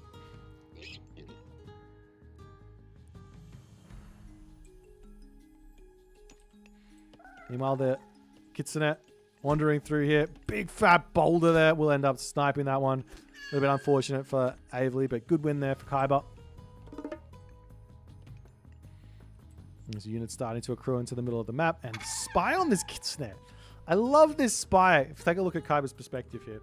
I love this spy because using it on the Kitsune, you know your opponent wants to run around the map because it's speeding up those cav. These are at 6.3 speed with no upgrades.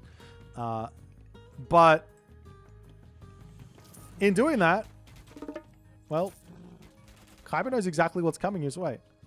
And he pushes them back, no problems. Ailey on the other side, yet to drop a dojo. Now, there it is, as I say that. Now he drops the dojo, ready to start looking to build some samurai, just in case. As he's going to keep on trying to poke prod. But look at Kaiba's base. How beautiful is this? Forest, temple, couple houses, great hall, couple more houses, walls. Looking very, very nice here. Very tough for Abel to get any value with these raids. You can come and start poking the temple or poking the great hall. Charging in onto this position though. Ooh, a random Herser popping out. Takes a little bit of damage. Not going to be that big of a deal though. But now the Herser to move across the map. Now this is scary for Avely. Because Avely doesn't have a whole lot of defenses here at the moment. He doesn't have a single samurai out. He's now got one training. He doesn't have a single samurai out. The villages are all over the place here for Avely. So there's a lot of weaknesses in this position. But does Kaiba even know? He does see this. He could be sending units over here. He's looking like he's going into the main base. First and foremost. Does he have himself the upgrade? He does have Eyes in the Forest now coming through, which makes his raids much more potent. So almost going down there. Good pick there. Good awareness as the village is pulling into the temple. Does spot one Miko. Gets that snipe. Going after the next one here. Avely gets the garrison. There's one Naginata rider over onto this side. Just going to cause some problems. But now Avely can just come back here and he can get a lot of really nice damage here. I mean, the Ursa can kind of just turn and take the fight. It's not the worst thing in the world. Both players are going to be getting favor or extra Bushido. The rest of this army now coming to join in. I'm surprised to see raiding cavalry here from Kaiba. I am very, very surprised to see raiding cavalry from Kaiba because Inari Wakami has this technology called Sashimono Bannerman, which gives bonus damage versus cavalry to his Naginata riders. Which makes it, they're not a great answer here for Naginata riders. You can't really go cavalry versus cavalry against Japan. You have to go Herman or you have to go Berserk. As the Hersa moving up to the top side, Naginata riders ready to move into the main base, charging after the raiding cavalry. See all those upgrades now coming through for Avely. The reason for this is he probably thinks get to the heroic age, drop New Moon down, get full bronze, and then have a big advantage at that point, as we do have that Swampland getting dropped down, forcing these units. Oh my god, he got so many kills on that first little Kappa pop-up. Kaiba does pull back. He's going to be safe here, but that was a big, big Swampland there for Avely. And now Avely going to start shanking away at these houses. We do see the villagers over on this position. A little bit dangerous there, but he does have some defensive walls here. He can just retreat through and be safe.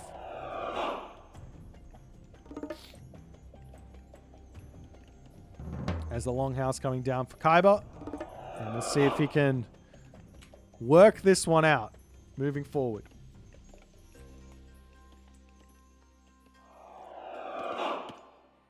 Meanwhile, into the main base. Oh, I like this. Is kind of cute. He's kind of walling in his villagers on this wood line. I think there's an opening there, so he can add more villagers onto wood if he wants to. But I imagine there should be a heroic age coming through shortly here for Avely, because he will be wanting to go into Yumi horse archers as well to start dealing with the Herser and things like that of Kaiba. Meanwhile, Hersa do manage to spot this little position over here, but a couple of samurai might be a little too scary. What is this? 11 Hersa, 4 samurai? Probably don't want to take that fight unless you got the rest of those units in. As the Naginata riders charging over here and saying, excuse you, how dare you leave your base? This is not allowed to happen. There's a little bit of a juke over there. One Hersa down. Another Hersa looks like it will be meeting that same fate. Throwing Axeman now starting to come out, but is that too little too late? Not sure. Hachiman, got a choice here for Avely. No surprises there. That Shogun versus Loki sounds so good because you almost have to delete the myth units that are spawning. So Loki's main benefit here is that he gets those myth units for free. But if your opponent's got a Shogun, then that's just adding fuel to the fire as every 100 damage the Shogun deals, that's going to be another samurai that comes through.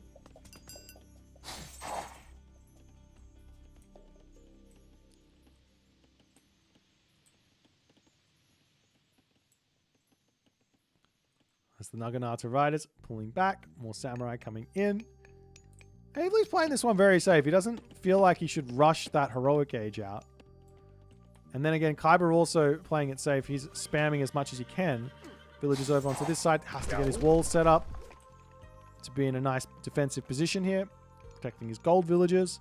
He's out of food or hunt. He does have a whole bunch of goats in his main base. 14 goats. Plus one dead one. There's a Great Halls coming up. Longhouse coming through.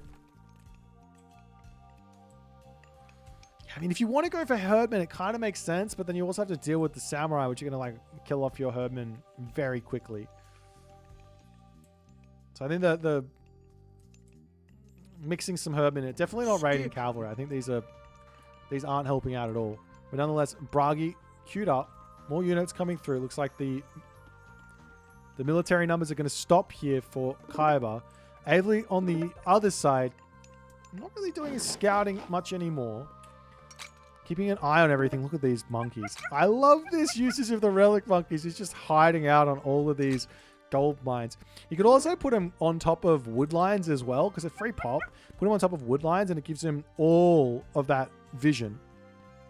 Because actually, no, that's the wrong guy. If this was Kaiba, you could do the opposite. He has Eyes of the Forest. Never mind. Can't do that. Is what it is.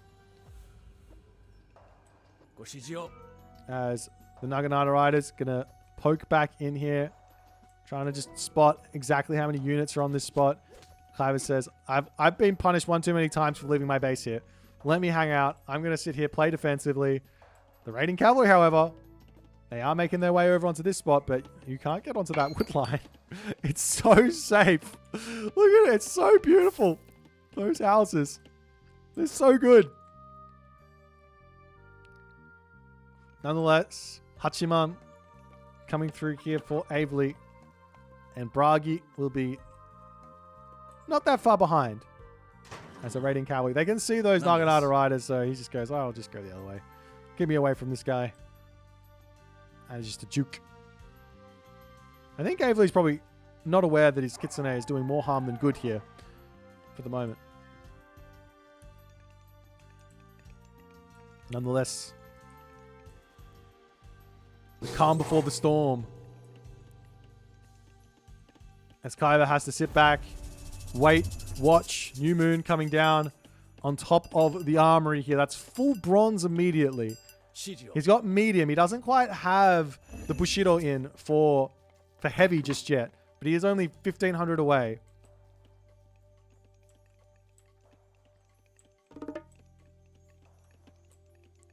As Avely poking in. Says, let me try and get onto this spot. What Kaiba wants here is a hill fort. Very, very quick. Whether or not he's going to be able to have one or not is the big question. Shogun is in to come and help out. That's the big guy. Nearly 600 HP, huge amounts of damage, huge multiplier versus myth units, and makes those samurai every 100 HP worth of damage. The Herso decide, okay, we take the fight. Flaming weapons does get dropped down here. He's got to be microing those Herso though, because he's not. Those samurai just absolutely beat through them. The raiding cavalry aren't even on this position. Iron respawn is nice, but the army of Kaiba just gets deleted. And Avely, with the armory advantage, with the unit advantage, the unit type advantage, doesn't even care about that flaming weapons. Avely too far in front, it seems. And Kaiba loses this series 3-0. Congratulations to Avely. He will be moving in, I believe, to day number 2, as he's going to be up against whoever he's up against. Anyways, let's go and have a little cheeky look at the bracket. Congratulations to Avely again. Better luck next time for Kaiba. There is a qualifier 2. that he can go for. We'll go look at the bracket and see how things are proceeding, if we can keep watching live games or if we're going to go to recorded games now. But I will quickly check that out.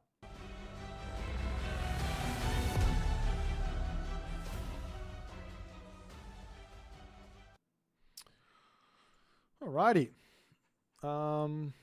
Who are we going to be watching here?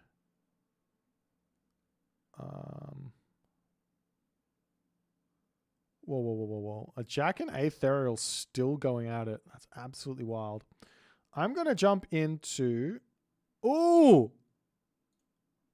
I'm jumping into this game. Let's just go straight away. We're going to be watching Arapesu against Shelty.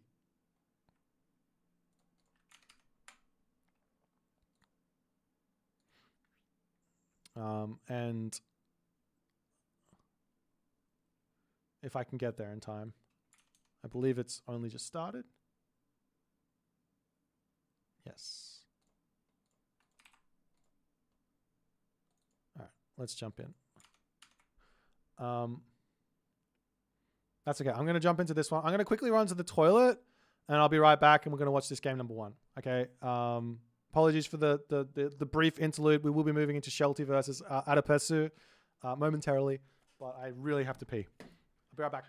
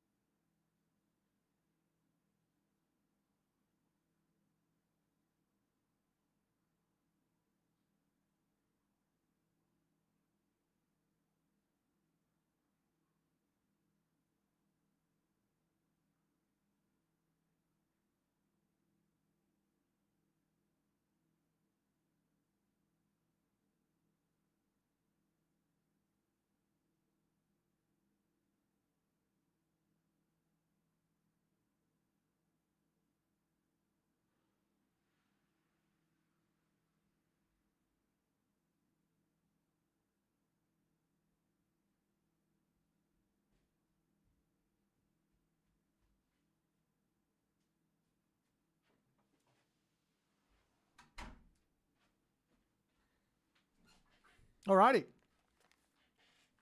Let's go. I need to do this as well. 1 second.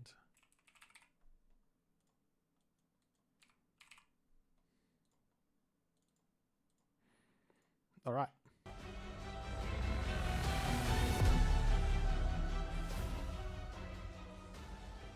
And we're into game number 1 here. We're in the round of 16. Introducing the players in the top of the map, playing as the Blue Poseidon. He is a man of impeccable taste. He has participated in Champions League before. He is one of the OGs. In fact, I remember very vividly he made it to the semi-finals of Champions League number 1, playing only Thor. And back in those days, we didn't have god bands. We didn't have drafts. We didn't even have... You could only pick a god that you have to pick a different god every series. Like, we didn't have any of that. You just got to pick whatever you wanted. And Shelty would pick Thor, which was a god which nobody thought could win a tournament back then. But he got to the semi-finals and lost to Chemo, the eventual winner of Champions League Season 1, 2-3. So this is Shelty here in the top of the map. His opponent today is none other than Japan's #1 Age of Mythology Retold player. His name is Arapesu. I'm excited to watch him play. Now, I got to give some I got to give some condolences out to Mr. Adepesu. I heard he had a bit of a rough night last night. Someone decided that they wanted to put on the government. I don't know. Decided they wanted to put on a fireworks show, a fireworks exhibition, a fireworks festival. And yeah, so things were very loud last night. I don't think he got a lot of sleep. Anyways, we'll see how things are going to go here. Adepesu is on that Shenong. I'm excited to watch this game. I love watching Adepesu play. He is a really, really fun play. He's got a great stream as well. Hilarious dude. But nonetheless, let's have a little look at the relics. We've got that Gambantine Odin's Wand here with the Temple Food Wood Gold cost. Favorite research minus 25%. Over onto this, I've got the Armor of Achilles here. Damage vulnerability to hack minus 5%. Over onto this top side, we've got that Trojan Gate Hinge, which is hit points plus 40%. And finally, over here we have the Black Lotus, which is going to make those farms 10% faster all game. But a Poseidon versus Shenong affair here is we've seen this one actually once already this tournament from memory. Was it B versus a Poi? No, that doesn't sound familiar. Maybe it was. I can't remember.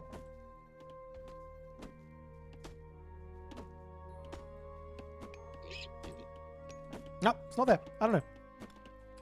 I think both of these guys might be streaming as well. So yeah, Adepesu and Shelty. Maybe, I don't know if Shelty's streaming. I don't know. Anyways, Relic's coming in. Hermes coming through. You can check them out on the Twitch Age Mythology page if you want to have a look at their little perspective or whatever. Anyways, we've got the Atalanta coming through here for Shelty straight away. He's going to be looking for some early game damage in onto the Shenong base. The double farms up as well for Adepesu here. Going to be hiding those villages. I love this usage here at the start of the game. Really, really nice from Adepesu. Drops the relic in, keeping his Pioneer nice and safe as the Theseus looking to charge through here, get some damage done. But Chiyol now is through the Yahtzee, diving in after that centaur. The villagers all pull back. We see a military camp coming up. And the Yahtzee will pull into its main base. Over here we see a stable through for Shelty. No surprises here. This is the stock standard Poseidon opening.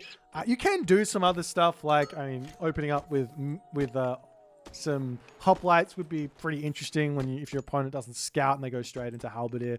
You get a slight advantage early on to push something with. For a town center, things like that can be very, very strong. But Shelty is just going to be looking to utilize his very, very strong APM and harassment abilities. One idea here for Adepesu is if he sees both these heroes in his main base, send the Yahtzee to your opponent's base and get some damage done because there's no defense there. And nonetheless, no ability to hit this gold mine for the time being. No food income, however, for Adepesu here, as he desperately needs to get some more villagers there to get that food in. Otherwise, he will have nothing to get villagers out. So we'll see if he's going to be able to manage that one as the Yahtzee charging across here. The Centaur is in, dives in onto this position. Going to happily get any little bits of damage done early on as Shelty realizes, whoop, better pull back here and try and deal with those Yahtzee. But also Adepesu making a smart move to pull back into his main base. You might be more familiar with the what's it called? You might be more familiar with the hiragana, which he normally reps. It's like the Japanese alphabet. But yeah, Adepesu. Or maybe I should change. Maybe I should change I should change that. Anyways, I'll fix that afterwards. Okay, so Theseus retreating away.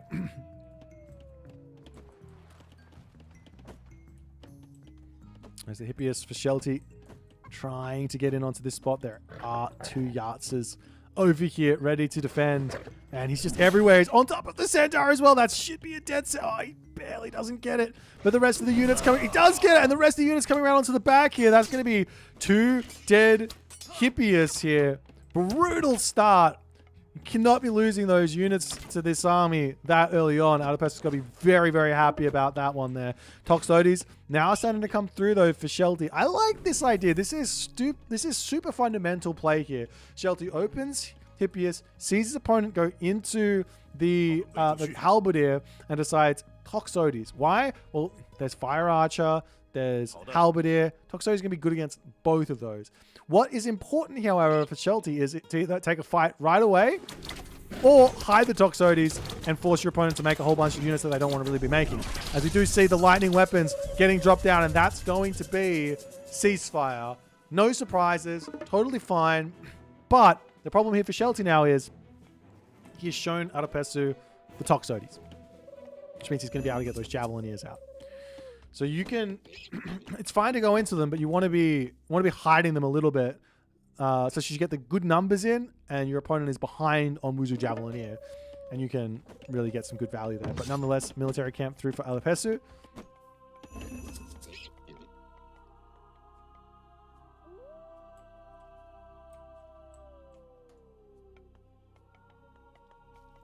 As Shelty wanders forward, we've got the military camp coming through, secondary military camp on the way as well. As the Fire Archer ends up falling. Nice snipe there from Shelty. Adipessu playing very defensively at the moment. He does have some deer over here. One idea would be to drop some farms onto this and then use that God Power Prosperous Seeds to hide the villagers so they can actually eat the deer and be on this position. Or he could herd the deer underneath his town center as an even better idea. But Shelty's army now starting to look somewhat scary here. As the Javelineers can start sniping some units from afar. They do have that 18 range? 16 range. They got one more range than the Toxotes before they get upgraded. It gets a medium upgrade, so it got 17 range. So it can get pretty tricky with those Toxotes there. Now, I saw this one already. I already noted it. Shenong's Farms.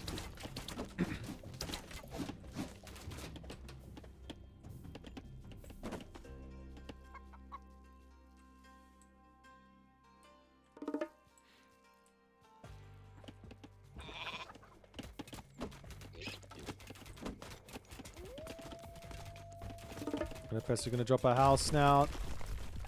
Military barracks. Military camp, excuse me, goes down.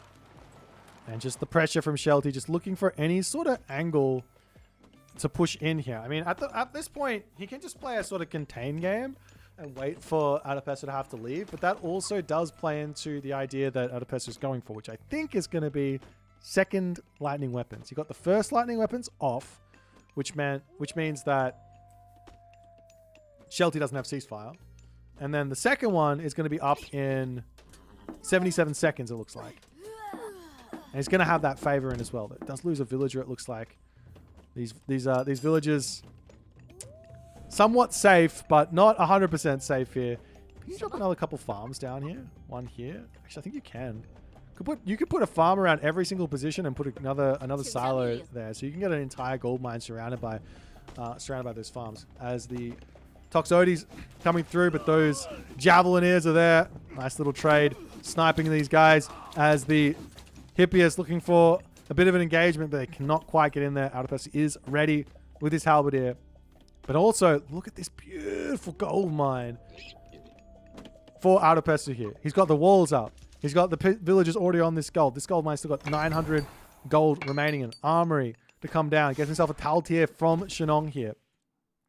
On the other side, Shelty is just pumping. Shelty is just pumping units, not going heroic age, not trying to get in for any sort of a pass pist or anything like that in the heroic age. Will we see a bronze? Will we see curse? It's not going to happen.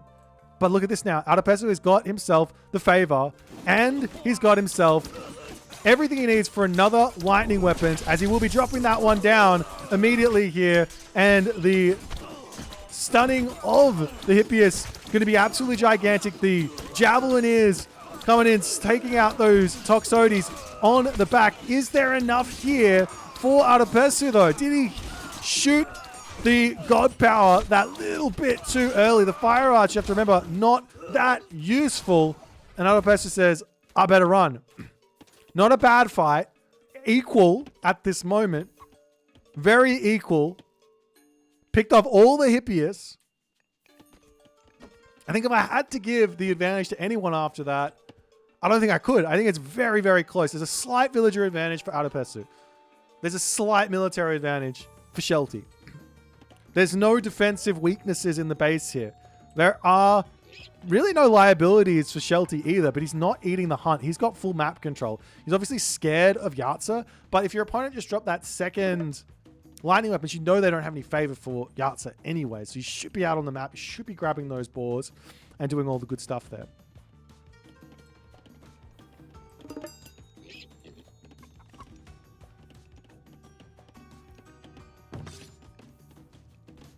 And now the question is, behind all of this, what do you do? Is Adopesa just going to keep spamming?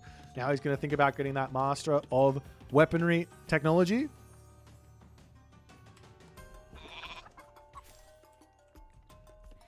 There's another Prosperous Seeds coming down, helping that food economy out. It's always so tough when you're playing China to get food in because their villages are a little bit weaker. Qualifier are really strong, but the villages are a little bit weaker there.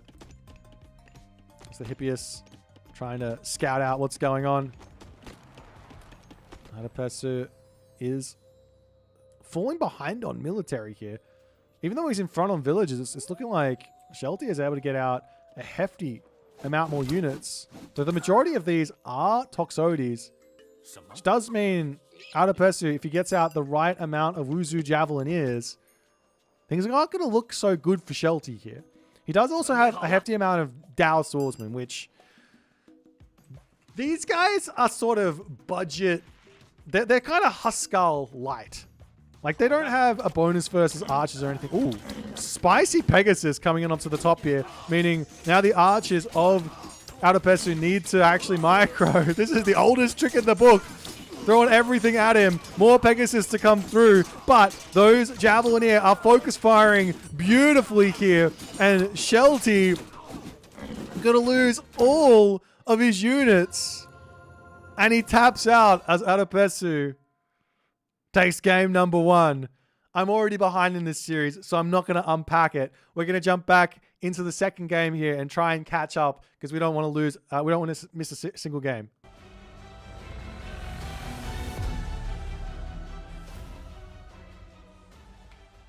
Alrighty, let me try. We'll see how far away they are. I was like 10 minutes behind or something, so we might actually be caught up and we can check out their draft. Otherwise, we just jump into game number 2.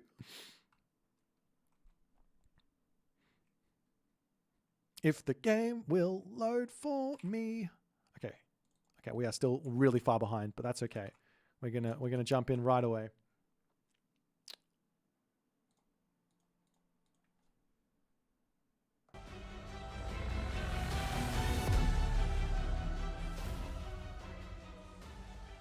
Alrighty, game number 2 here as Shelty moves in to his Zeus. Adopesu on the other side says it's time for some set shenanigans. I've never seen him play set.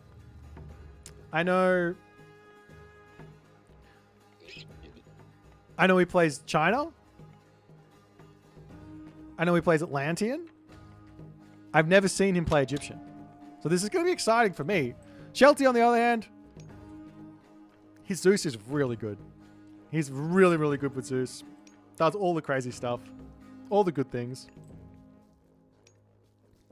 And we'll see how things are going to go. Relics on the map. We've got the Gungnir Odin Spear. Huge relic here for both players. Spearman, a big unit for Set. Hoplite, a big unit for Zeus. And it gives a 5% bonus attack there. Next one, we've got the Hermes' Winged Sandals. Which is going to be hero movement speed plus 5%. Huge relic for the Zeus. 5% extra movement speed for the Heracles. What's the bolt there on? Bolted down a priest early. That means no conversions there for Adopesu in the early game. Huge. This is huge because it boosts the Heracles up above 5 speed. So that means that you have to be really careful if you want to go for a Nubite raids, which is often a nice strategy to go for against the Zeus there with Set. Next relic is the Eye of Ornlu, which is going to boost up the Hippaspis Axeman Samurai 5%. Obviously nice there for both players as well. And finally, the Ulla's Bow down the bottom here. This relic here is gigantic for the Set player.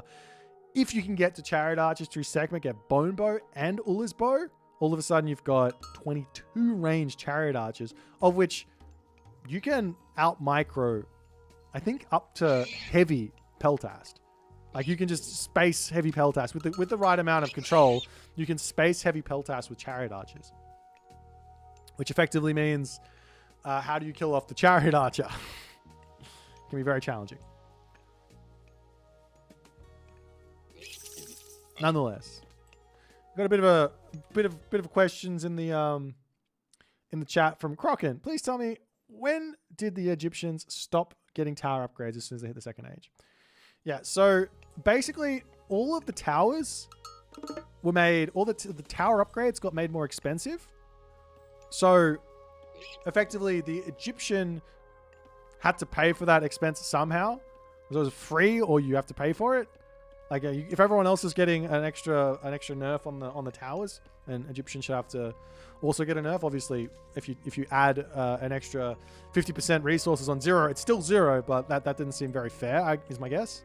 Not only that, unlike on Legacy, where Egyptian will get bullied by things like Oracle Rush, the Greek Odysseus was really, really painful. Norse early game was tough as well for Egyptian in some situations. What else is there? I think that was kind of all of the big three there. Kind of felt like you needed it. In retail, it's not the case at all. Like, Egyptian is not in that. It does not have those problems at all. So it sort of felt. I think the devs felt like it was sort of fair to make them pay for it. So it'd go up to, I think it was 200 resources, and then everyone else is paying something like 350 resources in terms of Watchtower upgrade.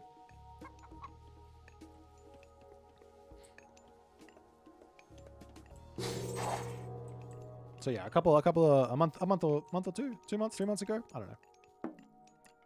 I think most people are fine with it. If they play Egyptian, they realize, just get some wood in, get some gold in, good to go. If you need it. As a Minotaur charging across the map, the priest is out for Adolpersa to try and get him some stuff. A couple of units now spawning. Does spot that Minotaur here. It's taking a little bit of damage. Adolpersa needs to get back to his main base over here. Got a barracks coming up. Another barracks on the back here for Adolpersa, as the priest cannot fight that Minotaur off. And he's a little bit of sneakiness here. He's actually pushing the priest to make it speed up a little bit to get to safety, as the Pharaoh to come forward, and Shelty will have to pull back. In the main base, there's double military academy and an archery range, as Adolpersa spots this and goes, hang on a second. What am I playing against? This is very rare. Normally you see things like Hippias or a town center from Zeus, but a straight Athena rush at this point from Shelty, this is going to be very, very, very spicy. There's 2 gold mines though. Adolpersa stops building the barracks here for some reason, but he's going to start getting himself some spearmen. Needs axemen here. This is Shelty throwing something a little bit strange at Adolpersa and him not really being prepared for it, I think.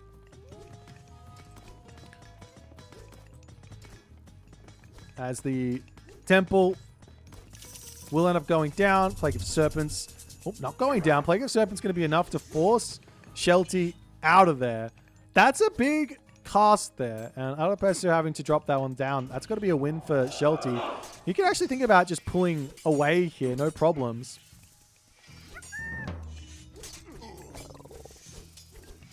As the Serpents, he's actually taking the fight, charges in, restoration. The Serpents will end up getting taken down. Now we see some axemen for Adolpersa. He gets out a handful of spearmen because he's like, why? I mean, he spotted all the barracks, but he says, I'll get a couple of spearmen out, and now he's like, I'll better get some axemen out, actually.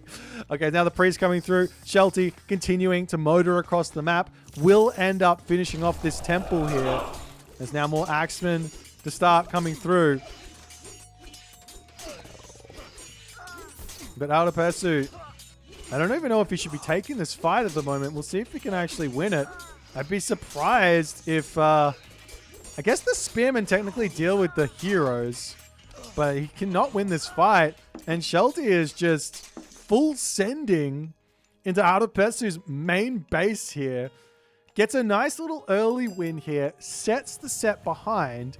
Now the question is, how do you capitalize on this? Great wall coming up here for Adopesu. We'll see if we can finish that one off. It's like the Toxotes are going to be a little bit of a pain here, but nonetheless, Adopesu here needs that lumber camp. Does have it. Getting some slingers out as well. He can move over onto this position. He can also get himself watchtowers through once he gets that 100 wood. As the Toxote taking some damage from the Pharaoh there. Unfortunately for Adopesu, losing the temple means losing the ability to build those really, really important priests.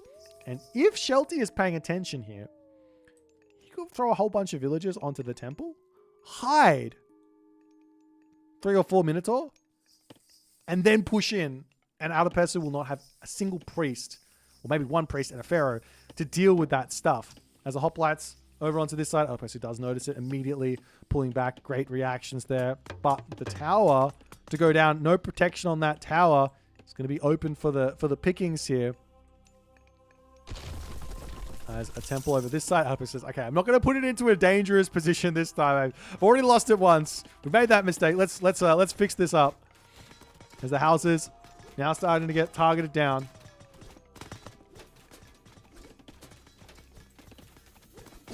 Minotaur sniped there as the Pharaoh manages to pick that one off. The villagers over here can just rotate over onto this spot, pushing the hoplites away for the time being. As Adopesu will get himself up his temple, but he's really rushing it up for some reason as he's pulling back up onto this top position. He's trying to get as much of this gold mine as he possibly can, but the pressure that Shelty has put on here is just... And the amount of damage that he's done early on, I think that's a credit to Shelty, but you make one mistake here as set, and things can be very, very painful early game. And that mistake is probably making those spearmen. As the sentry tower now going to go down, that opens this position up. At least the slingers here will get just a little bit of damage done onto the hoplites.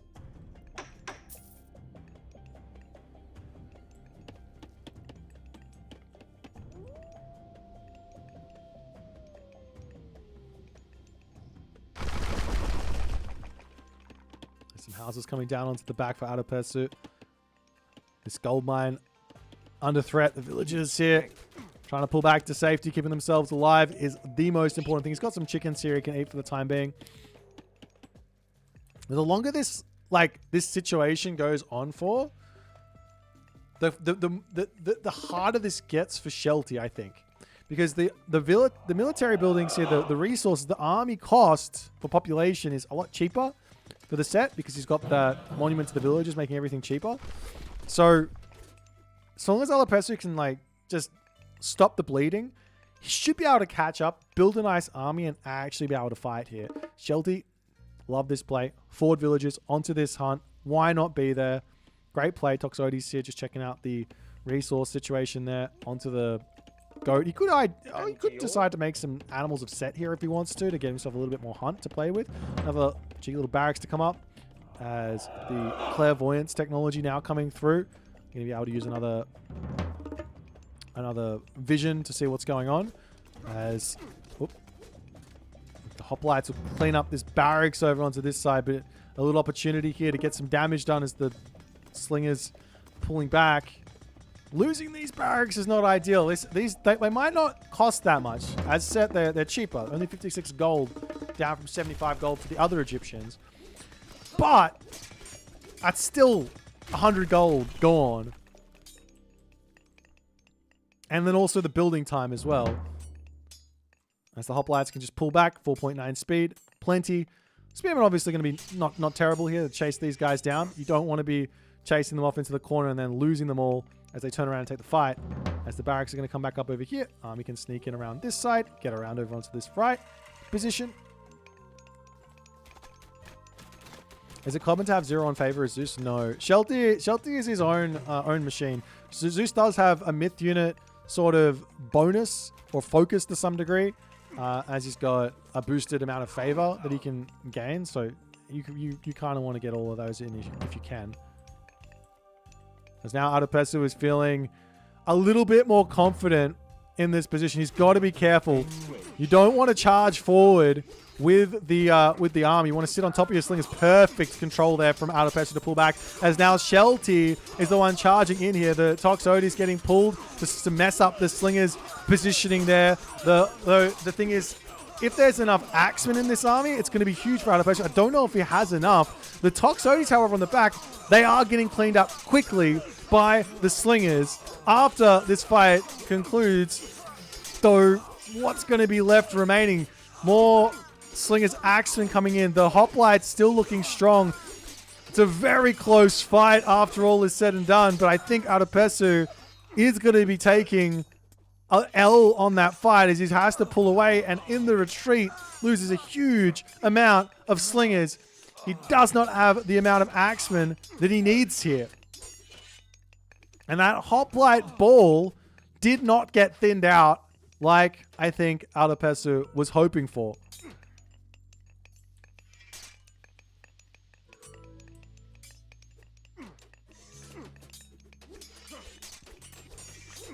As he's trying to take this fight on this position, the villagers are going to get pulled off, join in. If he can win the fight, if he can take this army numbers down and not lose too many villagers here, it's really good for him. But is he going to be able to do so? I think he does.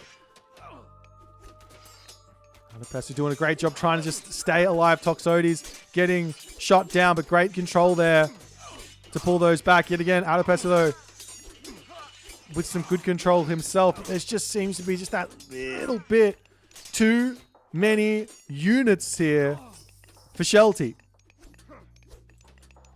Somehow, some way, he is barely staying equal at this moment. Or not equal, he's barely winning, keeping his advantage at this moment. Where normally the Egyptian is just going to start kicking into overdrive. Maybe Adepesu took that fight just a little bit too early. Could have waited just a little bit longer. More Axemen coming through. As Adepesu, annoyed at his ground. I love that. It's a sign of a pro. Annoyed at his mining camp placement. Deletes it mid-fight. Rebuilds it. As Adepesu drops the vision down over here. Seeing exactly what's coming in. The messiest base you've ever seen. Look at one of these houses. This is some London living, I think. This is some British living. We're in the suburbs. Build wherever you feel like it. As the army for Shelty coming back in yet again, continuing to throw the army at this one. The slingers going to start sniping those Toxotes down yet again. Axemen, however, now very, very powerful. The villagers get pulled off the line yet again. We got that Pegasus back out. This is a Shelty standard, it seems. He's learned from Pegasus Rush. But Adepesu looks to have held for the time being. Villagers up onto this spot, grabbing that caribou there. Does he see the thing? He doesn't see the villagers over there. Things are very tense right now as Adepesu are going to move up to the berry bush. Moving away from his defensive positioning. In the granary. Shows Shelty exactly where he is. As the slingers will start targeting down those Toxotes on the back. He's got some nice slingers over here as well. The army of Shelty looks like it is melting now, though, as the Axemen are in. And Adepesu, does he hold? Does he have enough here to deal with the remainder of those Axemen? It's looking like, or those hoplites, it's looking like it's going to be very, very close. But more units are streaming through for Shelty. The reinforcements where the villagers are now coming over. And Adepesu says, it's too much. He taps out. What a game. Such unorthodox play from Shelty. I mean, you look at this one little moment here. I got to jump into the next game to not fall too far behind. You look at this one little moment here. This big fight at the start. And you got to say, if those spearmen were axemen, I think this game would have looked very, very different. But nonetheless, Shelty levels the series 1-1. Let's jump into the next game and see how things are going to go.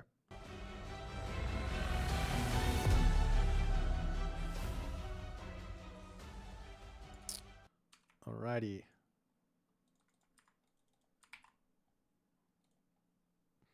Looks like we're going in onto the map Tundra.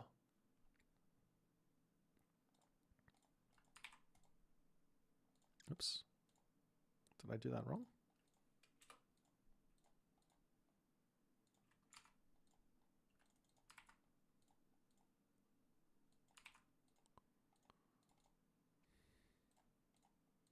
Okay, that's not the lobby.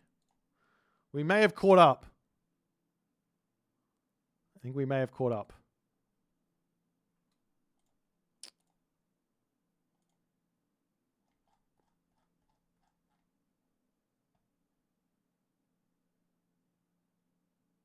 Can I ask a massive favor and reschedule the rest of my games for tomorrow?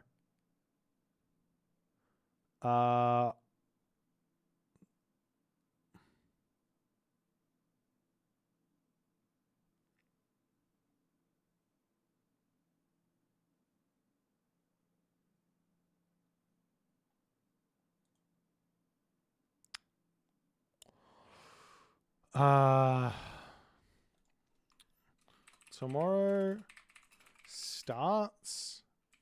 Yes, you probably can play tomorrow.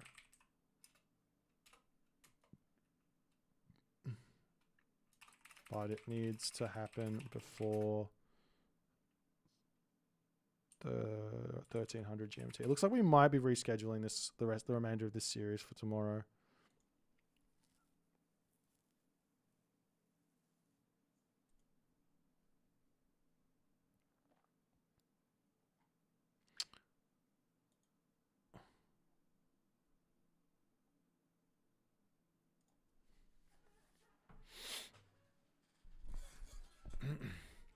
All right. It looks like this this game is not going to be continuing. I'm gonna leave this in for Danny's hands. Let's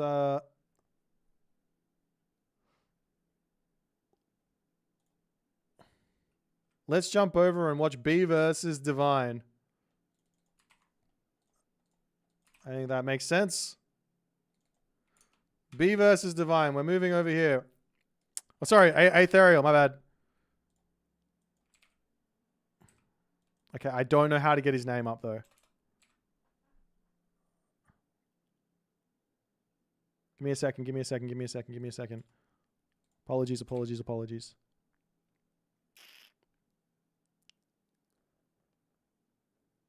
Okay. We got it.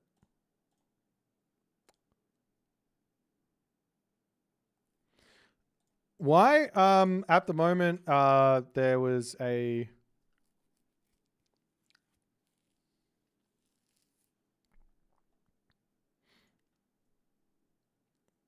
the Shelty has to go into work. Basically, there's a bit of a crisis for him, so I'm gonna leave it up to Fop. If there's a disqualification or whatever, it's up to her. But yeah.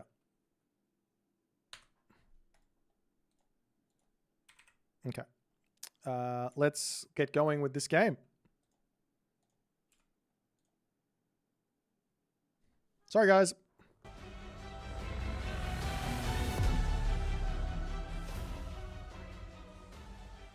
All right, ladies and gentlemen. I have these guys on the wrong side of the thing, don't I? Smack, smack. In the top of the map, we've got 3DP. He's back. He's been waiting patiently.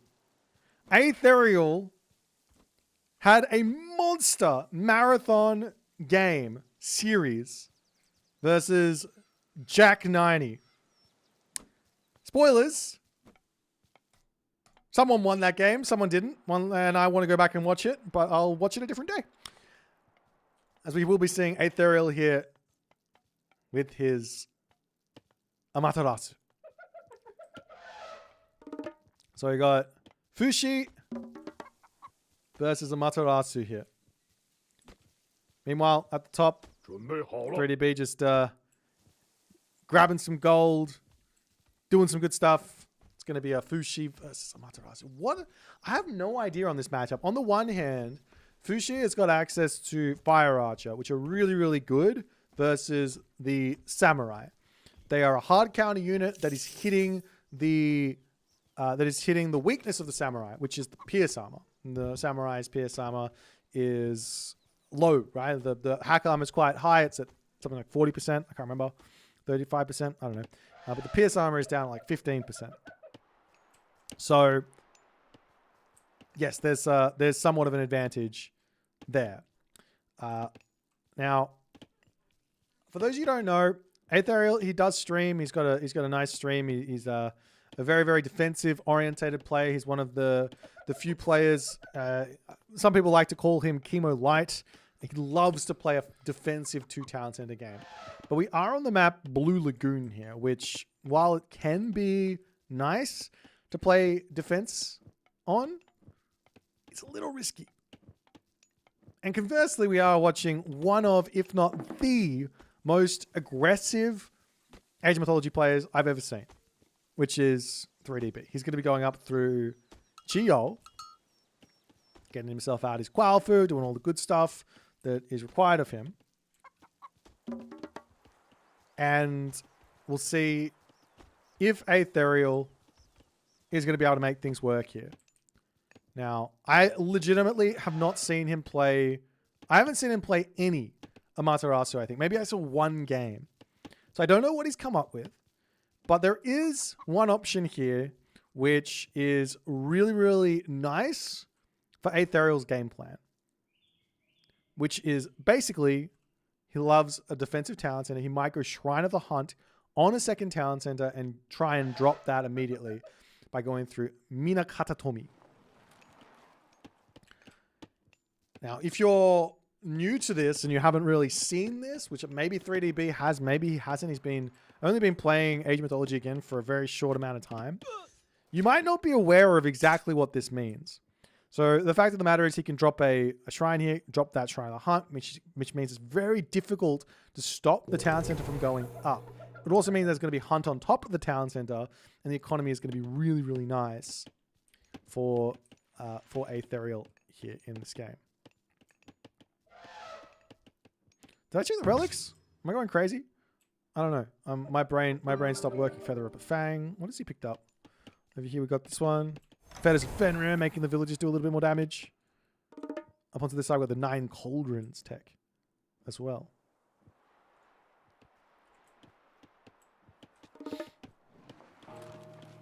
As Minakatatomi is now in, the Miko are going to be making their way over onto this side. 3DB, he already knows. Like Aetherial played Age of Empires 4 as well, right? And he was known as a Chinese player, right? He was not a Chinese player. He's an English player. And he would just go for the most defensive game you've ever seen and try and make that work.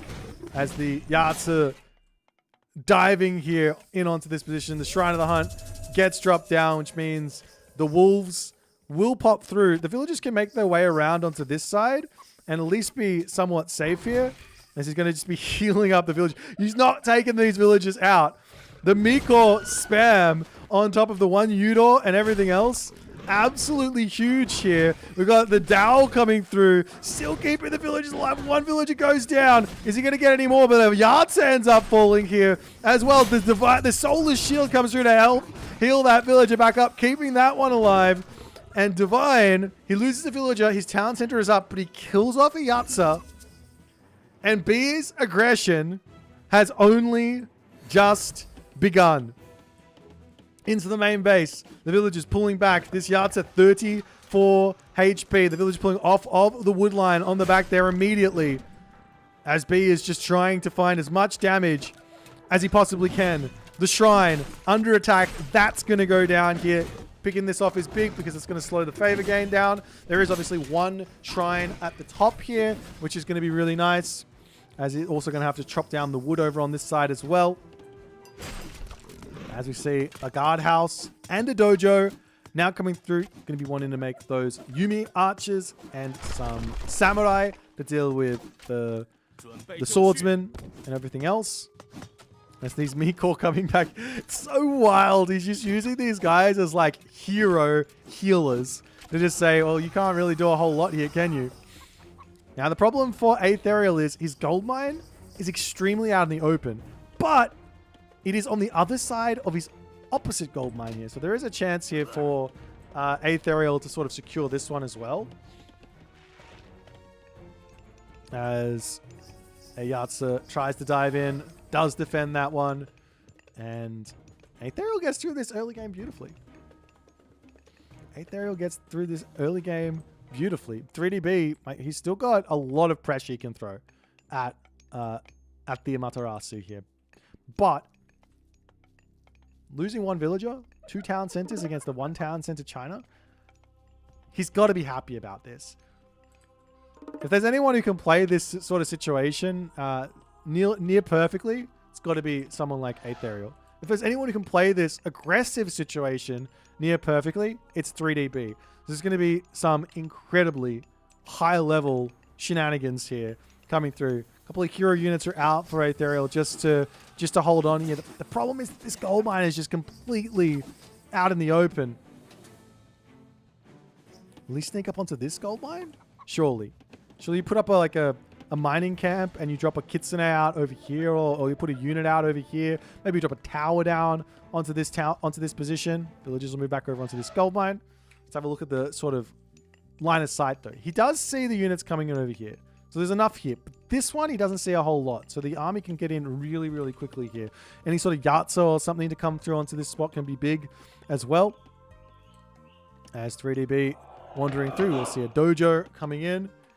And he's got to be paying attention. He's got to be quick. The army comes through, and the villagers will immediately pull off of the gold mine. So idle time forced, no losses, no problems. The dojo up for Aetherial.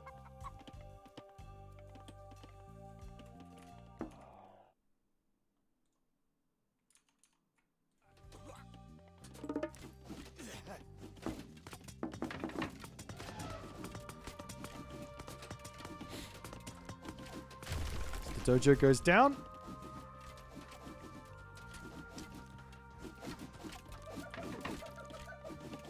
Now the dojo coming up to the left here.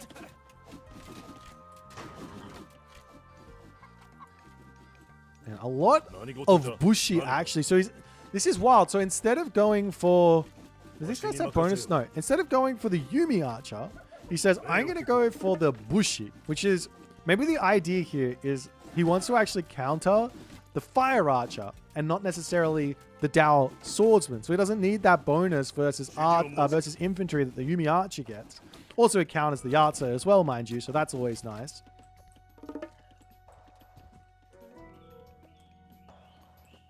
Samurai, all the other good stuff coming in. The Dao Swordsman wandering over here, picking off a dojo. These things are expensive, 150 resources. The Yatsa sneaks through over here, but there is a Miko already sort of there, waiting, ready to defend. But with all the pressure that B's going to be putting on, we'll see if he's actually going to be able to make this work. The Miko does come over, heals up, and B retreats quickly. Good awareness from both players there as the Wolves are slowly going down onto this position. There's a lot of Wolves here, and they are incredibly powerful. What's their stats? I can't click. That's why I don't play, and these guys do. 180 HP, 15 damage. Very, very powerful. Have to pick them up to actually break through this spot, but it's not looking like that's going to be all too easy here. Another option for B at the moment would be to wander forward and drop military buildings down and then get the tower attachment in, so he doesn't have to sit here and defend this, and then he can go after the main base.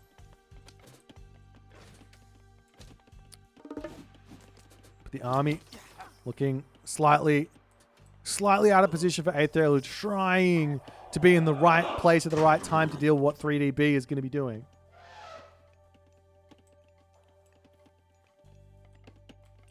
As the Yatsa comes back over onto this spot, trying to pick off the villager.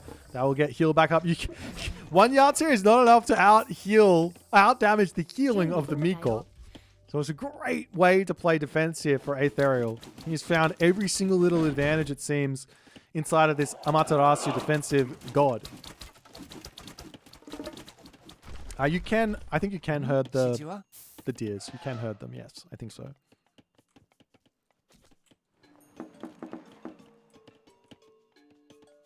Meanwhile, Aetherial is making a little bit of a risky move here. He needs food.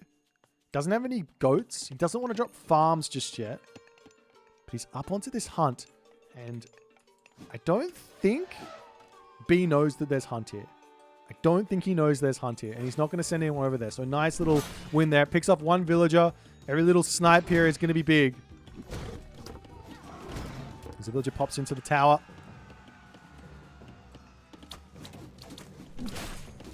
Nico also getting sniped down there.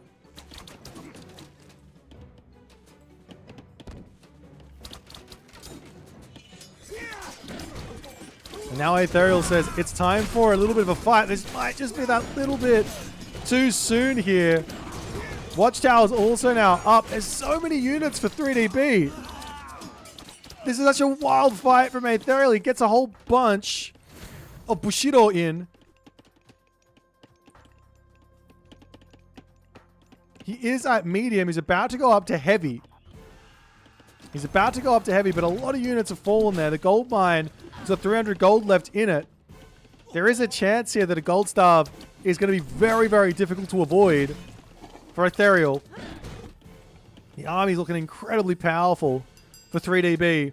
He's at 150 out of 165 pop. He's got himself lightning weapons as well.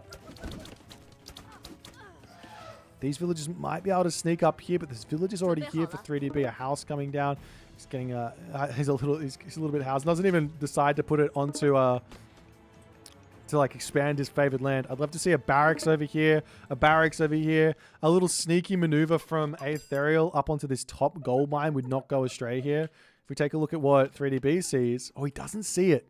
He doesn't have any idea. 3DB sees the gold mine there, but he doesn't have anything over there just yet.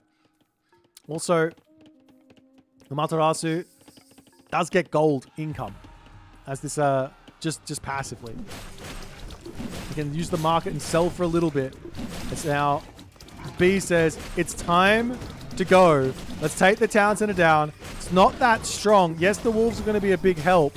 Has good control here from B. Pulls back, says, okay, you've got an army. We'll take the fight. We'll take it slowly. Snipe your units.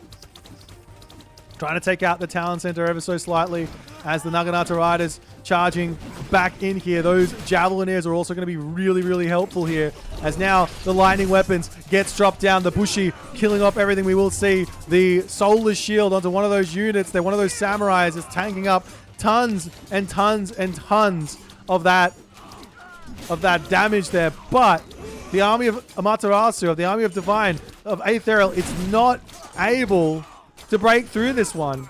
He's got 0 gold now in the bank, or 0 gold income. He doesn't have 200 gold in the bank, but he's not able to make this work. He's going to lose the town center next, it looks like. All the wolves going down. The army charging it over here. The samurai, however, they're scary. How many of them are there? He's got 4 samurai in this fight, which are going to be huge against those Dao swordsmen. The Naginata Riders onto the back position here. B continuing to throw the aggression at Aetherial. The villagers popping out, angry looking, pushing up to grab the gold mine for a little bit. He is short on food, coming over here to grab the rhinoceros as well. More Yarts are coming through. There's so many Bushi though. Bushi aren't the best to take out the Yarts because they do have 60% pierce armor. Random watermill up here as the villagers, they are going for that watermill. There is a military camp up onto that top spot as the villagers pulling back into the town center here. More Bushi coming in. Aetherial, he might be barely surviving this. Like, at the moment, what is he getting in terms of gold trickle at the moment? What is it? Something like you get 0.5 for the first, for 0 tier. You get for the first tier 1.5. For the second tier 2.5. So he's on 2.5 gold a second. It's a little bit more than Vaults of Erebus. He is selling as well. He needs all the farms he can get. He can sell some food if need be for gold. He can also sneak over here. He doesn't know that gold mine exists though. Surely B is going to check it though. Sure, at this point you have to be like, well, you're not here. You're not over here. You have to be over here or over here, right? Like, there's no way he doesn't walk over there and check it.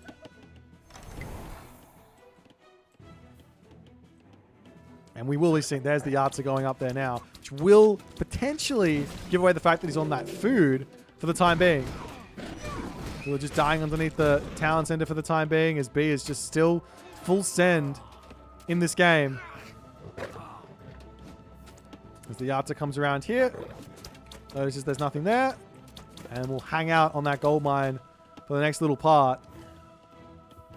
150 pop, 3.1k military to 4.9k. Selling food here is totally an option.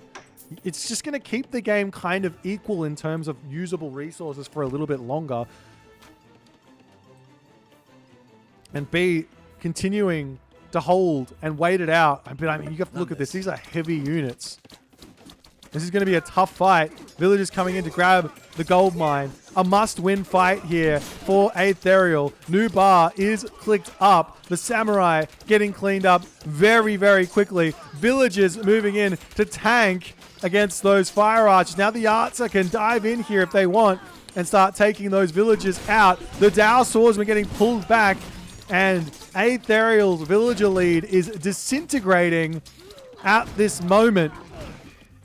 As B looks like he might be pulling away in this first game.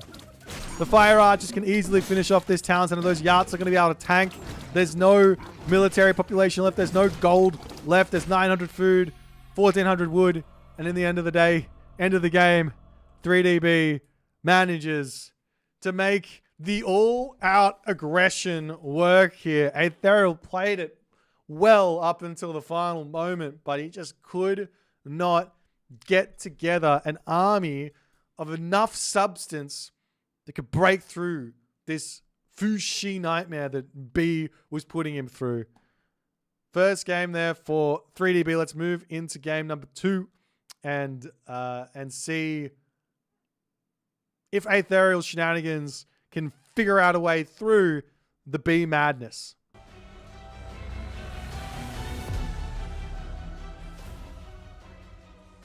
Alrighty, let's get into game number 2, if I can. And we'll see if we have time to look at the draft. I don't know. I am a little bit behind them.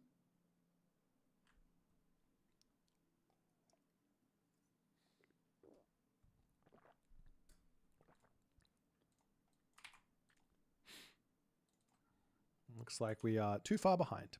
Oh no, I got a minute and a half. Hells yeah. Let's get this draft in order.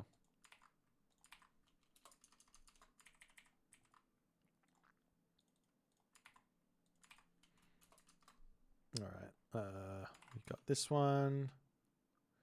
If I was a thing, I'd be here. If I was a thing, I'd be here. If I was a thing.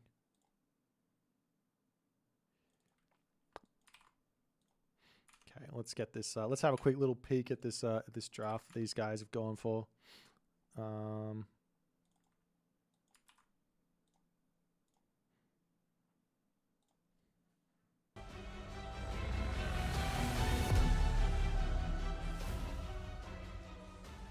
Alrighty, 3DB and Aetherial going into game number 2 in a very, very short amount of time here. We're literally, I would say, 40 seconds from game number 2.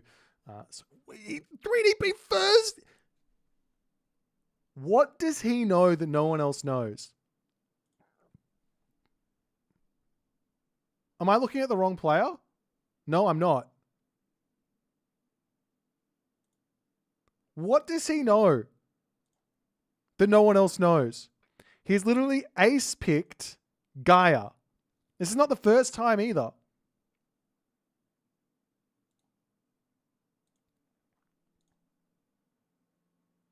I'm shook.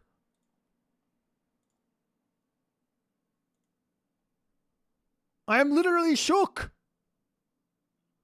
I couldn't be any more shook. Let's watch the next game.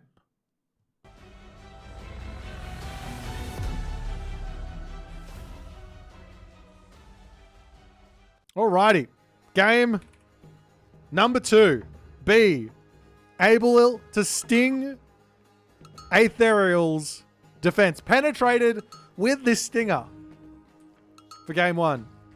He's into aggressive god number 2 as he's going to be showing us his Uranus on the map. Ghost Lake here. Aetherial on his ace pick. On his ace pick here, ladies and gentlemen. Playing some Zeus. I am very excited to see his Zeus. He is, this is one thing that I think a lot of players, especially the players who are more, maybe not the actual legit pros who can play anything and they don't mind. But one thing that players who really specialize into certain gods were like complaining about in these tournaments was that, you know, you jump in and you play a game, you play a tournament game, and you have your god that you're just the best with. It doesn't matter that it's like not the best god in the game or anything. It's just your best god.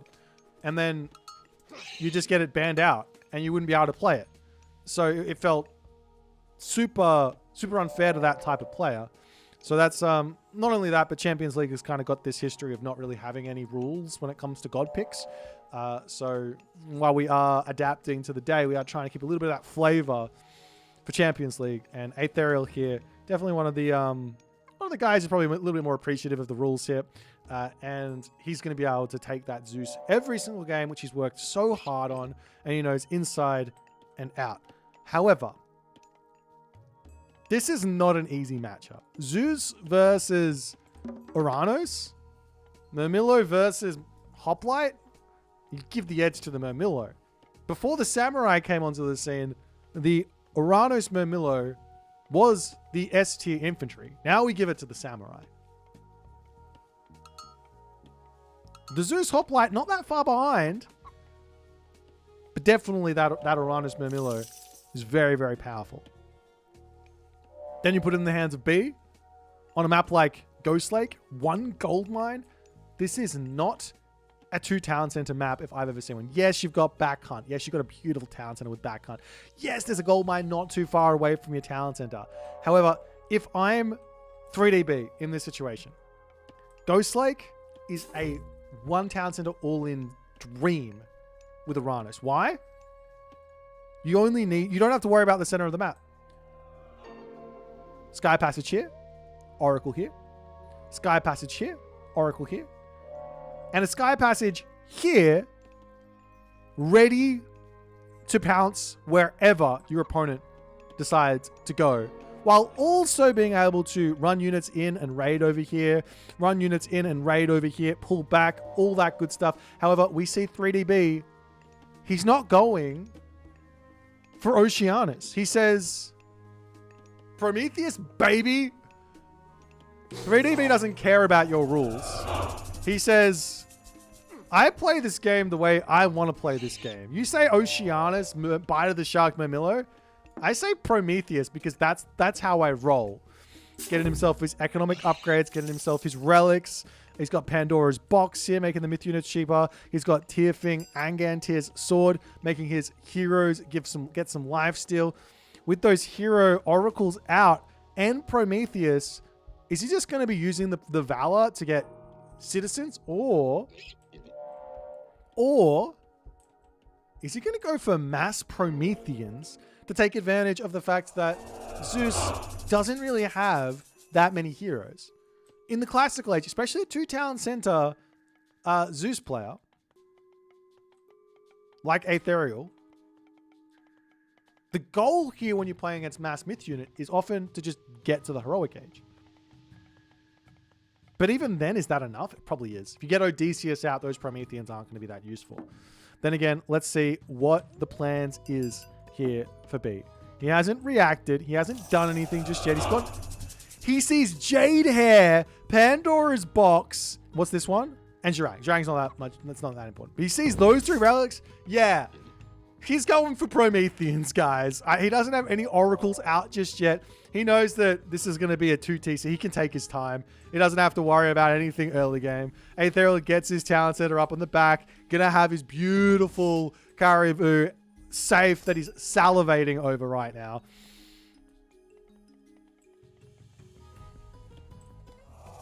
But yeah, this is going to be spicy. The term are coming through. We've got the military barracks coming out as well.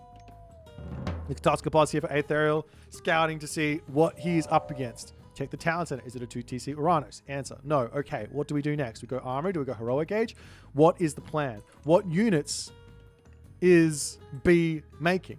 If he's making Murmillos, do we make anything? If he's making Terma, do we make anything? Do we just get walls? Do we just get watchtowers? Has he got himself his economic upgrades? Not just yet. He's waiting to know exactly what he needs to do. Oracles, however, are starting to come through for B.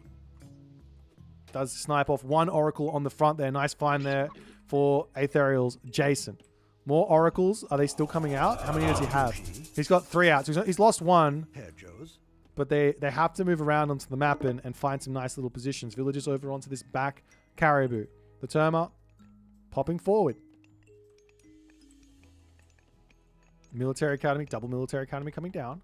So far, so good for Aetherial, but I think if he looked at those relics and saw them and thought, okay, if I had those relics, what would I do as a Ranos here? And came to the conclusion that lots of Favor and Promethean are coming through.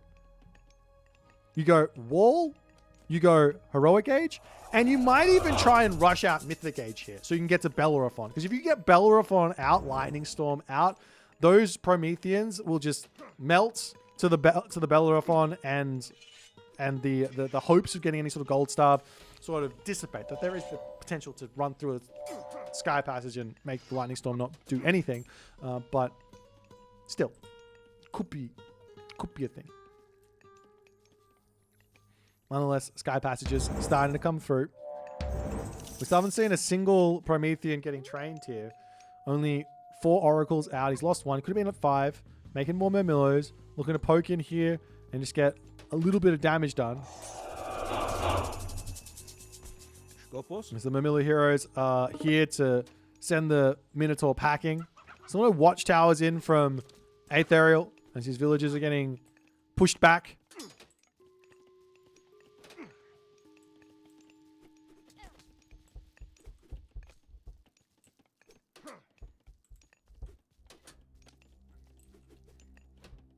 Hoplites pulling forward and back and dodging and dipping and diving and dodging and dipping again as the gold mine just getting peppered.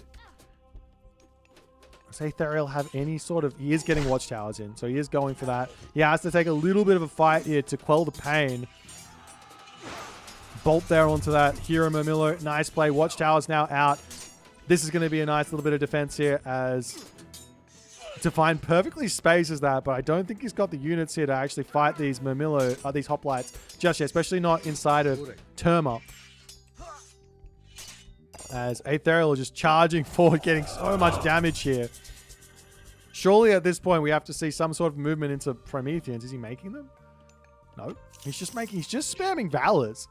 So on the one hand, the Valor spam makes some sense because like the economy of Atlantean got a slight boost, it wasn't quite 5%, but apparently it's 3% or whatever. So then that also boosts up the Valor's effectiveness, the Valid citizens' effectiveness, because the way that the gather rate works is boosted off of the base. And if you increase the base, then it's going to be more value there.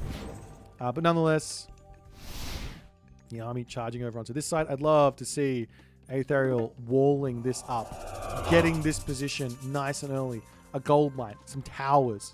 That kind of stuff here early before he gets into trouble like last game.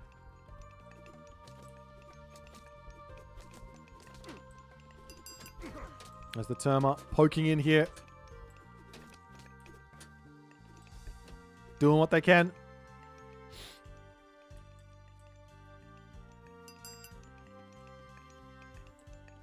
Aegis Shield on the way for Aetherial as he shows. I gotta have an answer for this. Now, one idea here is to just get one Stabler and just get a handful of Hippias so that you can, at the very least, force these Terma away from you. But then you are facing Mermillos that can take you out there as well. As the Terma continuing to make Aetherial's life a living hell. The Horse Archer control here. This is in the hands of a AoE 4 Pro. I've seen some pretty good Age of Mythology Pro Terma Micro, but in the hands of AoE 4 pros like Vortex, B, these guys, so good. Meanwhile, an Armory for B, going to look to go to the Heroic Age here. Some sort of maybe a Heroic Age, maybe just Armory upgrades and staying in the Classical Age is an idea. He doesn't have eyes on this gold mine. This is hurting B. If he has, he doesn't even know it exists. He doesn't even know there's a Townsend here. I mean, he has to know. Surely. Houses coming up slowly on the front here as the Hoplites diving through the tower. Does he have? He doesn't have crenellations in just yet. The Caraballas are in, and that's scary for these hoplites. You need Hippias or Peltast to break through those. Or you need to get a nice surround and get your infantry on top of the Caraballas before things get too difficult. As B continuing to charge forward, gets a villager pick here. 458 gold remaining in that gold mine. And now he does come over onto this position to grab that outer gold mine. And no forward sky passage here or over onto this position allows this to happen earlier than it probably should. Mirana should definitely be set up with those sky passages super early on both sides of the map to lock off those positions as fast as you possibly can.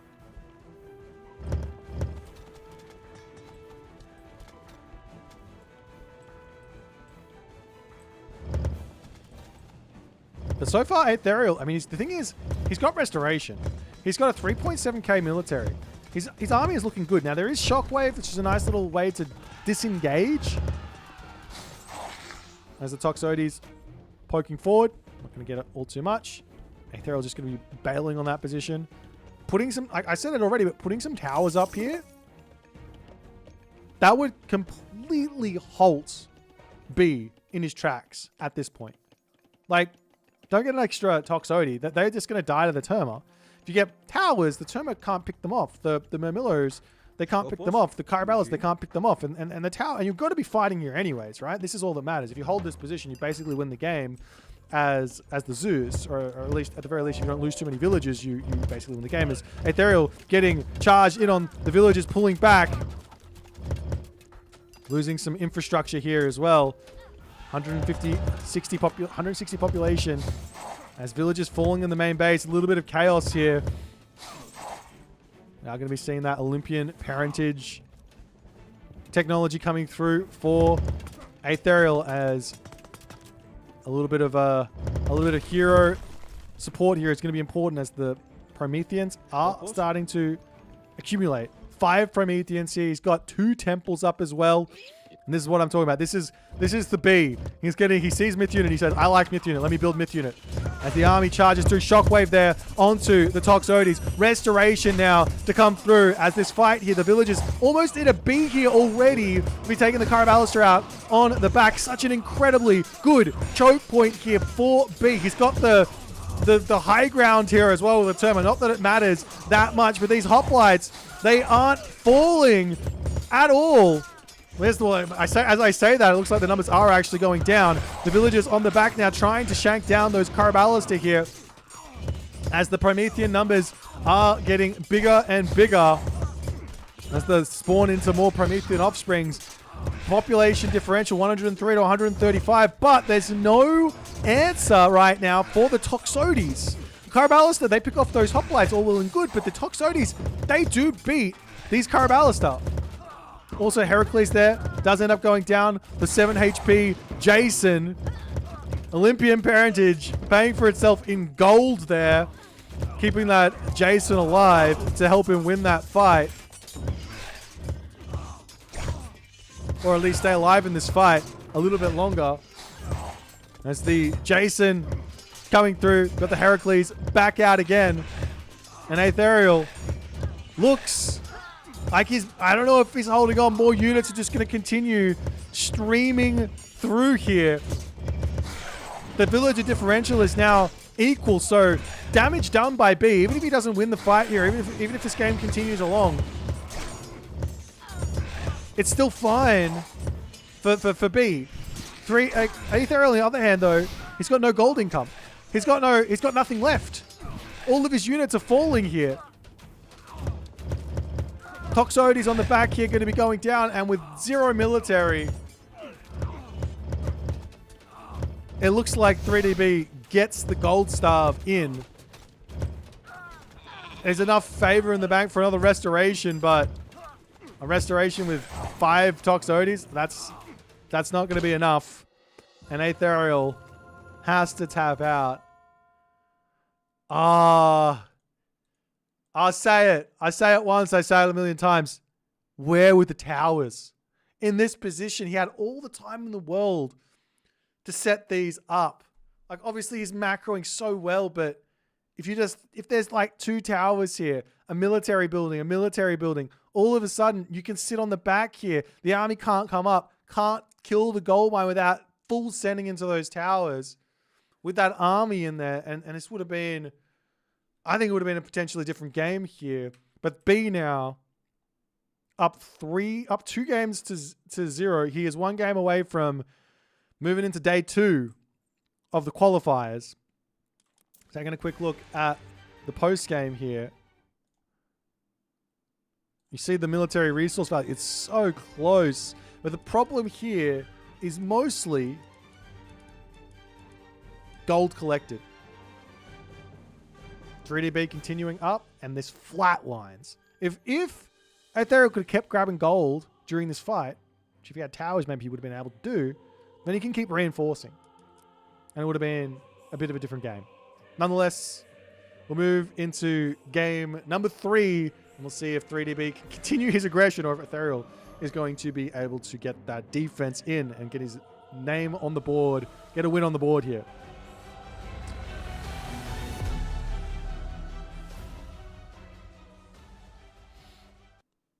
Alrighty. So, oh man, I want to see this. I want to see this bloody Gaia of B. I can't believe he ace picked it. I still can't believe it. Absolutely insane. Absolutely insane. All right, let's see which gods they're going to be going.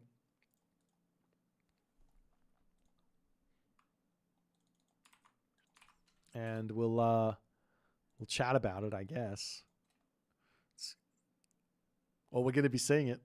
It's Gaia versus Thor for game number 3. Gaia versus Thor. I wonder if he ace picked it to take it away from Ethereal. I just want to know. Someone tell me. Okay. We're about 1 minute and 40 seconds away here, I think.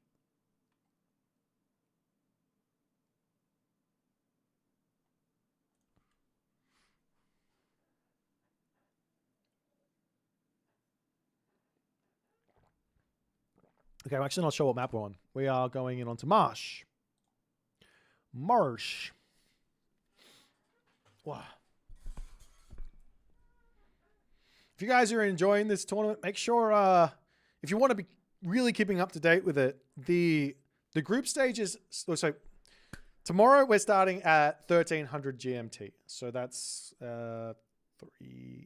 6 hours ago. 6 hours and a half ago. Tomorrow, for those of you playing at home. Also, so that's tomorrow. That's going to be when the round of 8 starts. So those are the promotion games, the qualifier, the actual final qualifier games. You win that series, you're in the Champions League. Then next week we have another qualifier. Same deal. First day, a little bit of chaos. Second day, we'll have those promotion games, those qualifier games. And then the week after that, we get into a free schedule group stage. There's 8 groups. 4 groups for Champions League with 4 players in each, and 4 groups for Challengers League with 4 players in each. This is free schedule. This means I will be streaming pretty much every single day random games of Champions League, Challengers League, in trying to get as many of them as I possibly can. I will undoubtedly miss some, but I will catch them afterwards. So make sure you tune in, make sure you're paying attention, and you see those things coming in. There will be in my Discord. I'll be making the schedule, Liquipedia, and all that other good stuff. So if you want to stay up to date, you know how. I'll also be making posts on Reddit and in the YouTube community as well. So without further ado, let's get into game number 3.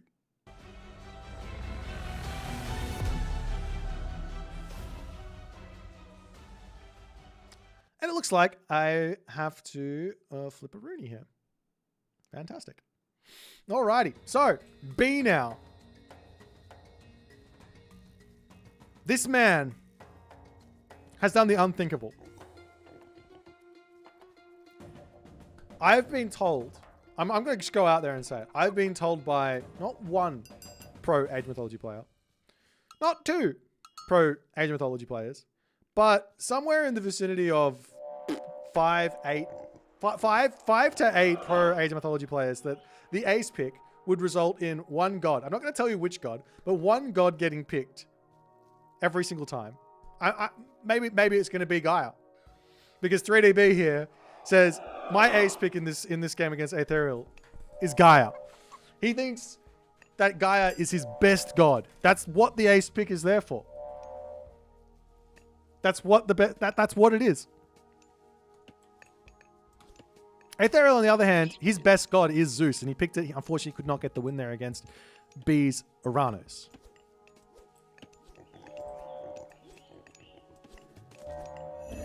So, Thor against Gaia, though. I gotta say, Thor versus Gaia, pretty hard matchup for Gaia. Part of the reason it's hard for Gaia is how if you want to play a crazy all-in sort of style that B likes to do, there's Dwarven Goldmine. That he's just going to drop that, and he's just going to be able to continue along, no problems. He's got Berserks. These things, they aren't as good as the Oceanus Murmillo, the Bite of the Shark Murmillos. However, when you mix in Throw and Axeman and the economy of Norse, oftentimes they're just going to outspam the Atlantean. Maybe they don't outspam the Atlantean anymore. I'm not sure. Atlantean can also go for a Corabalister there to kill off those Berserks. So there are a lot of different options here. There are a lot of different options here. I'm really excited here. I don't think that B is going to do anything super special in this early game. He drops an economic guild. He drops a mana. He gets himself pickaxe. He gets himself hand axe. He's going to be going to the next stage. I expect to see Oceanus. If he goes full Leto again, I will eat my hat. Please don't go for I don't have a hat to eat. I'm not going to eat my hat. I lied. I'm bailing. I'm not going to eat it. But he's going to go for Oceanus. On the other side here, Aetherial, I have seen that he has been practicing some Norse. And his Norse is pretty good. I have to say, for a player that said, I only ever want to play Greek, he's been practicing his Norse and it's pretty good.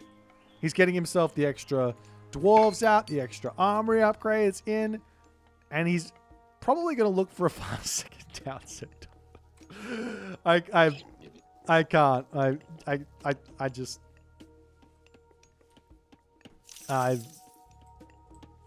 He's probably going to go for a 5-second.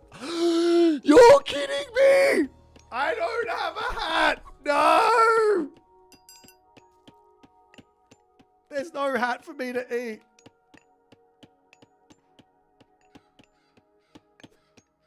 Why? Why do you do this?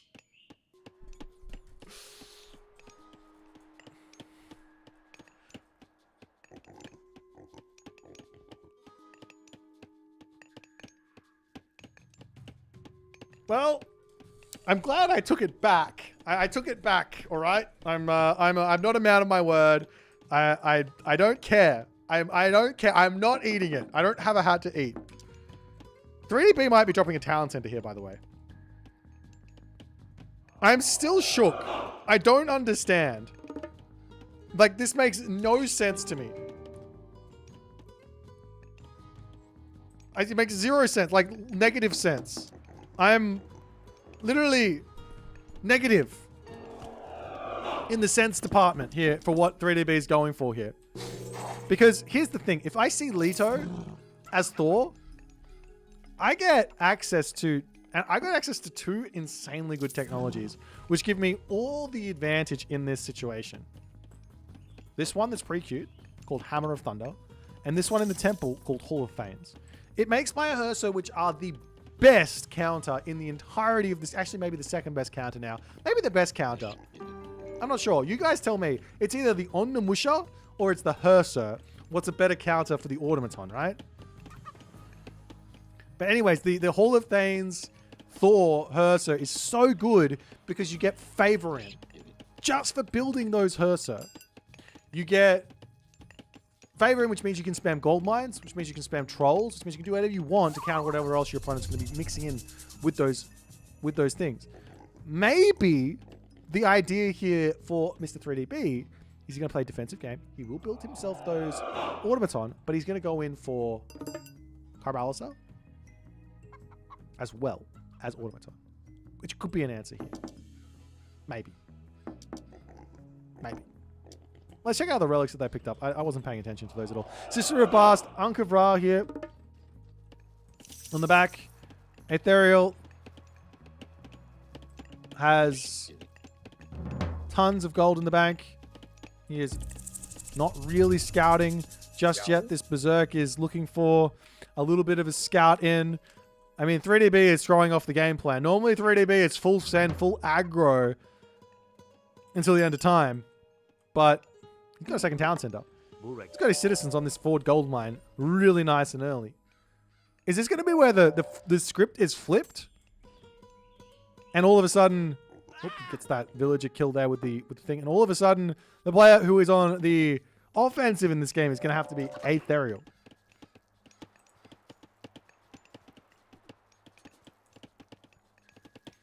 I guess we'll have to wait and see. The thing is, he just doesn't know. He doesn't know what B is doing. And, I mean, to be fair, if I didn't have Omniscience and I was in Ethereal's position here, I also wouldn't know what B is doing. Because it makes no sense.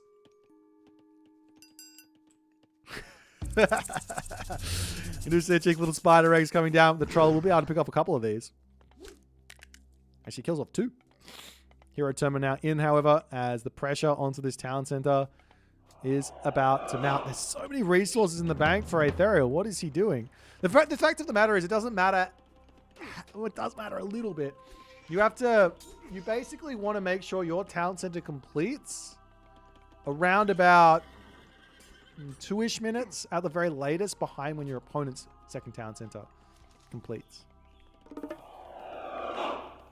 As the Berserk's coming through here, I don't think this is going to be able to get cracked just yet. I think the town center will go up, chasing away with those Herser. He's got the healing spring. No problems there. Which does now mean B will say, all right, I'll go after the main base.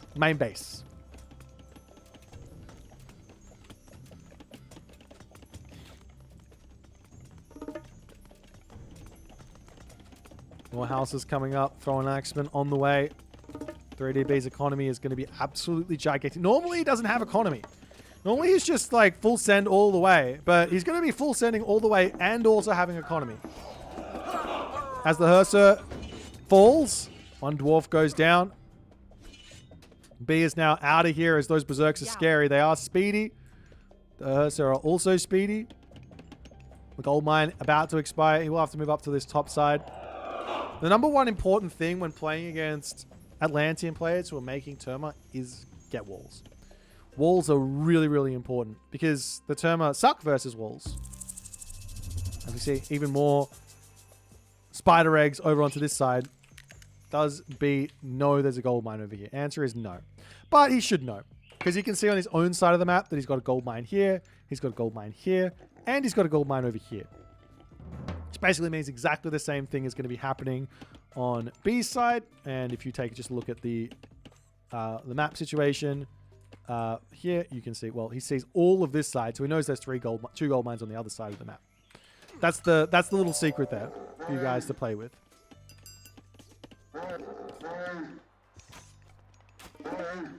Yeah, actually, he's gone 6.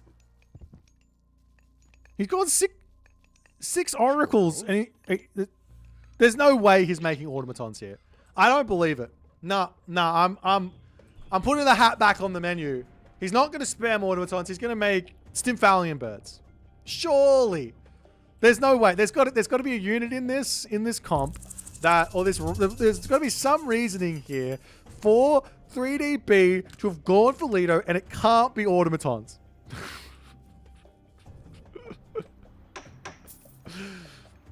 A dot coming down for Ethereal. He wants to get to the next age. He's defending this position. No walls just yet.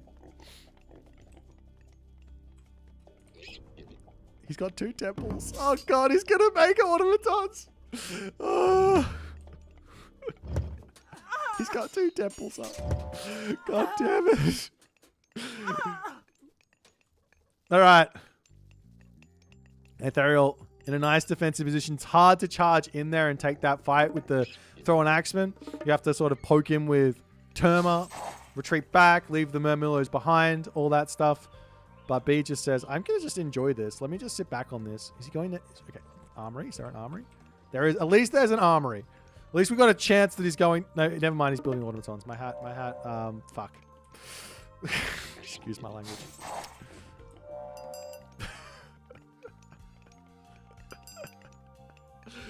Oh, God. Okay, so this is the most silly game I think I've ever seen. Herso numbers are relatively low, but because of the potency of the Caraballister, I guess it's going to work. But there is also going to be this Skadi coming in. Now, mind you, it only works if the automaton are a net positive here. The hat gets eaten if the net positive is with the automatons.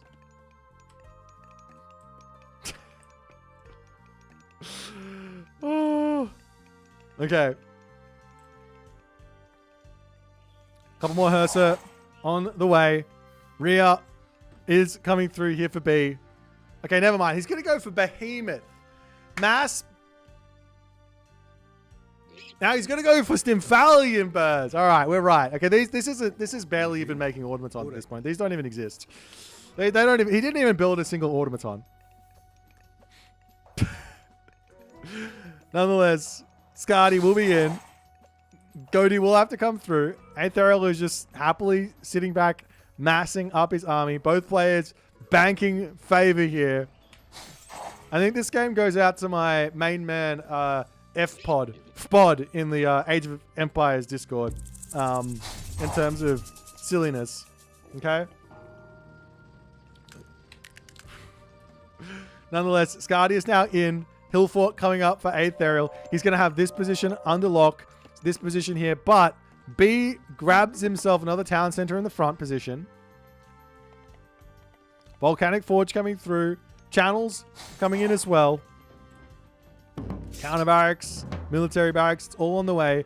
Thing is here, what Aetherial needs is Huskal. Huskal to dive in onto those Caraballister, and B says, you know what? I tell you what seems good.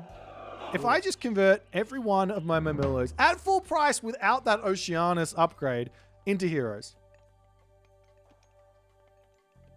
Because why not? Because I got that many resources. Because I'm that far in front on economy. Against the Norse play. Against the Thor. It's 58 villages to 78. It's kind of close. Kind of close. Are we going to see the birds? Bird is the word. I mean, he's at full pop. Just grab this town center. Just lock Aetherial in his base. Take 4 town centers. Enjoy the ridiculous advantage that you've got. I think B might just walk straight into the main base and clean this up because this army sitting underneath the hill forts over here. B has gold-starved Aetherial twice in this series. And now he's going to say, well, I'll just kill off the main town center. I don't need to gold starve you. I'll just kill you. If you want to defend that badly, you didn't defend your main base. I'll kill this. No worries. As the army now decides it's time to engage.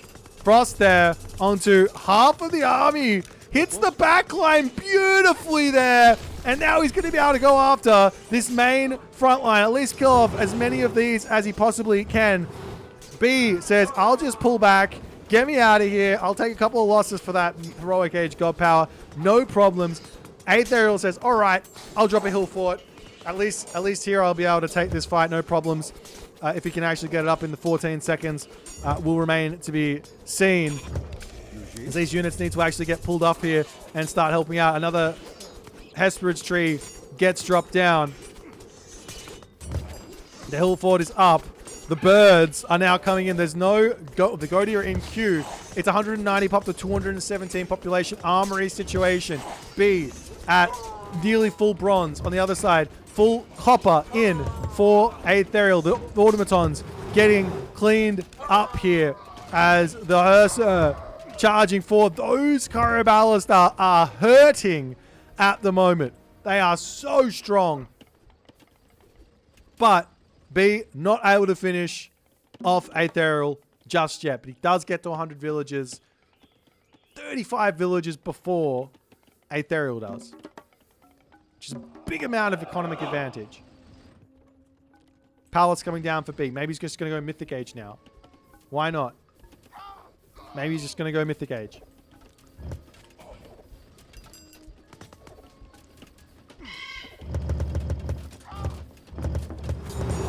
Good garrison micro there from Aetherial. Diving in onto this position. Can he hold? Throw an Axeman. Really not the best versus the automatons. He's got to micro those and get into this mess of units that is here. The birds getting taken down by the Goatee here. 3DB's army looks way too powerful. Another healing spree to come through. Aetherial is role-playing a Zeus here with the multiple restorations, but it's healing springs. He's got 100 favor in the bank. He missed the memo that myth unit equals good unit, and Aetherial here losing his entire army to the pain train that is B's Gaia here. The hill fort, not enough. The mass army spammage from B, too strong. He's going Mythic Age now. He's going up through Hecate, because guess what you get with Hecate? More myth units. He's got 10 oracles out right now. He's going to be pumping. Lampedes is my guess next. He says, I got Automaton, I got Sniffalibur. Let me just make it all. Let me just make it all.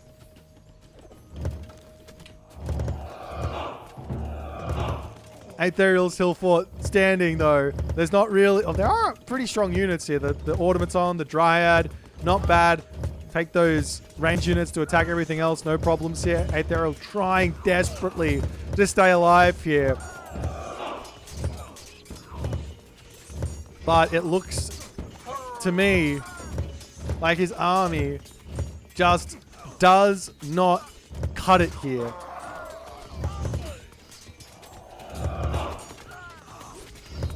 And B is just like not caring. I mean, there's 2 hill forts, but the fact of the matter is these guys have just got so much pierce armor, 64%, and he's sitting right underneath the hill fort with all of his army, so he's not really taking that much damage from it.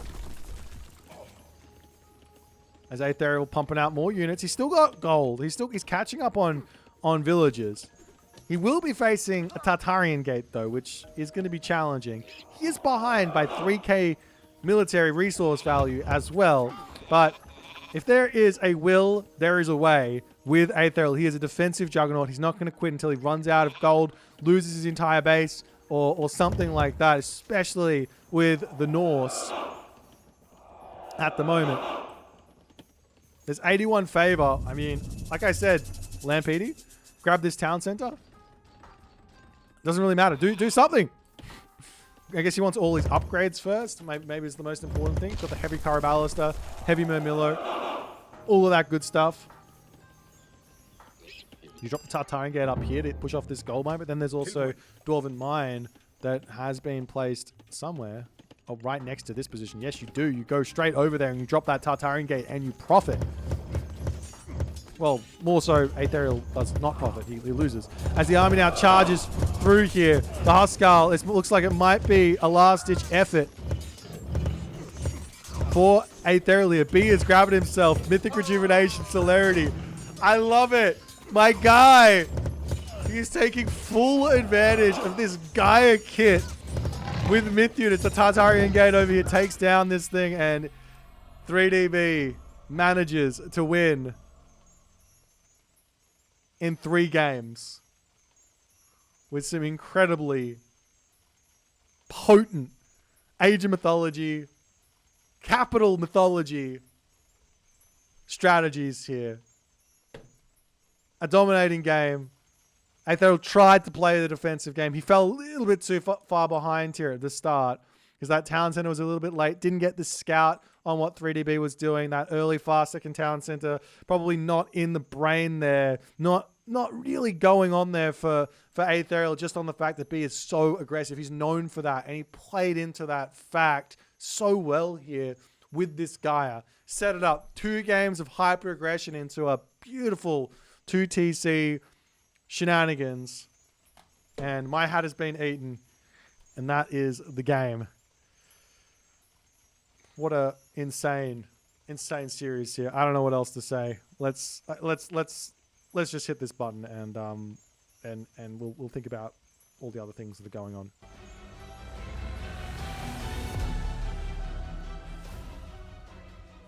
Alrighty, let's have a little look-see at the bracket and see what we are seeing.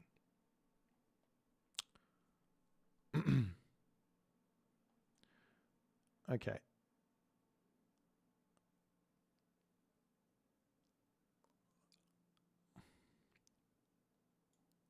We do have Eric and Mini Yeti going on, or is that game finished?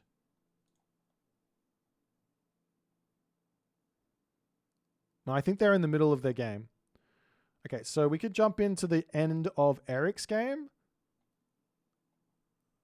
Let's do that. Let's jump into the end of this Eric and Mini Yeti's game.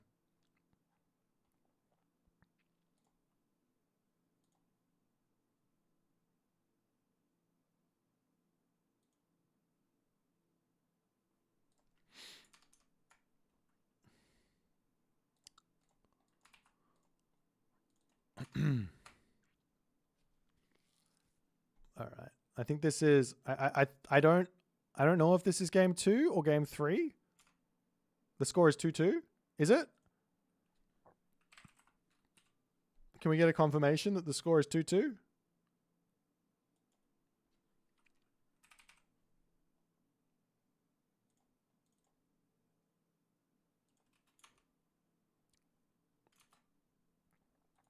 Any confirmation?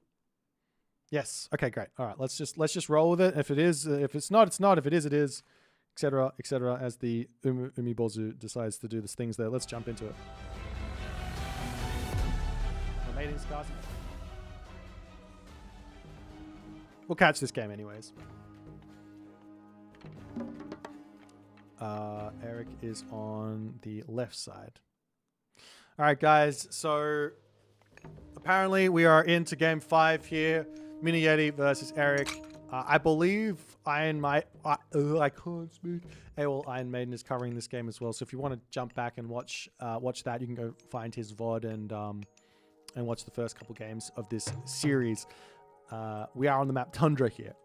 And we do have Eric on his Isis and Mini Yeti at the top of the map playing some Uranus. So, yeah. We've just seen, we've seen so many good games today. I don't even know where to start here. I'm getting Age of Mythology fatigue and we're in day 1. Are you kidding me? How many good Age Mythology games can we have in one day, you ask? Well, quite a few. Quite a few, I think.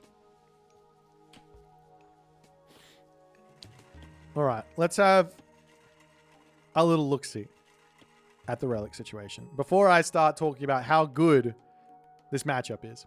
Arrows of the Alpha. Buildings. Damage and melee attack and range attack plus 15% of base. Next one. We've got the Rhea's Crown here. This is going to be making those talent centers a little bit cheaper. And over onto this side, we have Scales of Echidna, which makes those myth units food, wood, gold cost minus 15%. And finally, Hermes' Winged Sandals, making the heroes plus 5% faster. Some really good relics here for Mini Yeti, if he can spot them. Let's have a look at what he's actually seen already. He spotted this relic. Scales of Echidna, obviously very good. Can go into Prometheans in this matchup. Have done it many times, have had success with it many times, and we are indeed seeing Prometheus, so I wouldn't be surprised to see Mini Yeti going that angle. Next relic over here. Rhea's Crown. Farsec and Town Center into Prometheans. Another fantastic idea. And one other relic of it, Arrows of the Alpha, probably not that important. But yeah, getting that hero relic here means you go Prometheus with maybe some Prometheans, maybe not, but you can also go into Hero Mamilu raids, or even getting into the Hyperion and making yourself some very, very strong units there as well. As Mini Yeti pulling back, going to be dropping the relic into the temple and getting going. Is he actually going for a town center though? I don't think so. It does not look like it. There's already the obelisk up here for Eric. He's got a nice little spread of line of sight at the moment. And Anubis, they've got a choice for Eric. No surprises there.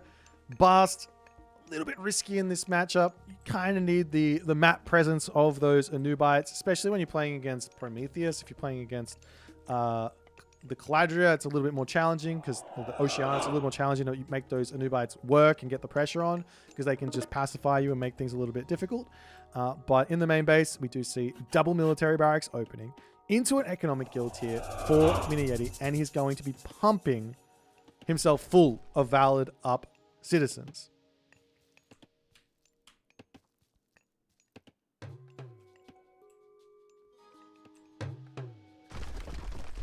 There's the obelisks going down and slowly but surely cleaning up this vision.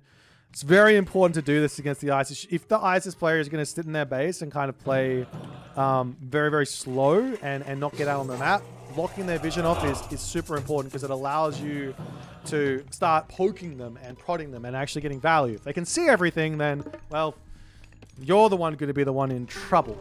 As Mini Yeti has done a fantastic job thus far of just cleaning these up. The Murmillo's forward here, cleaning up this one as well. But so far so good for Eric. He's going to be dropping the barracks, and I imagine making some axemen here. Spearmen to open up with is a little bit dubious just on the fact, well, yeah, it's just a little bit dubious because your opponent's making Murmillos. Murmillos do beat those spearmen, but then again, you've got the upgrades to go spearmen, can help out a little bit. And we do see axemen. So axemen first and foremost, but this does also mean that Mini Yeti can react to that and think about going into things like nice Kyralis to Terma or even Heroic Age for Satyr, and also going for Heroic Age Hyperion, which can be really tough to deal with, I think, as Egyptian. Seeing as Magic's in the chat, I'll give you my my take on this. There was a point where the best counter god, in my opinion, for Isis was Uranus. And nobody believed me. I was saying Uranus is OP because he's the god you could use to take out Isis. But then some things changed. Now I think it's actually the case as well. I think Uranus is going to be a fantastic choice to take out Isis again. So this is a really, really tough matchup for Eric. He's going to have to play a really good game, I think, to win this one. And same too for Mini Yeti. Same too for Mini Yeti. Both players need to play incredibly well here to work this one out. A couple of Hero Murmillos through to try and deal with any sort of Anubites. Does manage to come over here. Good control from Eric. Pulls this one back. Up onto the top side. Eric is coming in with another Anubite, but the Murmillos are here to deal with this. Oh, random priest is hanging out on this relic, making sure no one takes it. No one! Into you. Is the Axeman wandering forward? Now you do see a random corner sky passage here from Mini Yeti. We'll see. Where's the next place to go? He's got to mark it. Counter barracks. Making a single Caraballister here can be the difference between your opponent running straight into your base and getting a huge amount of villager kills and them never wanting to come close to you because that Caraballister is sitting there. As the citizen... Oh, is he going to get noticed? Obelisk! It's going to be close! Oh, he's getting another one up onto this position, though. He's getting one up onto this position. The Axemen do spot these Murmillos. Picks off one. Murmillo hero pulling back into the main base. He will be spotted. The obelisks are back up. The map control has been gifted back over to one Eric BR Signore, and he is taking all of the advantage. Obelisk everywhere, sees everything. Sky passage over here, however, means, well, if you want to come and hurt the villagers, well, you have to wander over there. So while he sees it, can he do anything about it is the big question. And well, this just buys Mini Yeti so much time. He's still got plenty of food in the main base. He doesn't have the gold situation is kind of the thing, though. As this obelisk will go down. One little sneaky villager. Wait, what can Eric... Obviously, you don't know what Eric can see here. But one little sneaky villager wandering down here for another sky passage. Risky, but or even up here for another Sky Passage. Risky, but very, very strong. But Hyperion is now coming through. The Caraballas are actually in, and, well, let's just say he could easily win this fight with those Caraballas using Sky Passage micro here. But does he want to? He does not want to. So the Sky Passage go down. Eric will have now set up his pincer. He's got full control of the map. He's going to see all the gold mines. This villager here not able to sneak out and get any sort of Sky Passage shenanigans in. The favor situation, not amazing for Mini Yeti either. He's missing the very, very important 4, 5, 6 amounts of oracles to actually get those satyr out. There's a Mamillo. Does it go down? Not quite. Managed to keep it alive. Charging back in. Going to try and snipe down this Guardian and Boit. Down to 12 HP. Doesn't quite fall. Over onto this side. Mamillo Hero will end up getting sniped. But a very, very, very close game right now. As effectively here, Mini Yeti, I mean, he's got an answer. He can get out of his base. He's not close to gold starved here. He's got 800 gold here. He's got a really strong army of Contarius. He's got Satyr. He's got Chaos. There will be a Sobek with Locust available for Eric to also help himself out. But at this point, Eric needs an answer for Satyr spammage. He needs an answer for the Contarius, which is going to be Spearman. And, well, he needs to, I guess, get the Stranglehold set up as the Contarius are just going to move out, poke down the vision, and try and get himself out of here. He can sneak little Sky Passages left and right if he wants. The army all pulling back at the moment, and Eric gets himself up his Migdol Stronghold, secures this gold mine. One answer to Satyr for Isis here, though it's a little bit dangerous, is Pitsukos. Pitsukos really, really good here. They're super cheap, and they do a huge amount of damage. 2x versus myth units with that divine damage as well. And at effectively 350 resources for that unit, it could be a great way to pick off those Satyr. The Satyr also can space a little bit, not really. 18 range versus potentially 20 something, right? It goes up to 28 range, I think. As the Contarius cleaning up obelisks yet again. A couple of Camel Riders to come through. 2 Camel Riders lose to 5 hero. It's not heavy Contarius though. Do you want to sit out there and risk losing these at this point is the question if you are Mini Yeti.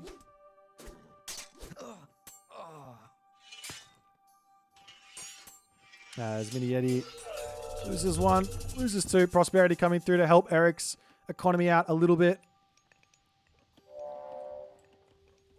There's a mana coming up. There is now no gold remaining for Mini Yeti here.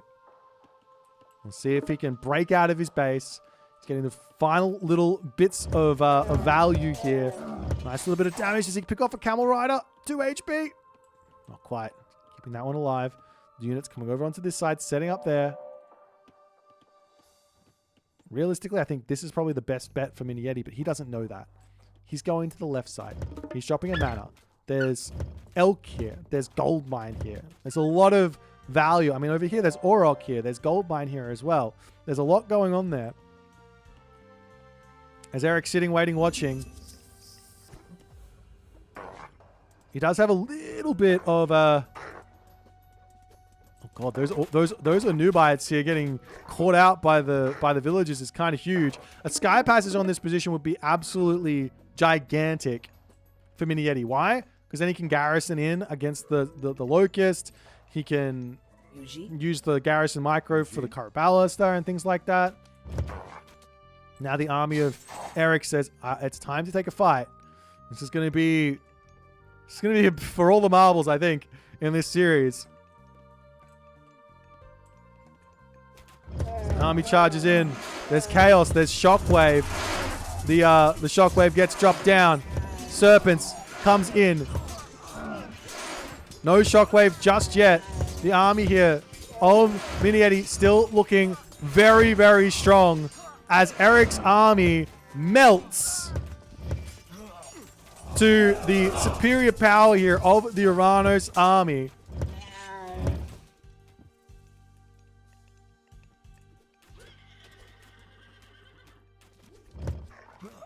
Meanwhile, Anubites falling. And Mini-Yeti now having won the first fight.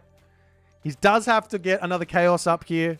Eric is going to be moving away from those Axemen that he had. Doesn't have those weak Axes anymore, but Camel Rider plus Spearman seems to be, or even just pure Camel Rider, seems to be his option here. So Mini-Yeti does need to be careful. He can't push through this. There's two Migdols here. It's just not feasible. Unless he's got Destroyers or a whole bunch of Prometheans. He might be able to push forward and poke some villages or something, but he's not going to be able to break through this position anytime soon, I don't think. Especially not being... Yeah, he's not... These Migdols do too much damage. We will see a palace up now. Mini-Yeti coming over onto this spot. Has his Sky Passage. Can eat those Aurochs there. It's 42 villages to 44, though. For some reason, Mini-Yeti's not pulling in front on military here. For some reason, not pulling it... Not military. Not pulling in front on economy here. Which is strange because you're building villages faster than your opponents are. There's the Sky Passage coming up. We'll get sniped down. I mean, at this point, you kind of just got to send some units over here and deal with it. Camel Riders up onto this spot, but there is the palace here, so no problems there. Just going to garrison away. Coming through with the Contarius, he can pop over onto this side and defend both sides at once, if need be. There is no rush here for the Uranus. I think this is something maybe Uranus players don't realize. You don't have to rush to kill the Isis. You just have to make sure you're building the right units, of which now Mini-Yeti is not. He doesn't know that this is pure Camel Rider from Eric. The pure Camel Rider will beat the Arcus, will beat the Contaris. Now he sees pure Camel Rider. What do you need? Catapulties. Or Murmillo. If you're scared of potentially a Son of Osiris or something like that, that's what you need. But these Satyr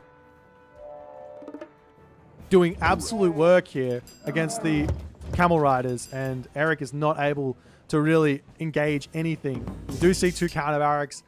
Mini-Yeti is on the right path there. Camel Riders trying to take out these villages over here. I mean, there's food on this side. You don't have to be splitting up this much, but nonetheless, the Camel Riders go into the main base. Now you've got the Sky Passage here. You can defend there. Camel Riders up onto this side as well. And now we're going to see a little bit of an attempt of a raid from Mini-Yeti, but he is cut off from this side of the map where all the villages are out in the open, as now Catapulties slowly starting to come through. Surely you run into the Sky Passage and you just pop out and kill all these guys off, but it's not going for it just yet. Both players still one town center. Eric back up to full population.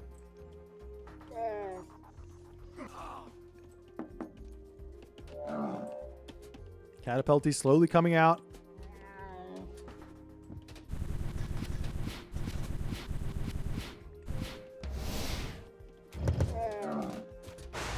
The shockwave there onto those Camel Riders. So much damage from those Satyr there during that shockwave, but Eric's still okay. He's going to pull back. We'll see him get the Catapulties out. He's getting Watchtowers as well to try and... Well, Mini-Yeti's getting Watchtowers as well to try and quell these raids a little bit. There's no real need to be in this main base, I guess. Meanwhile, over here, a little Sky Passage in the very corner of the map. Camel Riders coming back in, trying to poke onto this spot. At this point, really, Eric needs Mythic Age. I don't think these Camel Riders are going to be doing all too much here. As I say that, though, he gets a beautiful surround onto this army. He's going to be taking out so many of these units, but does he have what it takes to break through these Satyr? There's no heroes here. They're tanking so much. You might look at these, they say they're ranged units, but look at that. They've got 400 HP, 50% hack armor. These Camel Riders are not getting through this army at all. And now the Catapulties showing themselves here. They're going to be taking out the Camel Riders as well, as the priests are going to be going down. And Mini-Yeti holds yet another big fight, grabbing a town center behind this. He's also still got these Contarius sort of sitting idle over on that town center, making sure Eric does not grab that one. He does have his own second town center up as well.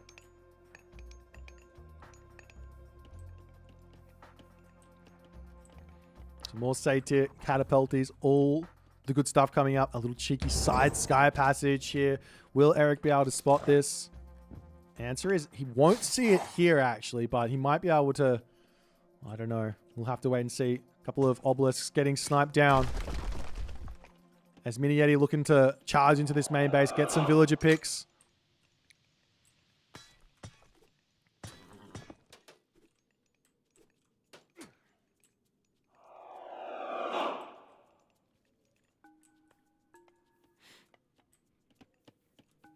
Destroyers coming out. More Catapulties on the way. Bowsaw coming through as well.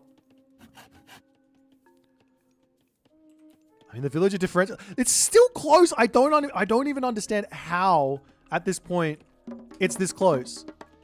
Like, I would assume that the Aranos here would just be 20 villagers in front, like 20, yeah, well, 10 citizens in front right now. Just on the fact that you're training them faster. But I don't know if Mini Yeti has just been population blocked or something like that, and Eric hasn't, or if he's just gotten all the kills, which I don't know if he has.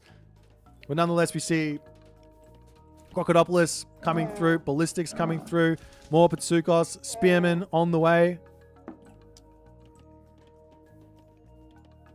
Mini Yeti almost up to another Chaos here, as he's going to be looking for another big fight. The Patsukos, good answer for the Satyr. You have to micro them though. But the Chaos onto the back line there, allowing his front line to just get so much damage as the Camel Riders are going to get melted on this one. Now this Patsukos starting to take out those Satyr, but he moves too close to them. He doesn't have that Crocodopoulos in. He did have the Crocodopoulos in, but for some reason he runs in onto that, loses all of them. And Eric pulls back now, and now the Destroyers are in. The Migdol strongholds are going to be going down. Mini Yeti here, breaking through this position. Migdol 1 going down. Migdol 2 also going to be falling.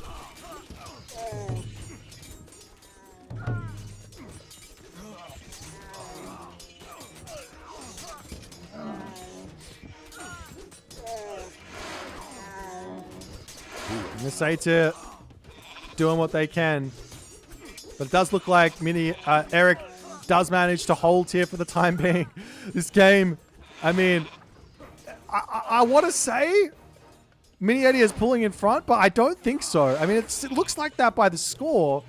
But Eric is still in this game. He's lost, I don't know, every single fight so far. He's lost in Migdol, but he's still got economy. He's got an army equal size to Mini Yeti. Mini Yeti lost a lot trying to break through that Migdol stronghold.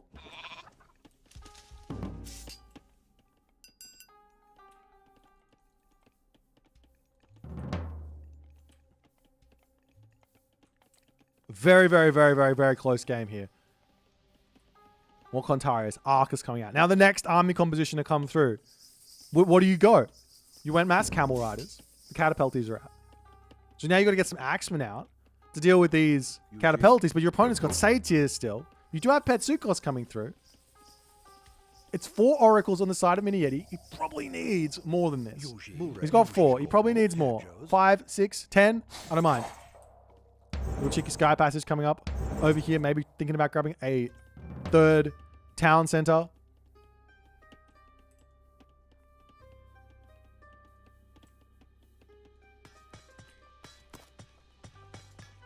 There's Contarius. We'll come over here and try and deal with a couple of Camel Riders. No micro. Good control from Eric. Focus firing down 1. He's going to be able to win this fight very, very easily. Is there any Sky Passage on this side? There's one coming up, and now I can just pop over here, deal with this, get this town center up. You see one lone Catapulty here, keeping an eye on this town center. And the Contarius will make their way over there. Have to send off some Spearmen down to deal with that, I guess. As these Contarius are now searching for some villages to pick off on the bottom side of the map. It's now 200 population. ISIS, to 190 population. Uranos here. The Pitsukos are in. They're doing good damage.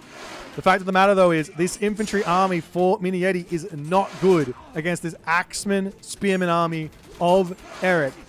Contarius, more Contarius coming up. The villagers turning around, shanking on this position. They will be able to win that fight. They will be able to hold there. Eric piling in here. Priest taking down the Satyr. Good control from Minieti to pull back, but he's lost the army here. He doesn't have that next chaos that he absolutely needs here. Citizens popping through. We'll shank down the siege towers slowly. We'll keep that palace alive for the time being. But now it's going to be 3 town centers to 2. Minieti has not grabbed that next one. Military barracks coming up here as well. As the Contari is falling, the Destroyer is falling. They just getting some big damage done onto this position, onto the front line. The problem is those Pitsukos. How are you going to kill them? Heroes are needed to deal with this. There is a shockwave available as well. And they're now taking down the Satyr. Perfect. This is what I'm talking about. This is the answer for the Satyr there for the Isis is inside of that Pitsukos. But then the problem is, if the chaos comes down, the heroes are in, then life's really, really challenging there for the Isis player. But obviously it's a lot of favor, which means you need 6, 10 oracles. You need all the oracles you possibly can to get it all out. Minieti sitting back. We will see a town center coming up, but the chariot archers, Eric, his spidey senses tingle.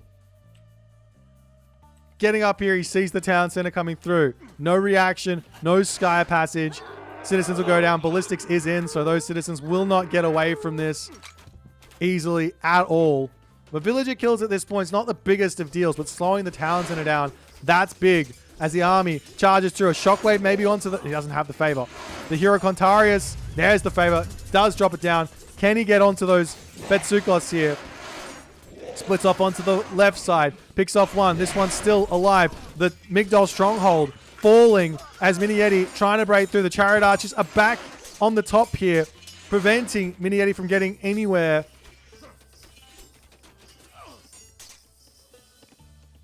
And the population for Eric staying solid. 200, 220 here. Ontarius over onto this left side. Minieti's got his work cut out for him here. Now he says, I'm going to get some Terma out to deal with those chariot archers. Chef's kiss. I love it. I love it. But he doesn't have... He's got to get the units over there, though. Onto the right thing. Villagers getting targeted down. They're going to turn around and start shanking. And now Eric says, hey, if you're not going to take the town center, I'll very happily do... I'll very happily oblige. Let's do that. Maybe a sky passage here, and you can pop through and defend this.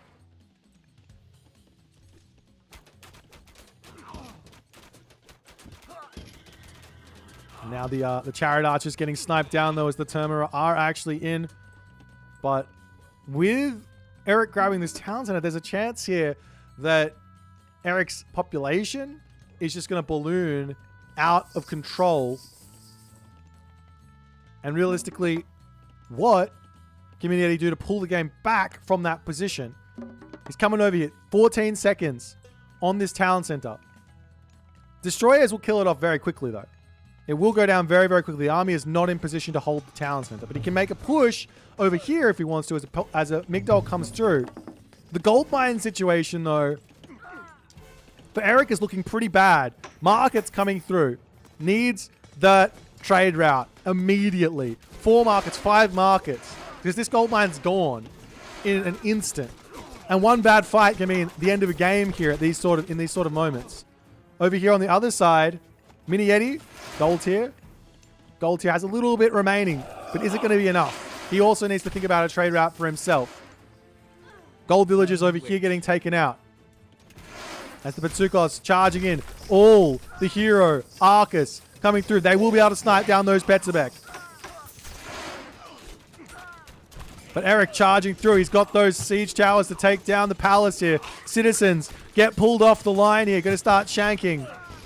He does not have himself survival equipment, so he's not got that bonus damage there at all. But the front line for Eric falling. Citizens charging forward. Eric losing villagers on the right side. Losing his army. This is what I'm talking about. He's going to be... This gold mine expiring and losing an army here is not what he can't afford this. Mini Eddie, 210 population here. Raids up onto this top side. The villagers shanking. I mean, what do? Do you just take the L and deal with it? I think so. He's got to just get a couple of villager kills and see what's happening. A sky passage over onto this gold mine to secure this is everything right now for Mini Yeti. Eric is folding here. He's pulling back. The Migdol stronghold. He needs to use this. He's got so many units queued up into this one. He's only got one Migdol stronghold. 4 barracks only.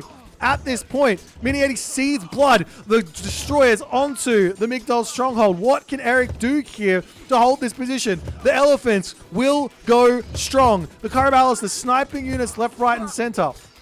The Pharaoh needs to be empowering that Migdol stronghold to help it stay alive, but these destroyers, they aren't dying. There's not any axemen over here. The Migdol falls, more units piling in from Mini Yeti.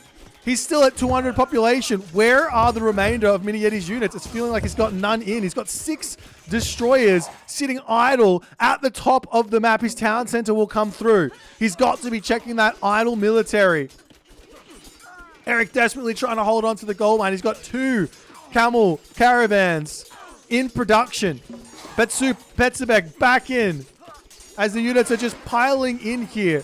Some slingers to try and help deal with those Arcus. The villagers over onto this side as the citizens say, no, sir, you're not allowed this gold mine. Not today. Not today. Hero Kontara is coming in. The Valor for Mini Yeti to help him out just to finish that one off. And Eric, in 30 minutes of one of the most sick Aranos versus ISIS games I've seen in recent memory, taps out. And Mini Yeti will be moving in to day number 2. Showing off such an insane Uranos game here. Incredibly well played from Mini Yeti. I don't have comments. I mean, this game could have gone either way. I think if Eric had set that trade up a little bit earlier, got some more infrastructure down, and maybe slowed this game down. He did not need to keep pushing for a victory. Maybe there he would have been able to find somewhat of a better position and keep this game going. But nonetheless, he could not manage that to happen today. He did get to round of 16, which does mean he gets a chance at Challengers League. Next week, you do have the second qualifier as well, so he can have another shot to get into Champions League. Definitely one of the contenders for that. So if you are an Eric BR fan, he's still got another chance in this tournament. But Mini Yeti, we'll see him tomorrow for the round of 8.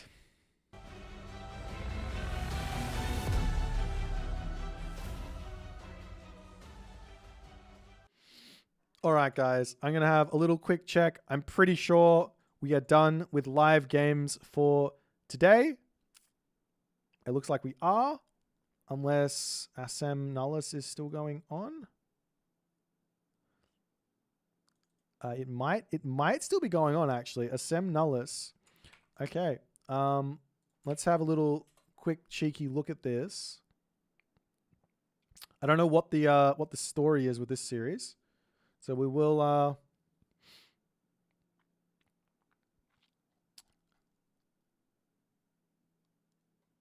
we'll take a look. I don't see the game in the thing. It might have finished already. Let me see the open lobbies.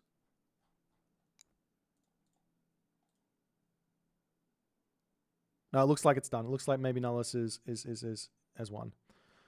Okay. Okay, I think that means we are done for today. We have to wait on the Alapesu Shelty game to conclude, which I think I'm not exactly sure what happened there. I left that in the hands of the